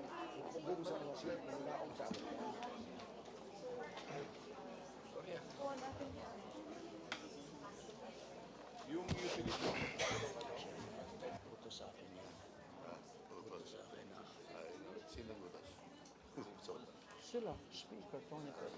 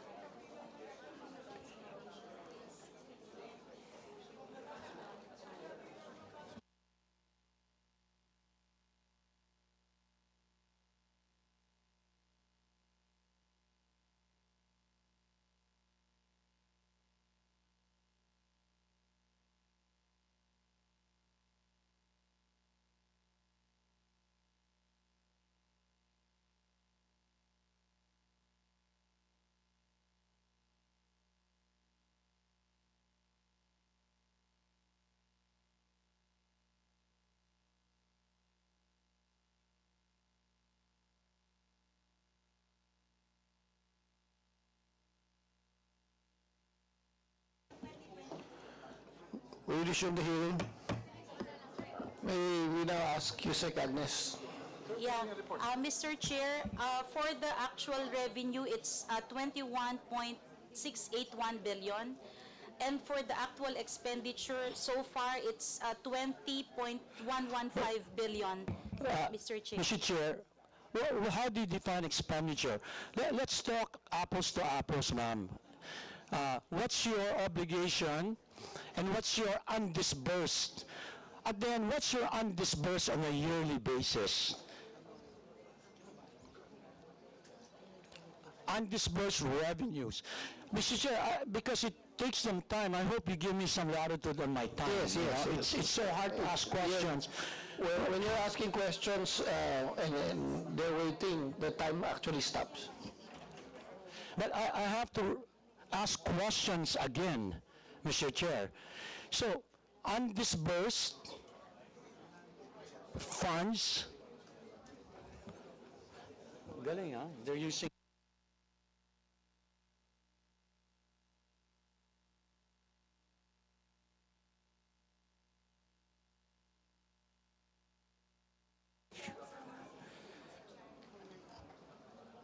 Mr. Chair. Go ahead. Do we have now? Mr. Chair, may I Asset be recognized? Yes, go ahead, please. Mr. Chair, Your Honor, our ending balance, fund balance as of June 30 is 21.278 as mentioned by Yusek Miranda. Broken down, would you want me to give the details, Your Honor? Okay, Mr. Chair, so that means as of June 30, you have 21 billion pesos balance. Yes. Okay, so that's established. Mr. Chair, the reason I'm asking is, may I ask Yusek Panganiban, as a general policy, whether department and personal, when the department or officials make promises, guarantees or warranties to the member of the House, should they be fulfilled? Yusek Panganiban? It has to be. I'm sorry? It has to be fulfilled. It should be, right? So, there's at least, for this representation, 2 promises made to me that has not been complied with. That's why I'm very close in making the appropriate motions regarding your department. One is, last year, your department promised me that because Northern Samar has 30,000 rice hectares, it should be included in RCEF. And second, well, can you respond to that first one, and why hasn't it been included? It's not because lack of funds, that's for sure. It's not the lack of funds. RCEP are only in, I think, 47 provinces. So who, Only in 47 provinces of the country. For the seeds. well, maybe Director Alvin D, there were promises made last budget hearing. It's already a year after, and that hasn't been complied with. That Northern Samar will be included, but it hasn't been done. Who? Sino? Director Alvin Dia. Alvin Dia. Yes, Mr. Chair. Yeah, last budget hearing, it was mentioned by the Honorable Congressman Plaza to include Northern Samar to be part of the RCEP mechanization program.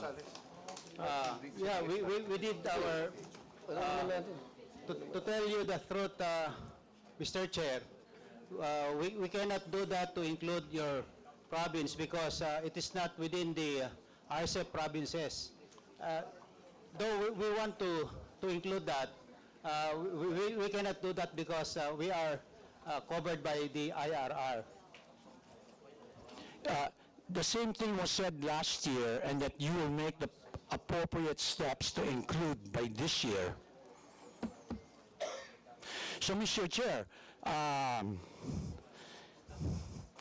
can we get another assurance and a deadline on this? Because I will not agree to schedule them for the plenary if it's not committed before then, Mr. Chair. Yusek Pangaliban, why is the province of our good congressman not included in the RCEP when this was planned?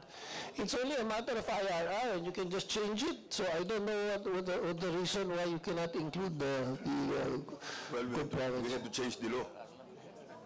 No, IRR lang ito. We have to change the RRR. Well, Yusek Sebastian, maybe you can enlighten. Yeah, Mr. Chair, I think we discussed this during the consultation, Mr. Chair, and we have agreed with PhilMec that we are going to find a way to fill up. We will either get it from the regular DA budget, if it is still not possible to include it in the RCEP, but Director Albinja also suggested a way by which we will do it, wherein the provincial government will make a resolution to appealing to have it included as a RCEP, and then we'll go through the proper process of endorsing it. And when can that be done, Mr. Chair? It will be within this year or early next year, Mr. Chair. That's what said last year, Mr. Chair. Mr. Chair, we will. So, Mr. Chair, if we will not, Mr. Chair, if we will not. You've said enough. It's made it even worse because you said the same thing last year. Mr. Chair, in closing, there are many promises made to many members of the House. Equipment, SAG program, inputs, FMRs. Many of them were not complied with, and it's been established that there is underutilization with this agency. So, at the right moment, Mr. Chair, I will make the right motion regarding this budget amounts so that all the other members who have complaints can be satisfied, Mr. Chair. Thank you, Congressman Daza, for your patience. We will seek clarification after this meeting and make sure that your province will be included in that. Promises of the DA with a certain congressman that are important for the parochial concerns has to be met. You mentioned SAD, FMR, rice tarification, PhilMec, RCEP. Please, otherwise you will hear deferments from other existing congressmen over here. Can we get the assurance of the senior undersecretary? Yes, you have my assurance that it will be taken in the committee hearing. Right, as soon as possible, and make the necessary steps. And please furnish us the copy so that we can fulfill the promise to Congressman Peldaza. Would you like a second round later? Can you please list Congressman Peldaza for secondary questions later? Thank you, Congressman Daza, for your patience. Now we go to the next one. From the majority, Representative Jaime Fresnedi. Is he still here? Oh, yes. You're recognized, Mr. Chair, and good afternoon, the DA family. According to the President's budget message, in the first quarter of 2023, the agriculture, forestry, and fishery sectors grew by 2.2%, a significant increase from the 0.2% in the same quarter of 2022. This allowed the agriculture, forestry, and fishery sector to contribute to 9.1% to the GDP of the country in the first quarter. The 2.2% increase is a combination of the agriculture, fishery, and the forestry sector. How many percent did the agriculture sector grow in the first quarter of 2023? Also, how much and what percentage did the agricultural sector contribute to the country's local total GDP compared to the previous year?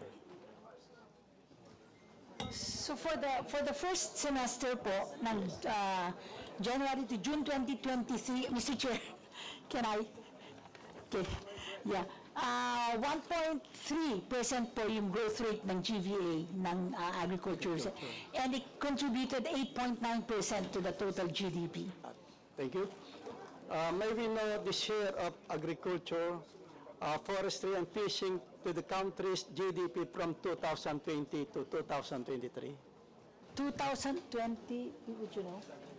Siguro a little bit higher po. Siguro between 9 to 11% during those years. Well, I don't have the exact figure, but I think those are probably the more or less contribution during those times. Ma'am, according to the data which I have, in 2020, the share of agriculture, forestry, and fishing industry to the GDP of the country, 10.2% in 2020. In 2021, 9.6%, ma'am. And in 2022, 8.9%. Meaning to say that the share of the agriculture sector to the GDP is instead of increasing, it seems that we are decreasing. Maybe not the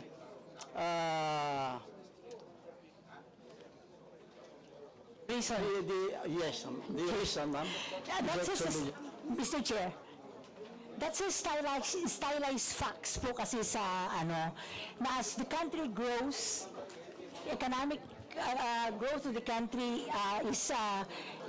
increases, yung contribution po talaga ng agriculture ay bababa. But this should be compensated by productivity growth ng the sector itself.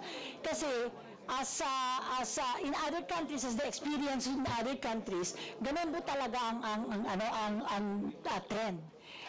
The services sector, especially the industrial sector, should really, occupy the bigger share, and such that the labor from agriculture should really go into those sectors, the higher paying sectors. Ganun po dapat ang nangyayari.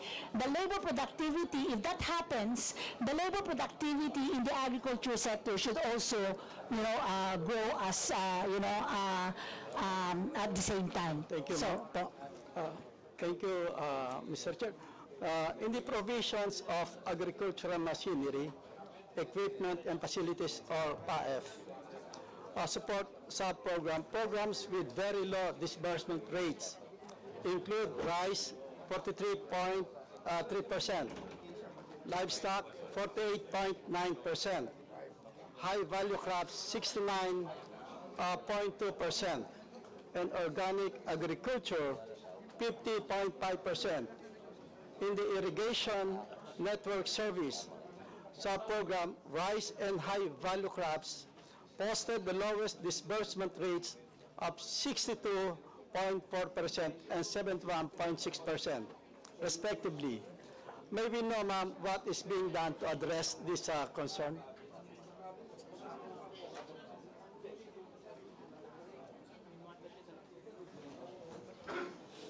Yusek Agnes? Yeah.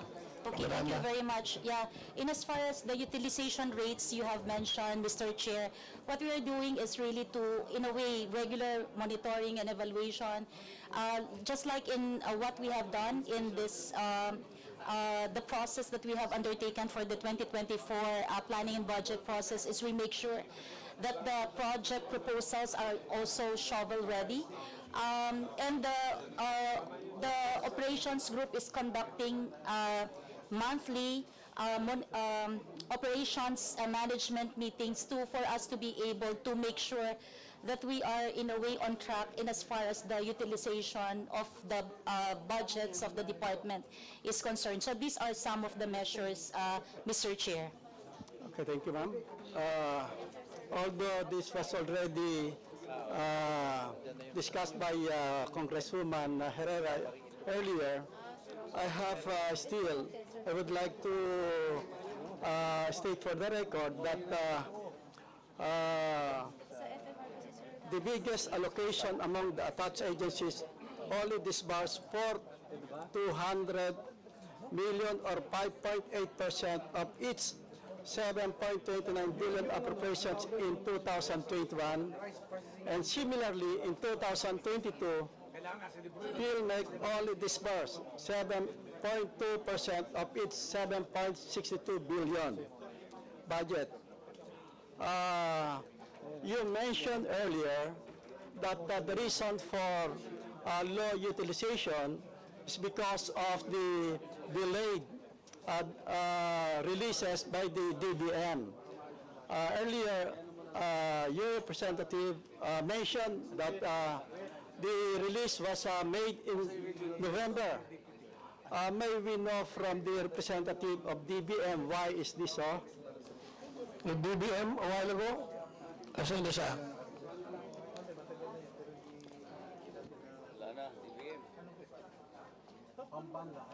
Where is the DBM representative? Where?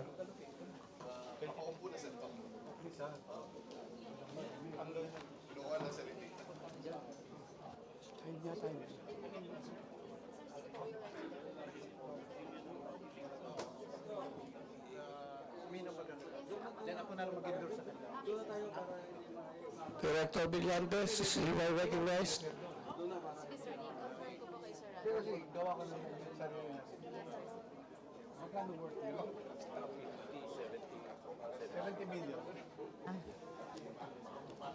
Good afternoon po. I'm Gemma G. Ilagan from Budget and Management Bureau. I'm handling po I'm handling the NG part of the DA, so this is under our bureau. So it's the initial release under the rice certification law, so it's the first time that we released that 5.1 billion. So that's why it's released in November, and because it's First release yan, ma'am, di ba? That means ka-approve lang ng RCF. RTL po. RTL, yes. Restoration. And that is the reason for the late release in November, if I remember. Yes, sir. Yes, sir. Okay, thank you. That's the reason po. My last question, Mr. Chair, is regarding the audit report of COA in 2022. The COA says that in 2022, the Office of the Secretary has still 112 unimplemented recommendations, or 65.1%, out of 172 recommendations from the prior years. May we know the actions why, may we know the reasons why it was not acted upon by your office? These are recommendations, not programs, or included programs? I think it was Policy ba ito? Policies or programs? Congressman President. Just say recommendations. Okay, there is a COA report from 2022, tama? Yes. That there are 112 recommendations by COA that has not been acted upon by the department. Would this be on the operations? Okay, Sec Miranda. Yeah, Mr. Chair, it's true, Mr. Chair, that there are still 112 out of the 172 audit recommendations that have yet to be, in a way, implemented by the Department of Agriculture. Rest assured, Mr. Chair, that we are, in a way, constantly following this up in as far as the submission of documentary evidences so that we can comply with the audit observation of the Commission on Audit. But it's true, what is the Honorable representative had mentioned, that we still have around 65% of the 172 core observations. May we ask the listings so that we can provide Congressman Rosnedi of all these recommendations that the DA hasn't fulfilled now, particularly the 65% mounting to 112 recommendations? Yes, Mr. Chair, we will be submitting the details of the 65% unimplemented, or the 112 out of the 172. Thank you, Mr. Chair. That will be all. Thank you, Congressman Fresnelli. The next would be in the minority, our good friend, the Women's Party List Representative Arlene Rosas. Thank you, Mr. Chair. Mr. Chair, ngayon pa lang ilista mo po ako for second round dahil I have so many questions for DA. Noted. Yes, thank you, Mr. Chair. Mr. Chair, unang-una, 105.91 billion ang kabuoang proposed budget ng DA for 2024. Tama po ba? Yes, ma'am.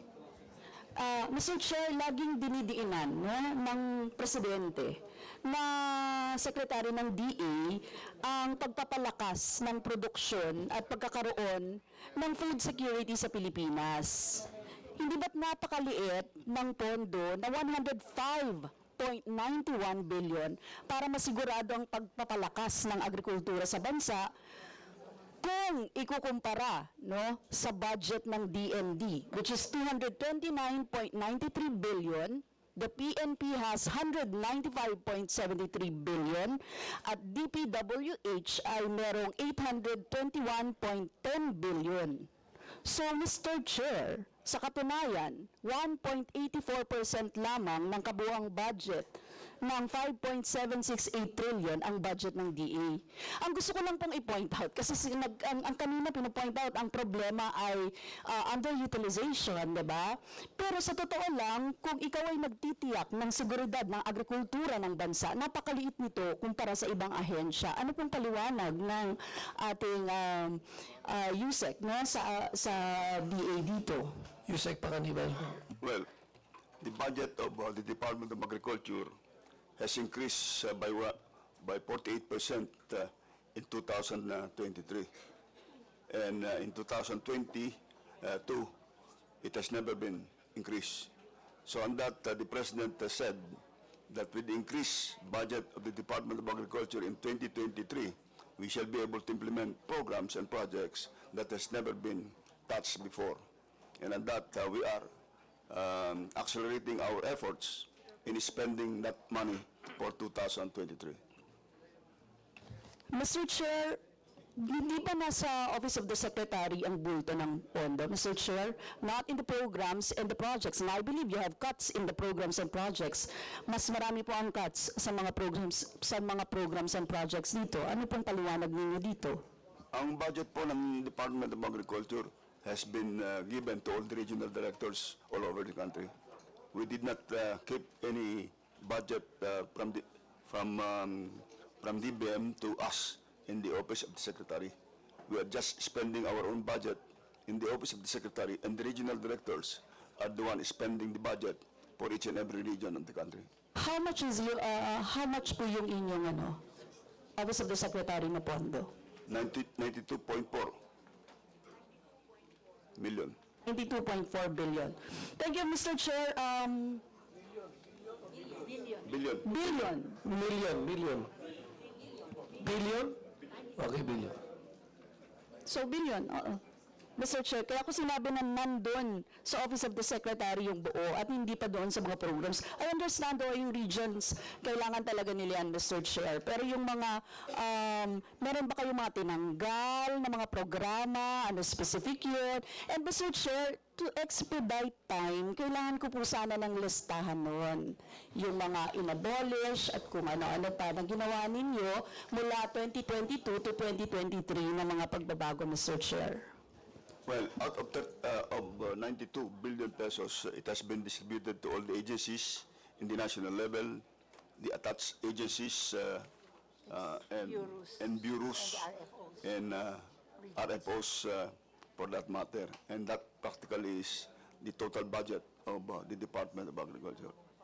Thank you, Mr. Chair. My question is yung mga listahan nung kung merong mga programs sa inabolish and everything. And we can submit it na lang, no? So I can go to my next question. Yun lang, Mr. Chair, napakalaki talaga ng kailangang pondo kung sinasabi mo na seguridad para sa agrikultura. Naniniwala po tayo doon. Seguridad para sa pagkain ang kailangan natin ngayon. Mr. Chair, yung next point ko ay tungkol ito again, sa bigas, no?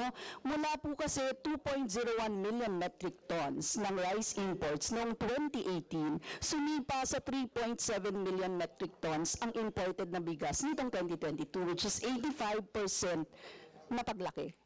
So, dahil po ito sa rice liberalization law, at kapag ganito po kalaki, yung pagbaha ng rice imports, tiyak may mga profitable, no, na negosyo na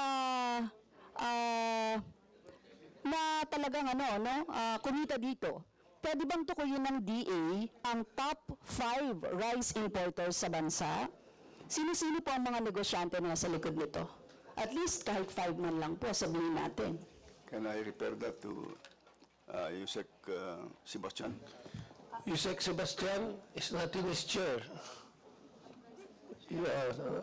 Rest to break. But if you have another question, Congressman Alin, so that pagbalik ni si Yusek Sebastian, we can go back to your question. Okay, Mr. Chair. Pero nandyan pa siya, Mr. Chair. Yes, nag-bathroom break lang po. Kasi Masasagot niya yan, Mr. Chair. I think so. Okay, Mr. Chair. Next question ko, Mr. Chair, ay tungkol sa budget ng kasi ang sinasabi, di ba, Mr. Chair, dapat yung lokal na production yung palakasin natin. Pero kahit po yung pagpopondo natin sa usapin ng lokal na produksyon, napakaliit, no, ng pondo para matiyak yung pag-angat ng lokal na produksyon, lalo na ng bigas. So, 30.9 billion, tama po ba, ang National Rice Program? And 9 billion ang NFA buffer stocking program natin. Kasi kung gano'n, Mr. Chair, may tanong po tayo. Sabi nga prioridad dapat ng administrasyon ang magprotekta at magpapalakas ng lokal na produksyon, lalo na ng bigas, no? At hindi pa importasyon ang tunguhin. So, Mr. Chair, with this budget, ano nang mangyayari sa atin? Again, Secretary Sebastian will answer that. Secretary Sebastian will answer that. Yusek Sebastian. Again, when is Yusek Sebastian? Paki-check nga, baka mamaya. Ha? Is there anybody else? Aside from Yusek Sebastian? Sino ba ang kasama sa the Rice Industry Development? Yusek Sebastian is already here. Yeah, here. You can go back to your first question and I will not deduct your time, Congresswoman Eileen. Yes. Mr. Chair, I was asking about, yung second question ko ay... You first muna sa kanya. Yeah, yung first question ko, Mr. Chair, ay tungkol doon sa mula 2.01 million metric tons ng rice imports noong 2018, sumipa sa 3.7 million metric tons ang imported na bigas nitong 2022, which is 85% paglaki bunga ng rice liberalization law. Ngayon, kapag ganito po kalaki ang pagbaha ng rice imports, profitable po ito sa ilang mga nagnenegosyo. na nag-aangkat ng bigas. Ang gusto ko lang pong itanong, Mr. Chair, sino-sino ba yung top 5 importers na binigyan ng DA? Yusik Sebastian, Mr. Chair, I think 5 specific big top importers. yeah, the BPI, I think, has a record, Mr. BPI? Chair. They are the one issuing the phytosanitary permit, import permit. Director Glenn is recognized. Thank you po, sir. So according to our data, ito po ay nasa website naman po ng BPI. The top 5 po, Mr. Chairman. Manus Day Resources, BLY AgriVenture, Davao Solar Best Corporation, River Valley Distribution, and number 5, Horizon Free Enterprise, Inc. Horizon, ano yung last? Horizon, ma'am. O-R-I-S-O-N. Free Enterprise. Horizon. Thank you very much, Mr. Chair. Yan, kailangan po nating malaman yon kasi sa kabila ng pag-aangkat, yung pagbaba ng presyo, kailangan po makita natin kung paano talaga nangyayari ito. Kasi hindi naman bumaba yung presyo ng 50 pesos. Actually, 55, tumataas pa nga 55 pesos nang nakaraan. Ngayon, Mr. Chair, yung next ko pong question ay tungkol doon sa budget ng 2024, maliit yung pondo para sa pag-angat ng lokal na produksyon. So, hindi kasi pwedeng nakaasa lang tayo sa importasyon kasi nga, sabi ko nga, nung nag-ban yung India, talagang tatamaan yung Pilipinas. Mag-ban ang Vietnam, tatamaan ang Pilipinas. Pataas ng pataas yung pag-aangkat mo dahil sa rice liberalization law. And we think we should repeal this law kasi nga, meron naman po kaming pinapanukala na Rice Industry Development Act, which actually sa tingin namin, mas proper dapat na pag-aralan natin kung paano yon. At yun po ay nakatukoy doon sa pondo sa lokal na produksyon. In the long run, gusto natin, yung food security. Mr. Chair, ang tanong ko po dito, bakit 30.9 billion lang ang nasa National Rice Program at 9 billion lang ang nasa NFA buffer stocking program natin? Congressman Pangaliban? Sorry, DBM?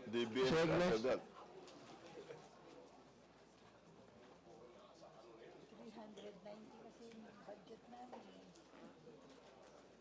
Binawasan nila. Nasa lang DBM. DBM?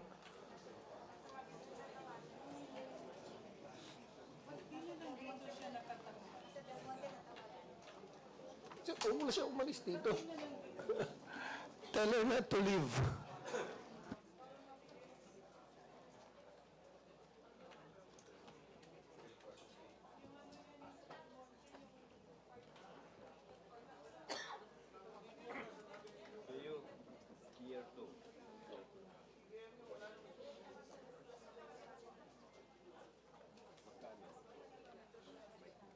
Nasa yung DBM.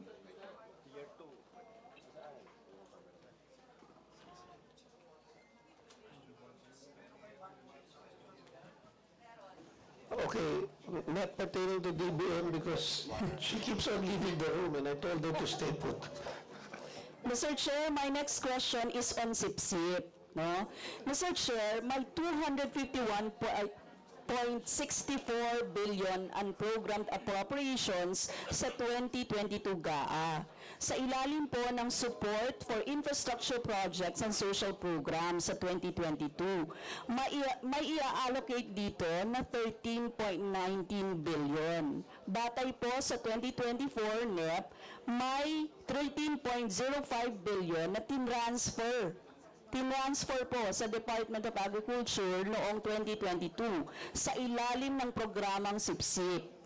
Ibig sabihin, halos buong pondo na inallocate sa SIPSIP ay napunta sa DA.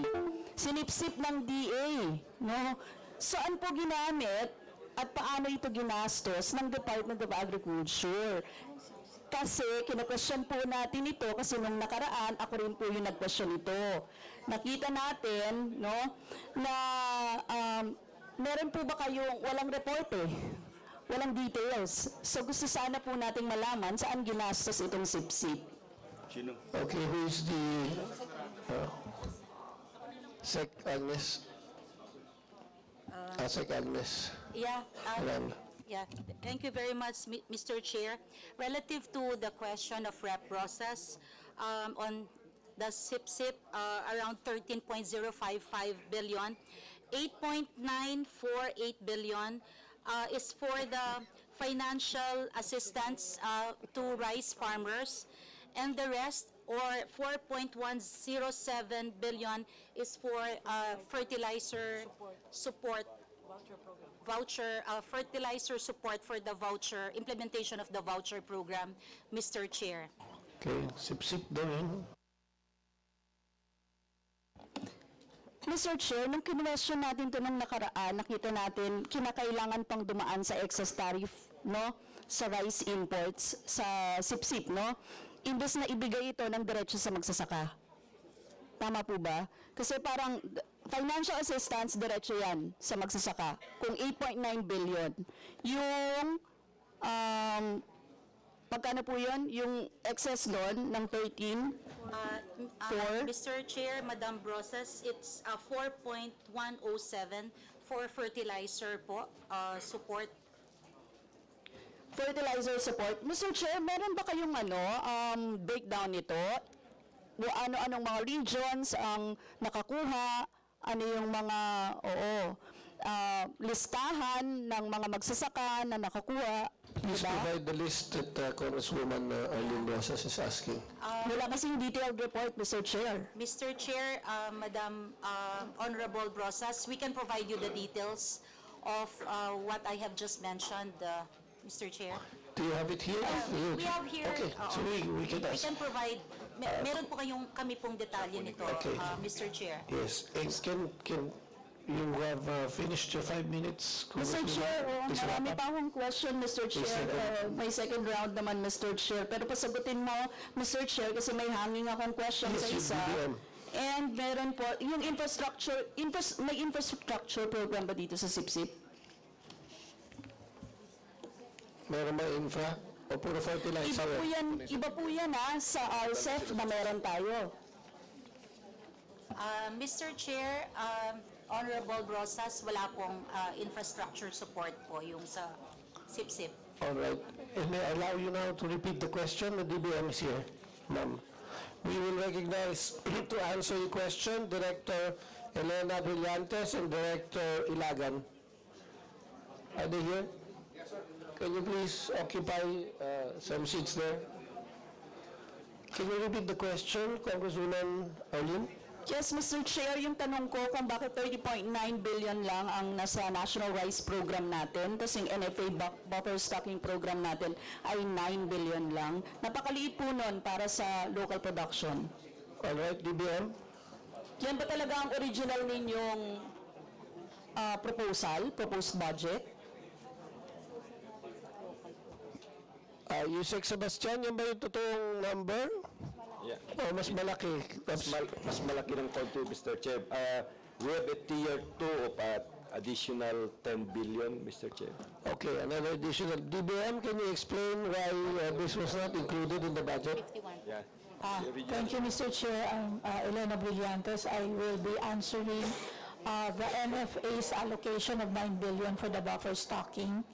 The buffer stocking program was arrived at taking into consideration the available optimal warehouse storage capacity of NFA, which is 300,000 metric tons. The 9 billion amount will enable the NFA to procure 400. They will be able to procure 473,684 metric tons of rice at 19 pesos per kilo, and that is equivalent to 298,421 metric tons of rice. So we took into consideration, sir, the available warehouse of the NFA for their buffer stocking. Thank you, Mr. Chair. Last na lang, Mr. Chair, request for the report of cash disbursement to farmer beneficiaries. Siguro yun na lang i-request ko in preparation for the plenary kasi kailangan ko po yun. Yung request report of cash disbursement to farmer beneficiaries.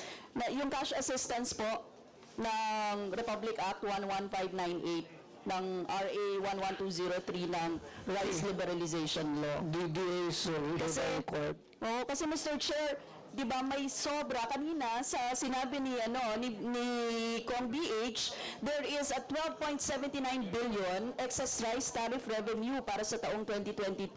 Pero hanggang ngayon 0% pa rin ang utilization rate ayon sa COA report. Kaya Mr. Chair, gusto nating malaman yung disbursement sa farmer beneficiaries, bakit naka-zero utilization tayo? Habang mataas yung presyo ng bigas, Okay, Tapos ganyan, Mr. Chair, di ba? Paano na lang yung mga magsasaka natin? Ito direct assistance to sa mga magsasaka, hindi maibigay, Mr. Chair. Please provide the lists. In fact, it is already here, given to Representative Arlene Brosas. Thank you very much. We will now proceed with the majority. I don't see, is Congressman Enverga here, the chairman of the Agriculture? If not, we will go to Representative Ria Vergara. Is Ria here? Yes, I'm here, Mr. Chair. Okay. I'd like to, first of all, say, I'm sure Can you, give the mic, yes. it's on. It's okay. Okay, thank you. A lot of, wala pa rin. Can you just make sure that your voice is near the mic? Yes, ma'am. Is that loud enough, Yes, sir? ma'am. Thank you, Mr. Chair. This is the first president that won by an extremely huge margin, and we should take advantage of his massive win to deliver on his campaign promise. And my question is, he is the Secretary of Agriculture. If we can increase the budget of agriculture, is his promise and his dream and our dream of 20 to 28 pesos kilo per rice achievable? I'd like an answer. Yusek Sebastian. Senior Undersecretary. Yusek Sebastian, I know you've answered this a while ago, but the question is, being that the humongous budget and the allocation, especially the jump from before his administration to the first year was a big increase in your budget, and we are again funding that, is the 20 to 27 peso rice still achievable?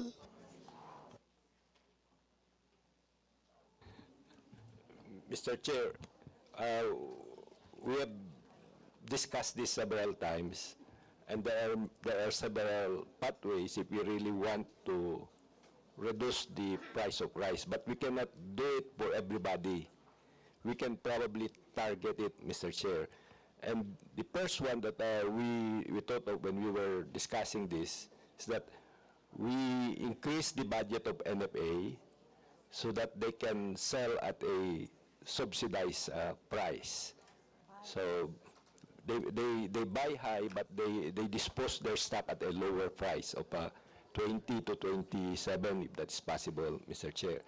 The other one is by increasing the subsidy to the farmers, which is a little bit more difficult, so that they will now be, their cost of production will now be reduced.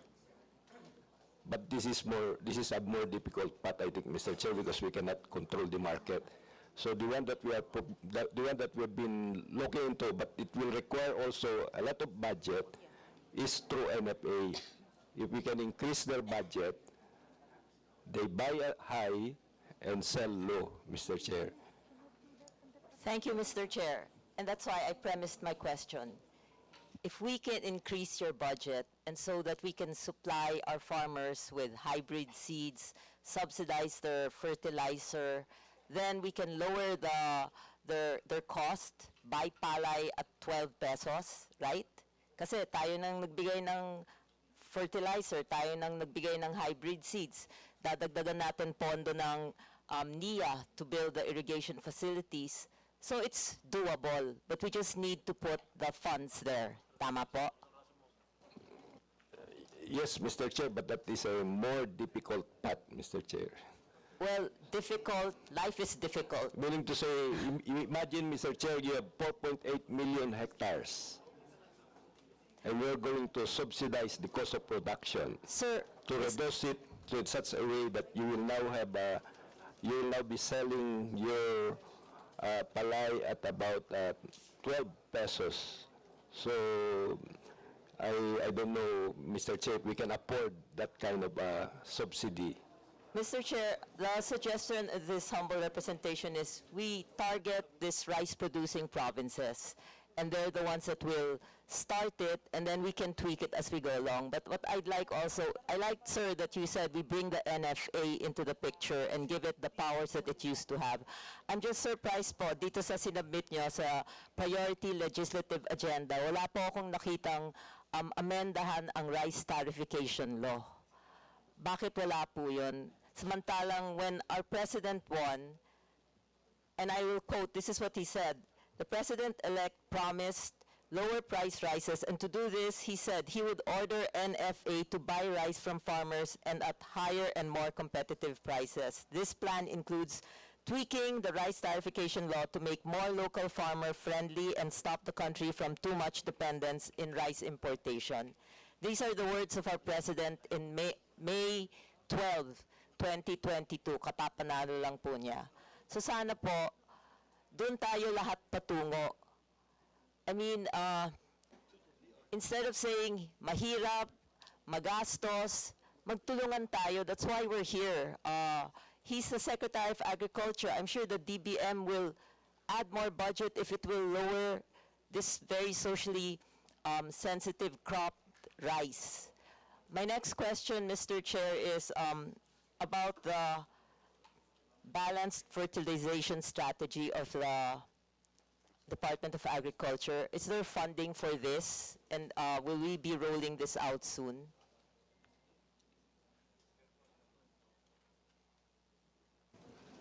Mr. Sebastian? Can you repeat the question, Madam Chair? Mr. Chair? Yung biofertilizers po. Biofertilizer. May pondo po ba to? At Yes, kailan po Mr. ito Chair. ipapatupad? In the proposed budget for 2024, Madam Congresswoman and Mr. Chair, we have proposed about 2 billion pesos for biofertilizer. I think it's 1.9, and this will be in the form of a voucher to be given to the farmers so that they can choose the biofertilizer that has been tested within their region, Madam Congresswoman. So meron din pong technical support to. It's required. That is required. Ang panawagan po kasi ng mga magsasaka, sana timely yung delivery. Kadalasan po kasi nandun na, they're ready pero wala pa yung voucher. So yung dapat nasa tamang panahon. We hope to be ready by the because the budget for 2024 will be implemented for the wet season of 2024, Mr. Chair and Madam Congresswoman. But for the dry season, the upcoming dry season, we are going to be pre-testing. We're going to do some pilot testing already for vouchers for biofertilizer on a limited scale using savings from the 2023 budget. Thank you. Mr. Chair, I just have one last question. Is that okay?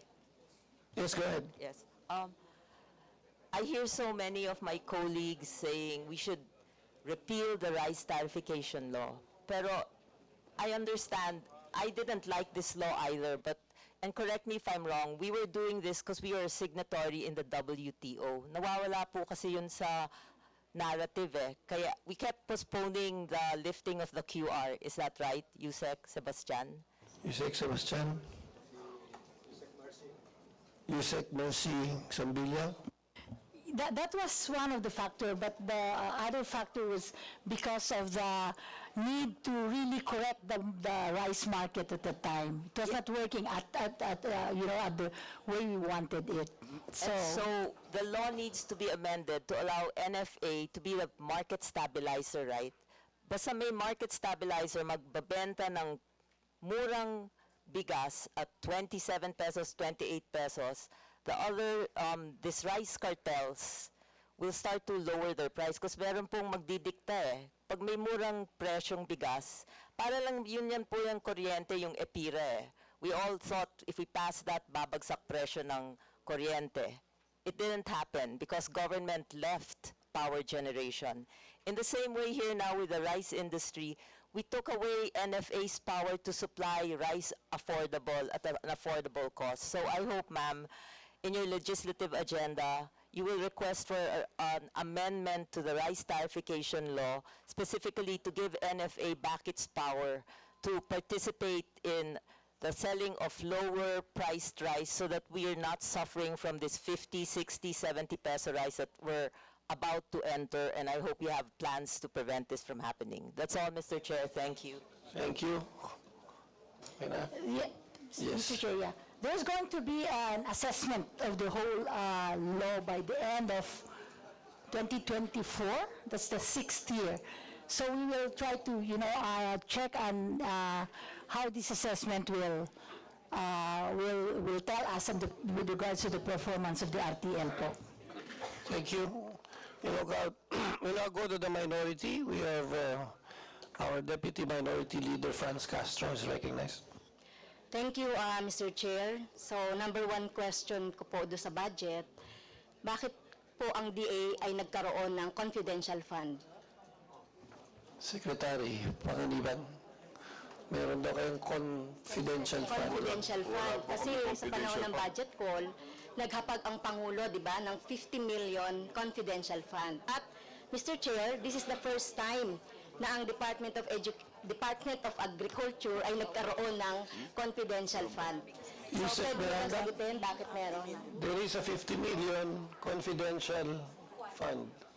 Well, we have a confidential fund, but that will be used for the anti-smuggling purposes.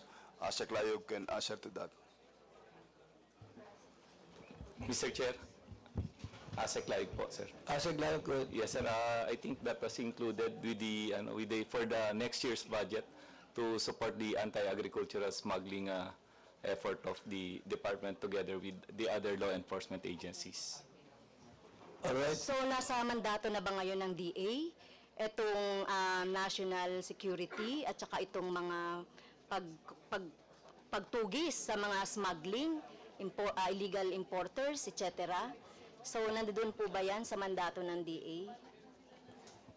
Ma'am, being part and member of the National Security, National Intelligence Coordinating Board, which addresses yung anti-agricultural smuggling as part of the food security being part of the national security concern.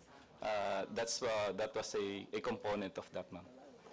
Well, so, hindi naman ako naniniwala doon, Mr. Chair, no? Dapat ilagay na lang natin yan sa National Security Agency or sa BOC or wherever na kailangan yan. Well, dahil nandiyan yan, sinasabi dito sa confidential fund, meron dapat physical and financial plan. Okay?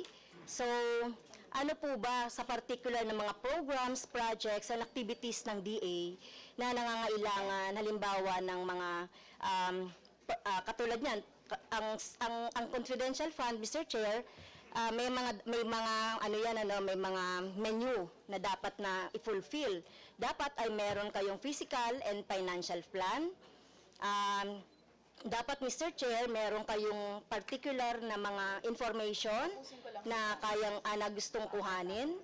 Okay? At ayan ay kung mapo-point out ninyo itong mga particular na mga programs and project, pwede niyo po bang sabihin sa akin sa Kongreso kung ano po yun? Ma'am, being member of the National Intelligence Coordinating Board, so nakatali po yung mga programs, yung financial plan is complementing dun sa National Intelligence project, which is dedicated to address yung food security, especially curbing out agricultural smuggling. Well, itong pagka-curb ng mga agricultural smuggling, kahit sabihin natin na ano naman yan eh, no? Marami pa rin yan eh, natuloy-tuloy pa rin yung mga smuggling, di ba, ang nangyayaring dyan, ganyan. Pero pwede bang, Mr. Chair, mag-submit ang DA ng kanilang programs and projects na kung saan sinasabi po ng ating ni ASEC Layug na may kaugnayan doon sa national security po. Can you submit just a general concept, because I think the nature of confidential fund, as I know it, we cannot divulge details. So, Hindi naman details, Mr. Chair. Ano ba yung mga projects, plan and programs projects. na At saka kung saan ka pagdadaanan? nagpupuntriya, saan ang direction nyo Yes. for the use of the confidential fund. Please submit to this committee. Yes, Mr. Chair, we will comply accordingly.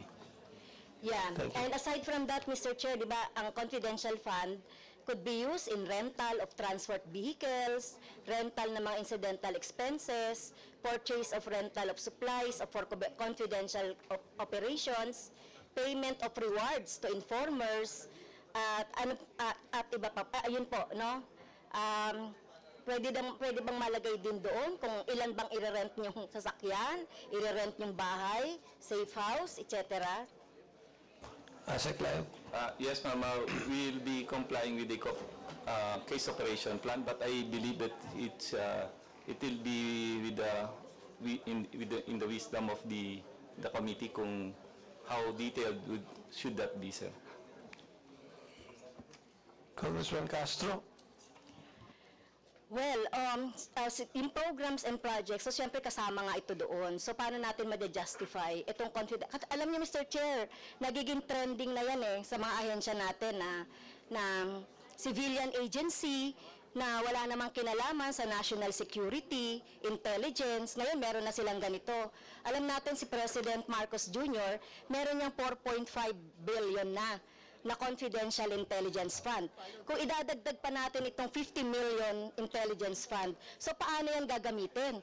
Kasi nagiging ano na to, Mr. Chair, nagiging trending na at nagiging another kind of pork ng mga ahensya.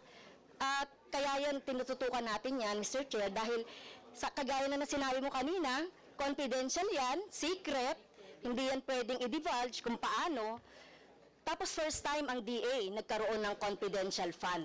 At gusto nating malaman yan na kung paano yan gagamitin in terms doon sa JC 2015-001 ng COA, Mr. Chair.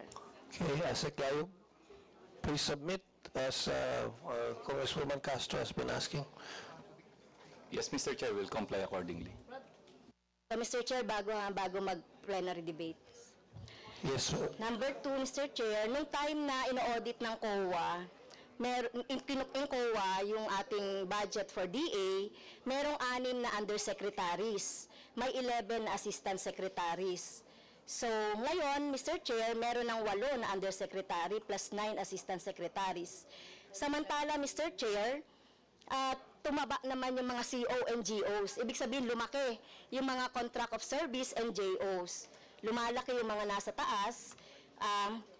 Sa facts ay 5,664 lang ang filled up position out of 8,299 authorized plantilla. So, ang ibig sabihin nito, Mr. Chair, 68.25% as of December 21, 2022 ay ang fill up. So, for 60 dito, 460 dito ay coterminus o tinatawag nating CTI. So, pwede bang maipaliwanag po, bakit po hindi po pinipil upan itong mga unfilled position na ito, pero mabilis kayong mag-fill up ng mga undersecretaries and USECs? Ito yung Mr. Chair, sila yung nasa ground na kumikilos. Pero bakit po ganun ang, ganun katagibang ang paglalagay po natin ng mga tauhan? USEC din, pangaliman. Well, the department has been recruiting personnel under our vacant positions, and we have already, I think, some 4,000 people has already been hired as of today. And on that, we shall be continuing to fill up the vacant positions that we have, and we are reducing the cost of service employees that we have, including that of what is that, JO? Job order. Job orders. for that So matter. may plano na, Mr. Chair, kung may plano na po doon sa pag-fill up ng mga unfilled position. Yeah, we have Yeah. At saka yung pag-fill up po ng JOCOs to regular position. Inaalis na po namin yung mga COs na hindi na kailangan because we are employing employees that are to be hired Regular. under the plantilla Regular. position. Okay, so pwede po bang ma-submit niyo sa akin yan? Yes, please submit. It will be submitted to you. Mr. Chair, last na po. Yes, I'm thank you. wrapping up. Si Jane Bacayo, Executive Director ng NMIS, nung time ni Noynoy, President Noynoy, na na-involved sa smuggled frozen meat and chicken. So sinibak, nilagay actually ito sa floating position. Kumusta na po ang kaso? Nakasuhan po ba ito? Hindi ko po alam kung nakasuhan. NMIS. Si Well, I am Yosik Bacayo, Mr. Chair, and so far, walang kaso po naman sa akin. Well, malinaw ito, no? Na-involve siya sa smuggling ng frozen and chicken. So, pinload niyo lang, tapos ibinalik niyo ulit. Siya po yan, the Congresswoman. Si Jane Bacayo. Siya mismo. Ayan, USEC na ngayon. Yusek na pala kayo. Kumusta na po yung kaso? So far, ma'am, sa totoo lang, wala po akong kaso sa ombudsman. Wala naman pala kaso.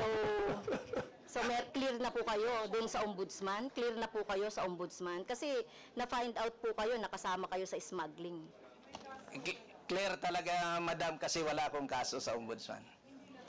So he was Hindi cleared. na-file. He was cleared. Nagkaroon siguro ng investigation, siya cleared dun sa incident. Walang final sa inyo? Nagkaroon ba ng investigation? Nagkaroon po ba ng investigation? So para, ma'am, sa pagkakaalam ko, wala naman nag-imbestiga sa akin. Mr. Chair, if I may be allowed to interject, so that we can clear the line of the Department of Agriculture, can we recommend to the Committee on Agriculture to conduct an investigation in relation to this? Yes, can you submit kung ano yung kaso talaga at kung bakit na-clear siya dahil in what Congresswoman Castro's papers meron eh. So, Mr. Chair, I will submit my ombudsman clearance to the committee. Ayan. Yes, Mr. Chair. Mr. Chair, if I may, with due courtesy, I believe we're not requesting for a clearance. The question here is the allegation of being involved in smuggling activities. At ngayon nga, paulit-ulit na bumabalik itong mga problema. Our point here is if this was not investigated, then we need to investigate that now. So that once and for all, kasi masama kasing tingnan na na-involve ka sa alleged smuggling, hindi inimbestiga, tapos pinomote kang USEC. So this should be investigated. Thank you, Vice Chair Janet Garin. So, yun lang po. Kayo po ba, Yusek Jane Bacayo? Ngayon po kayo appointed as Yusek o sa nakaraang administrasyon? Sa nakaraang administration, I was appointed. I was appointed during the time of President Noynoy Aquino, and I am appointed during the time of Duterte. Reappointed. Reappointed during the time of As President Yusek. Duterte. As Yusek po. As ASIC. ASEC and then USEC na ngayon.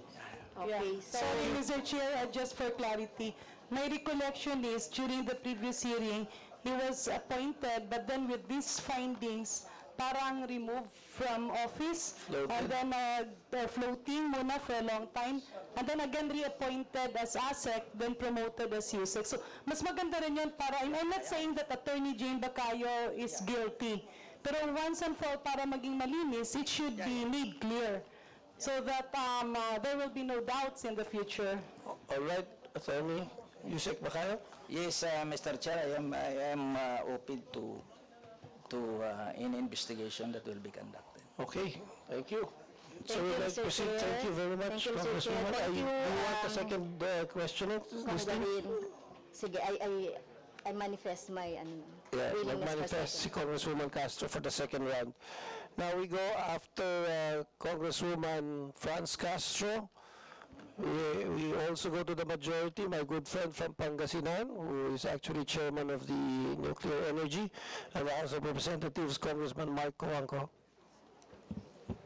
Thank you, Mr. Chair.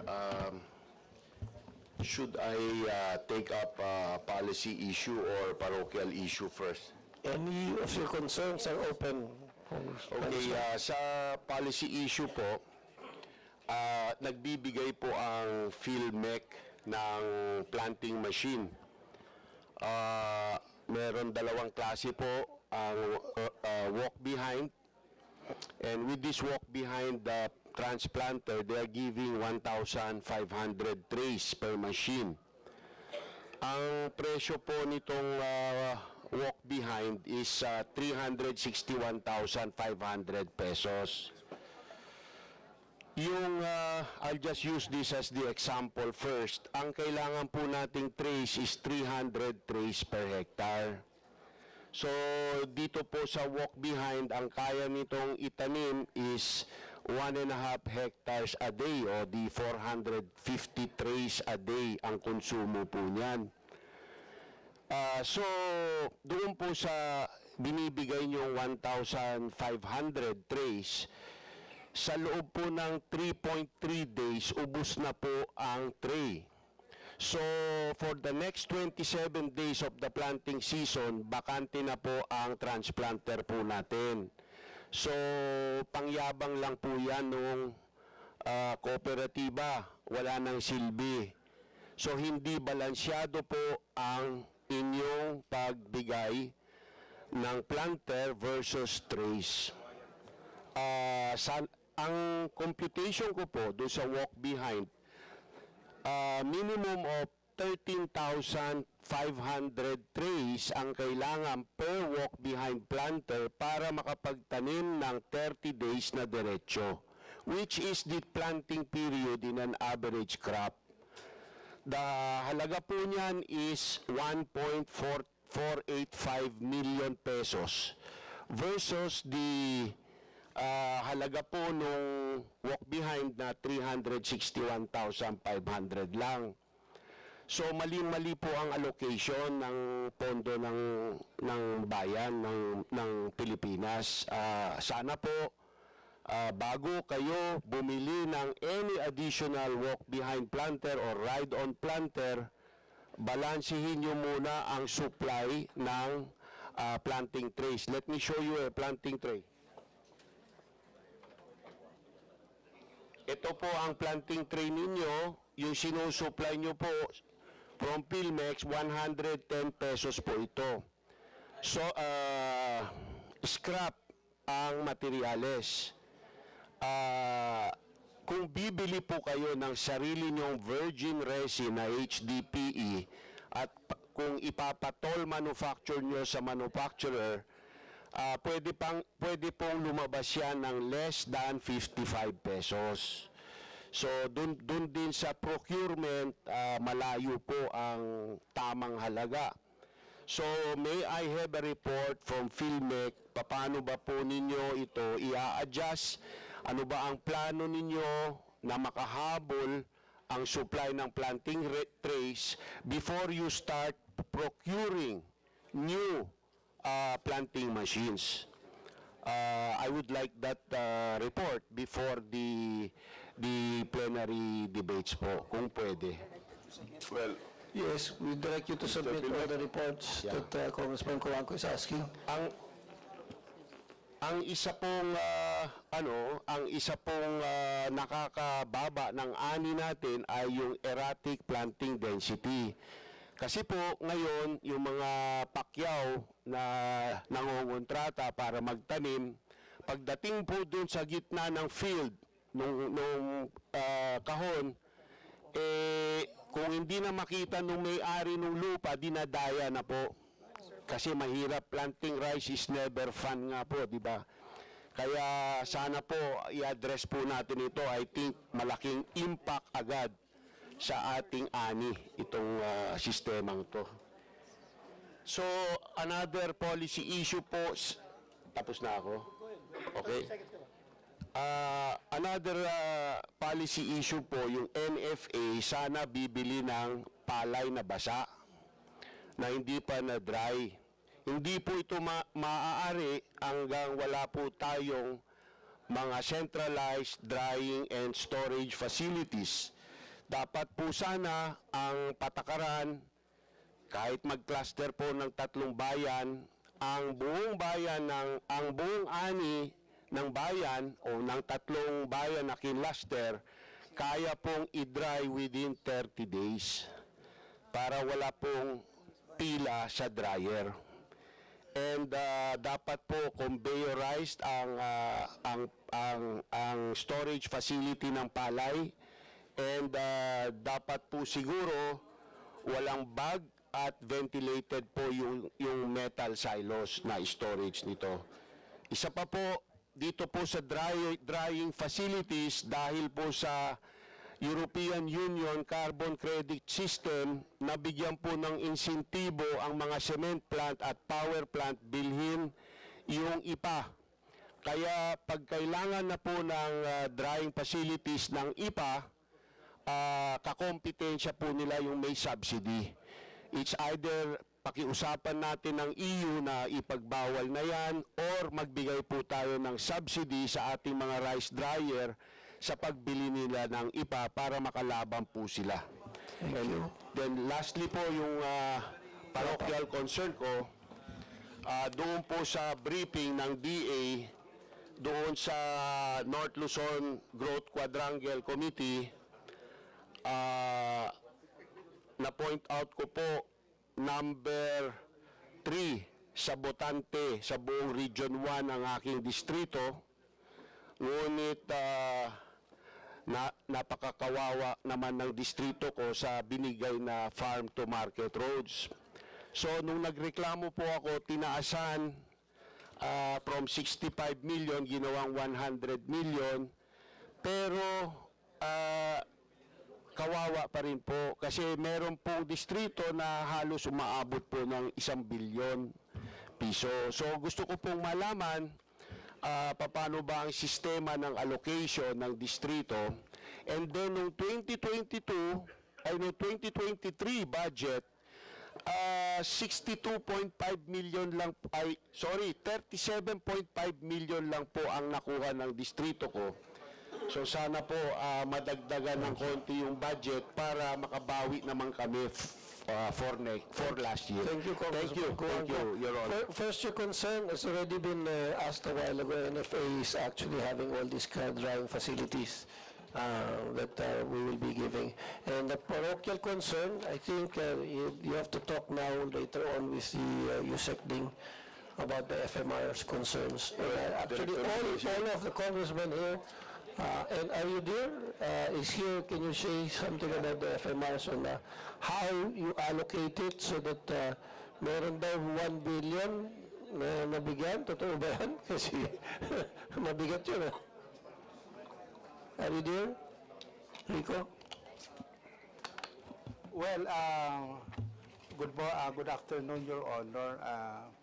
With regards to the question, yung allocation, on our end, nasabi ko na rin ito that this is based on the production areas, the road conditions, and among others. And the instruction of the President is that nasa SONA niya is we have to come up with a farm-to-market road network plan. At ito ay nasabi din niya yung Agri map, so it's already online. So namapa namin ito, and where the roads there, the farm-to-market roads, the national roads, local, naka-overlay na sa production areas, then naka-connect din sa mga market and etc. So in your district siguro nakikita natin ito. But we are now trying to have this master plan para at least ma-address yung inyong concern. But I can guarantee you, Your Honor, nang yung mga nilalagay doon na listahan, these are all priorities because as of now, our estimated requirement of FMR is 69,000 kilometers. And sir, tapusin ko ha.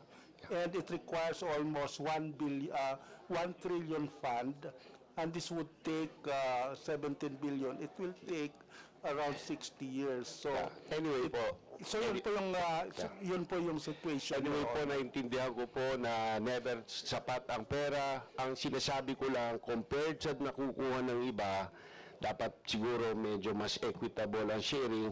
Isa pa po, ang pinakamagandang farm-to-market road sa buong Region 1 na sa distrito ko po dahil ini-insist po namin na 8.1 meters ang right-of-way at 6.1 meters ang sementado. At saka kinokontrol po namin ang dami ng tubig na ginagamit sa semento, may super plasticizer po tayo, at yung mga forma po natin, level na level, kaya hindi po tumatalon ang aming kalsada. So please give consideration for our good performance in road construction. Thank you. Thank you, Congressman. We'll take note of that, Your Honor. Thank you, Mr. Rico. Okay, next to question is from the minority, Representative Wilbert Lee. Good afternoon, Mr. Chair. Good afternoon, esteemed colleague.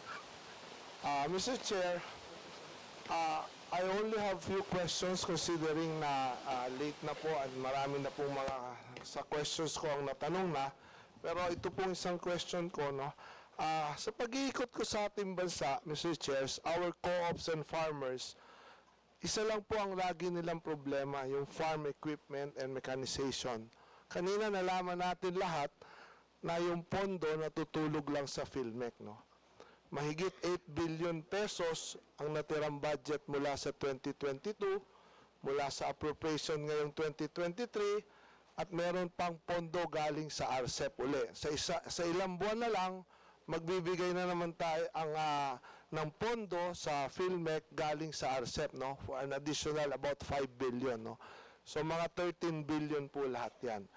I have also heard yung mga iba-ibang rason na bidding na obligate na and everything, pero hindi po acceptable yun, Mr. Chair, no?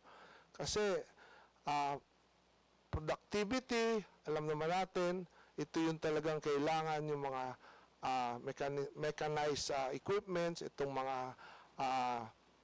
post-harvest facilities na nandyan po sa PhilMec, no? So, Mr. Chair, as a member of this committee, I would like to ask for a firm commitment, no, from our PhilMec director here before po ito ipasa, i-submit sa plenary, no, because as a member of this committee, kung hindi po tayo makakuha ng magandang commitment po dito, kung kailan po talaga nila ito maaayos, because ito po ang talagang iniintay po ng ating po mga magsasaka dyan, no? Kailangan po nila ito. As a good leader, ito pong mga rason ay hindi po ito acceptable, no? So I would like to ask for a firm commitment, strong commitment before the plenary kung ano po talaga ang plano nito, Mr. Chair, no? Because as a member, I would not agree na ito po ay maipasa sa plenary kung hindi po ito natin naayos. Thank you. Will we ask the PhilMec director? Yes, Dionisio Alvendia to answer. Thank you, Mr. Chair. Yeah, we are giving a strong commitment to finish that. Bali, 8 billion po this year, the 3 billion of which came from the 2022 budget. But as of today, we already obligated around 5 billion, and we still have 3 billion to do the work. And we commit to finish that by the end of this year. Yun naman pong sinasabi natin na nadideprive yung mga farmers. I think yun po kasi mga binibili natin na ibibigay po natin kaagad doon sa ating mga end users. Kaya lang po medyo mababa yung disbursement kasi hindi naman po natin sila pwedeng bayaran nang kulang yung kanilang dokumento. In fact, yung 60 million, meron pa pong 2019 na budget na finish na namin pero kulang pa yung mga requirements ng mga suppliers. Kaya yung pong nadideprive na farmers doon sa kanilang karapatan, I beg to disagree kasi na-deliver naman po natin sa kanila yung mga machineries na kailangan nila. Hindi lang po natin nababayaran ng tamang oras kasi kulang po yung mga dokumento. Marami pong salamat, Mr. Chair. Mr. Chair, hindi po, sa pag-iikot ko, Mr. Chair, talaga pong hindi po nakakarating. No? I beg to disagree with our director here. Marami pong mga requests, marami po. In fact, these representations alone have endorsed more than 30 requests from different co-ops from all over the country. Mahigit na po isang taon ng mga ito, no, na hindi pa po ito talaga na nakakarating o hindi po nangyayari yung sinasabi po ng ating director. No? So ang akin lang po, Mr. Chair, being a good leader, hindi po acceptable yun yung sinasabi niyang obligated na. Gusto ko malaman, kailan ba talaga ito, Mr. Chair, na makakarating, no, sa sinasabi niyang mga end users natin, which is yung mga co-ops natin. No? Yung definite, sinasabi niya ngayong taon, maayos niya, ito ba ibig sabihin lahat ng ito na mga equipments na ito makakarating sa ating pong mga end users ngayong taon? Meron pong mga, naiintindihan ko, Mr. Chairs, meron po ibang co-op dyan na may mga sinasabi silang requirements and everything, pero di ba bilang nasa pamahalaan, obligasyon po natin na sila ay tulungan. No?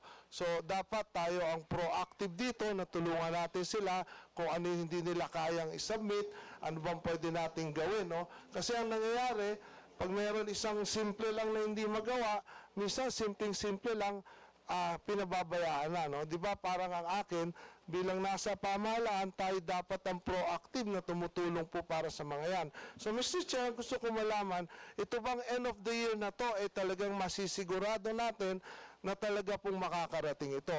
Because if not, maybe Mr. Chair, we have to seriously look into and questions the leadership of PhilMec now. No? Kasi hindi po natin pwedeng hayaan na next year ganyan na naman mangyayari. Last year, before the budget deliberations sa plenary, hindi ko po ito binanggit because I got the assurance from our director and from the chairman himself na ito po ay gagawa ng paraan ngayong taon. No? Lumipas na po yung isang taon, Mr. Chair. Hindi ko na po hahayaan na lumipas na naman yung isang taon na ganyan na naman ang mangyayari. Thank you, Congressman Lee. Again, the assurance of our PhilMec director. Yes, Mr. Chair. If I cannot deliver that, you will have my head, Mr. Chair. Ayan. Thank you, Mr. Chair. Thank you, Director. Yan ang sagot. Yan ang lalaki. Siguro ito head. End of the year. Yes, Mr. Chair. Pero tingnan din natin na ganito po yan. A tractor are all imported. Bago po makarating dito sa Pilipinas yan, it would take 180 days. Pero nabili na po natin yan. Ngayon, pag wala po kasi kaming wala kaming delay doon sa delivery. Once mabili namin yan, dinideliver natin kaagad. Kaya nga ako, yung report ng Rappler na nasa storage facilities doon ng PhilMec yung mga undelivered. Hindi po totoo yun. Walang storage facilities ang PhilMec. Now, doon naman po sa dryer, saka rice mill, it would take 240 days. Kaya kahit nabili namin ngayong taon na ito yan, mag-i-spill over po talaga sa susunod na taon. Ngayon, yung pong sinasabi ni Congressman Lee, ina-appreciate ko po yan. At kung hindi ako makapag-deliver, you can have my head. Mr. Chair. Thank you. Kailan, Congressman Lee. Mr. Chair, end of the year daw. Tanong ni Congresswoman. Yes, as explained, Congressman Lee, basta naman, ang mahirap lang basta ma-deliver dito. Kasi kung hindi mo ma-deliver, kagaya na sinabi ni Mr. Director. Mr. Chair, as a good leader, no, kaya po yan, no, I believe kaya po natin gawa ng paraan yan ng ating Executive Director. So we will just wait po kung ano po yung magiging resulta niya. No. Thank you. I will go to my next question, Mr. Chair, kasi the rest of time is lang. Ito po, last budget hearing, tinanong ko na po itong RSBSA. No? This year, I found out na bumaba po, no, binabaan, because last budget hearing, I learned that we need 1.5 billion all in all para po matapos ito. No?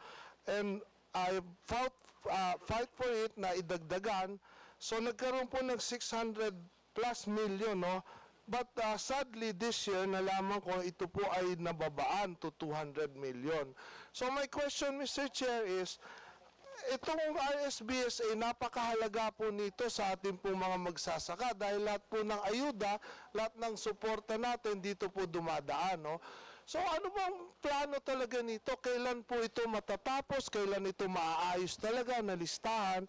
Isasabay ko na rin, Mr. Chair, in the interest of time, yung pong ibang listahan pa ng ating fisher folks, yung FISR, at yung pong national, yung NCFRS ng ating pong listahan ng mga coconut farmers. Ano ba ang plano ng DA sa mga listahan na ito? At ano ba, bakit nabawasan pa lalo yung budget ngayong taon? Congressman Pangiliban? Senior Undersecretary Pangiliban. Kasi meron kami Congressman Pangiliban dati.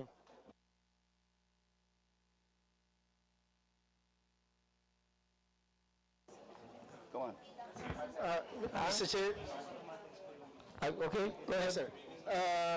As of today, just to give information po, under our RSBSA, we have 7.38 million farmers, of which ang rice po rito ay 2.65 million. Ang corn po natin is 1.28 million. Tama po si Congressman Wilbert. We have 2.4 million na fisher folk po natin and 3 million coconut farmers. Of the 3 million coconut farmers, about 1 million po ay na-migrate na po natin sa RSBSA, included already of the 7.38 million. All in all, we're looking about 11 million farmers po, including fisher folk nationwide. We're targeting po sana matapos na yung RSBSA in the next 2 to 3 years. Unfortunately, nabawasan po yung budget natin for 2024 kasi kasama po dito yung tinatawag po natin na geo-parcelization po ng ating mga lupain para ma-ensure natin na hindi lang farmers yung ating nare-register, including yung farm parcels po. Mr. Chair. Thank you. Thank you. Congressman Lee, are you satisfied? Mr. Chair, Please wrap up. bakit po nabawasan ito? No? Bakit instead na mapabilis natin ito? Because 2 to 3 years, ang nangyayari kasi, Mr. Chair, sa baba, sa grounds, nagkakagulo. Meron po mga hindi nakakatanggap na mga ayuda because po dito sa listahan na ito, no? Which is yung RSBSA. Ganon din po ang nangyayari sa NCFRS, pati po yung sa FISHAR, no? Yung sa listahan, no? In relation po dun sa may isa po akong bill na final, dun po sa Pantawid Pambangka, nagkakaroon po ng kaguluhan, ng confusion pagdating sa listahan. So, my question, Mr. Chair, is bakit po ito nabawasan instead na bilisan natin ito? Because lahat po nakasalalay dito sa mga listahan na ganito, no? Congressman Lee, we will ask the DBM, Director Brillantes again, and Director Ilagan to answer the final question of our Congressman. Time na, sir. Oh, 2 minutes, sir.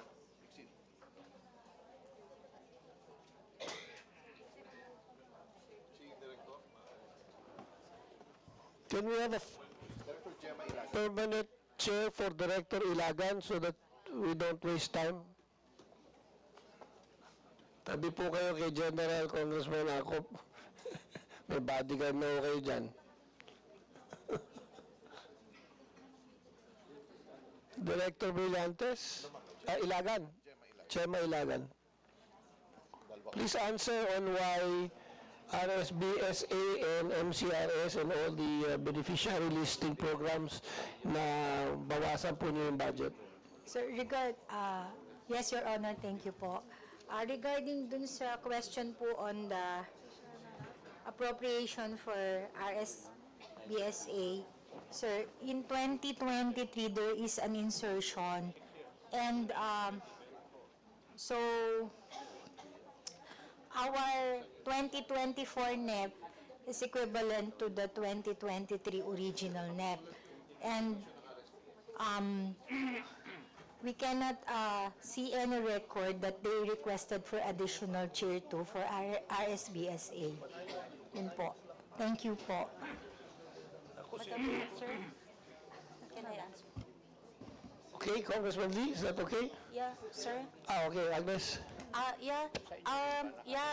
The DBM representative is right. We have congressional insertion for us to be able to fast-track the completion of the RSBSA, including its georeferencing as well as the interventions monitoring. So I think what they have done is the same Tier 1 level as that of, in a way, last year. But we have proposed around more than 600 million to, in a way, fast-track the completion of the RSBSA, including the one that had been mentioned by Asa Cornel de Mesa of georeferencing, including that of interventions monitoring. So the short answer is we have proposed a bigger budget, around 600 million, Mr. Chair. Thank you, thank you. 700, yeah, thank you. Okay, Wilbert? Okay na? Yeah, Mr. Chair, just for the record, kasi nabanggit po ng DBM, wala kaming Tier 2, but in fact, we have a Tier 2 proposal of 555 million under RSBSA.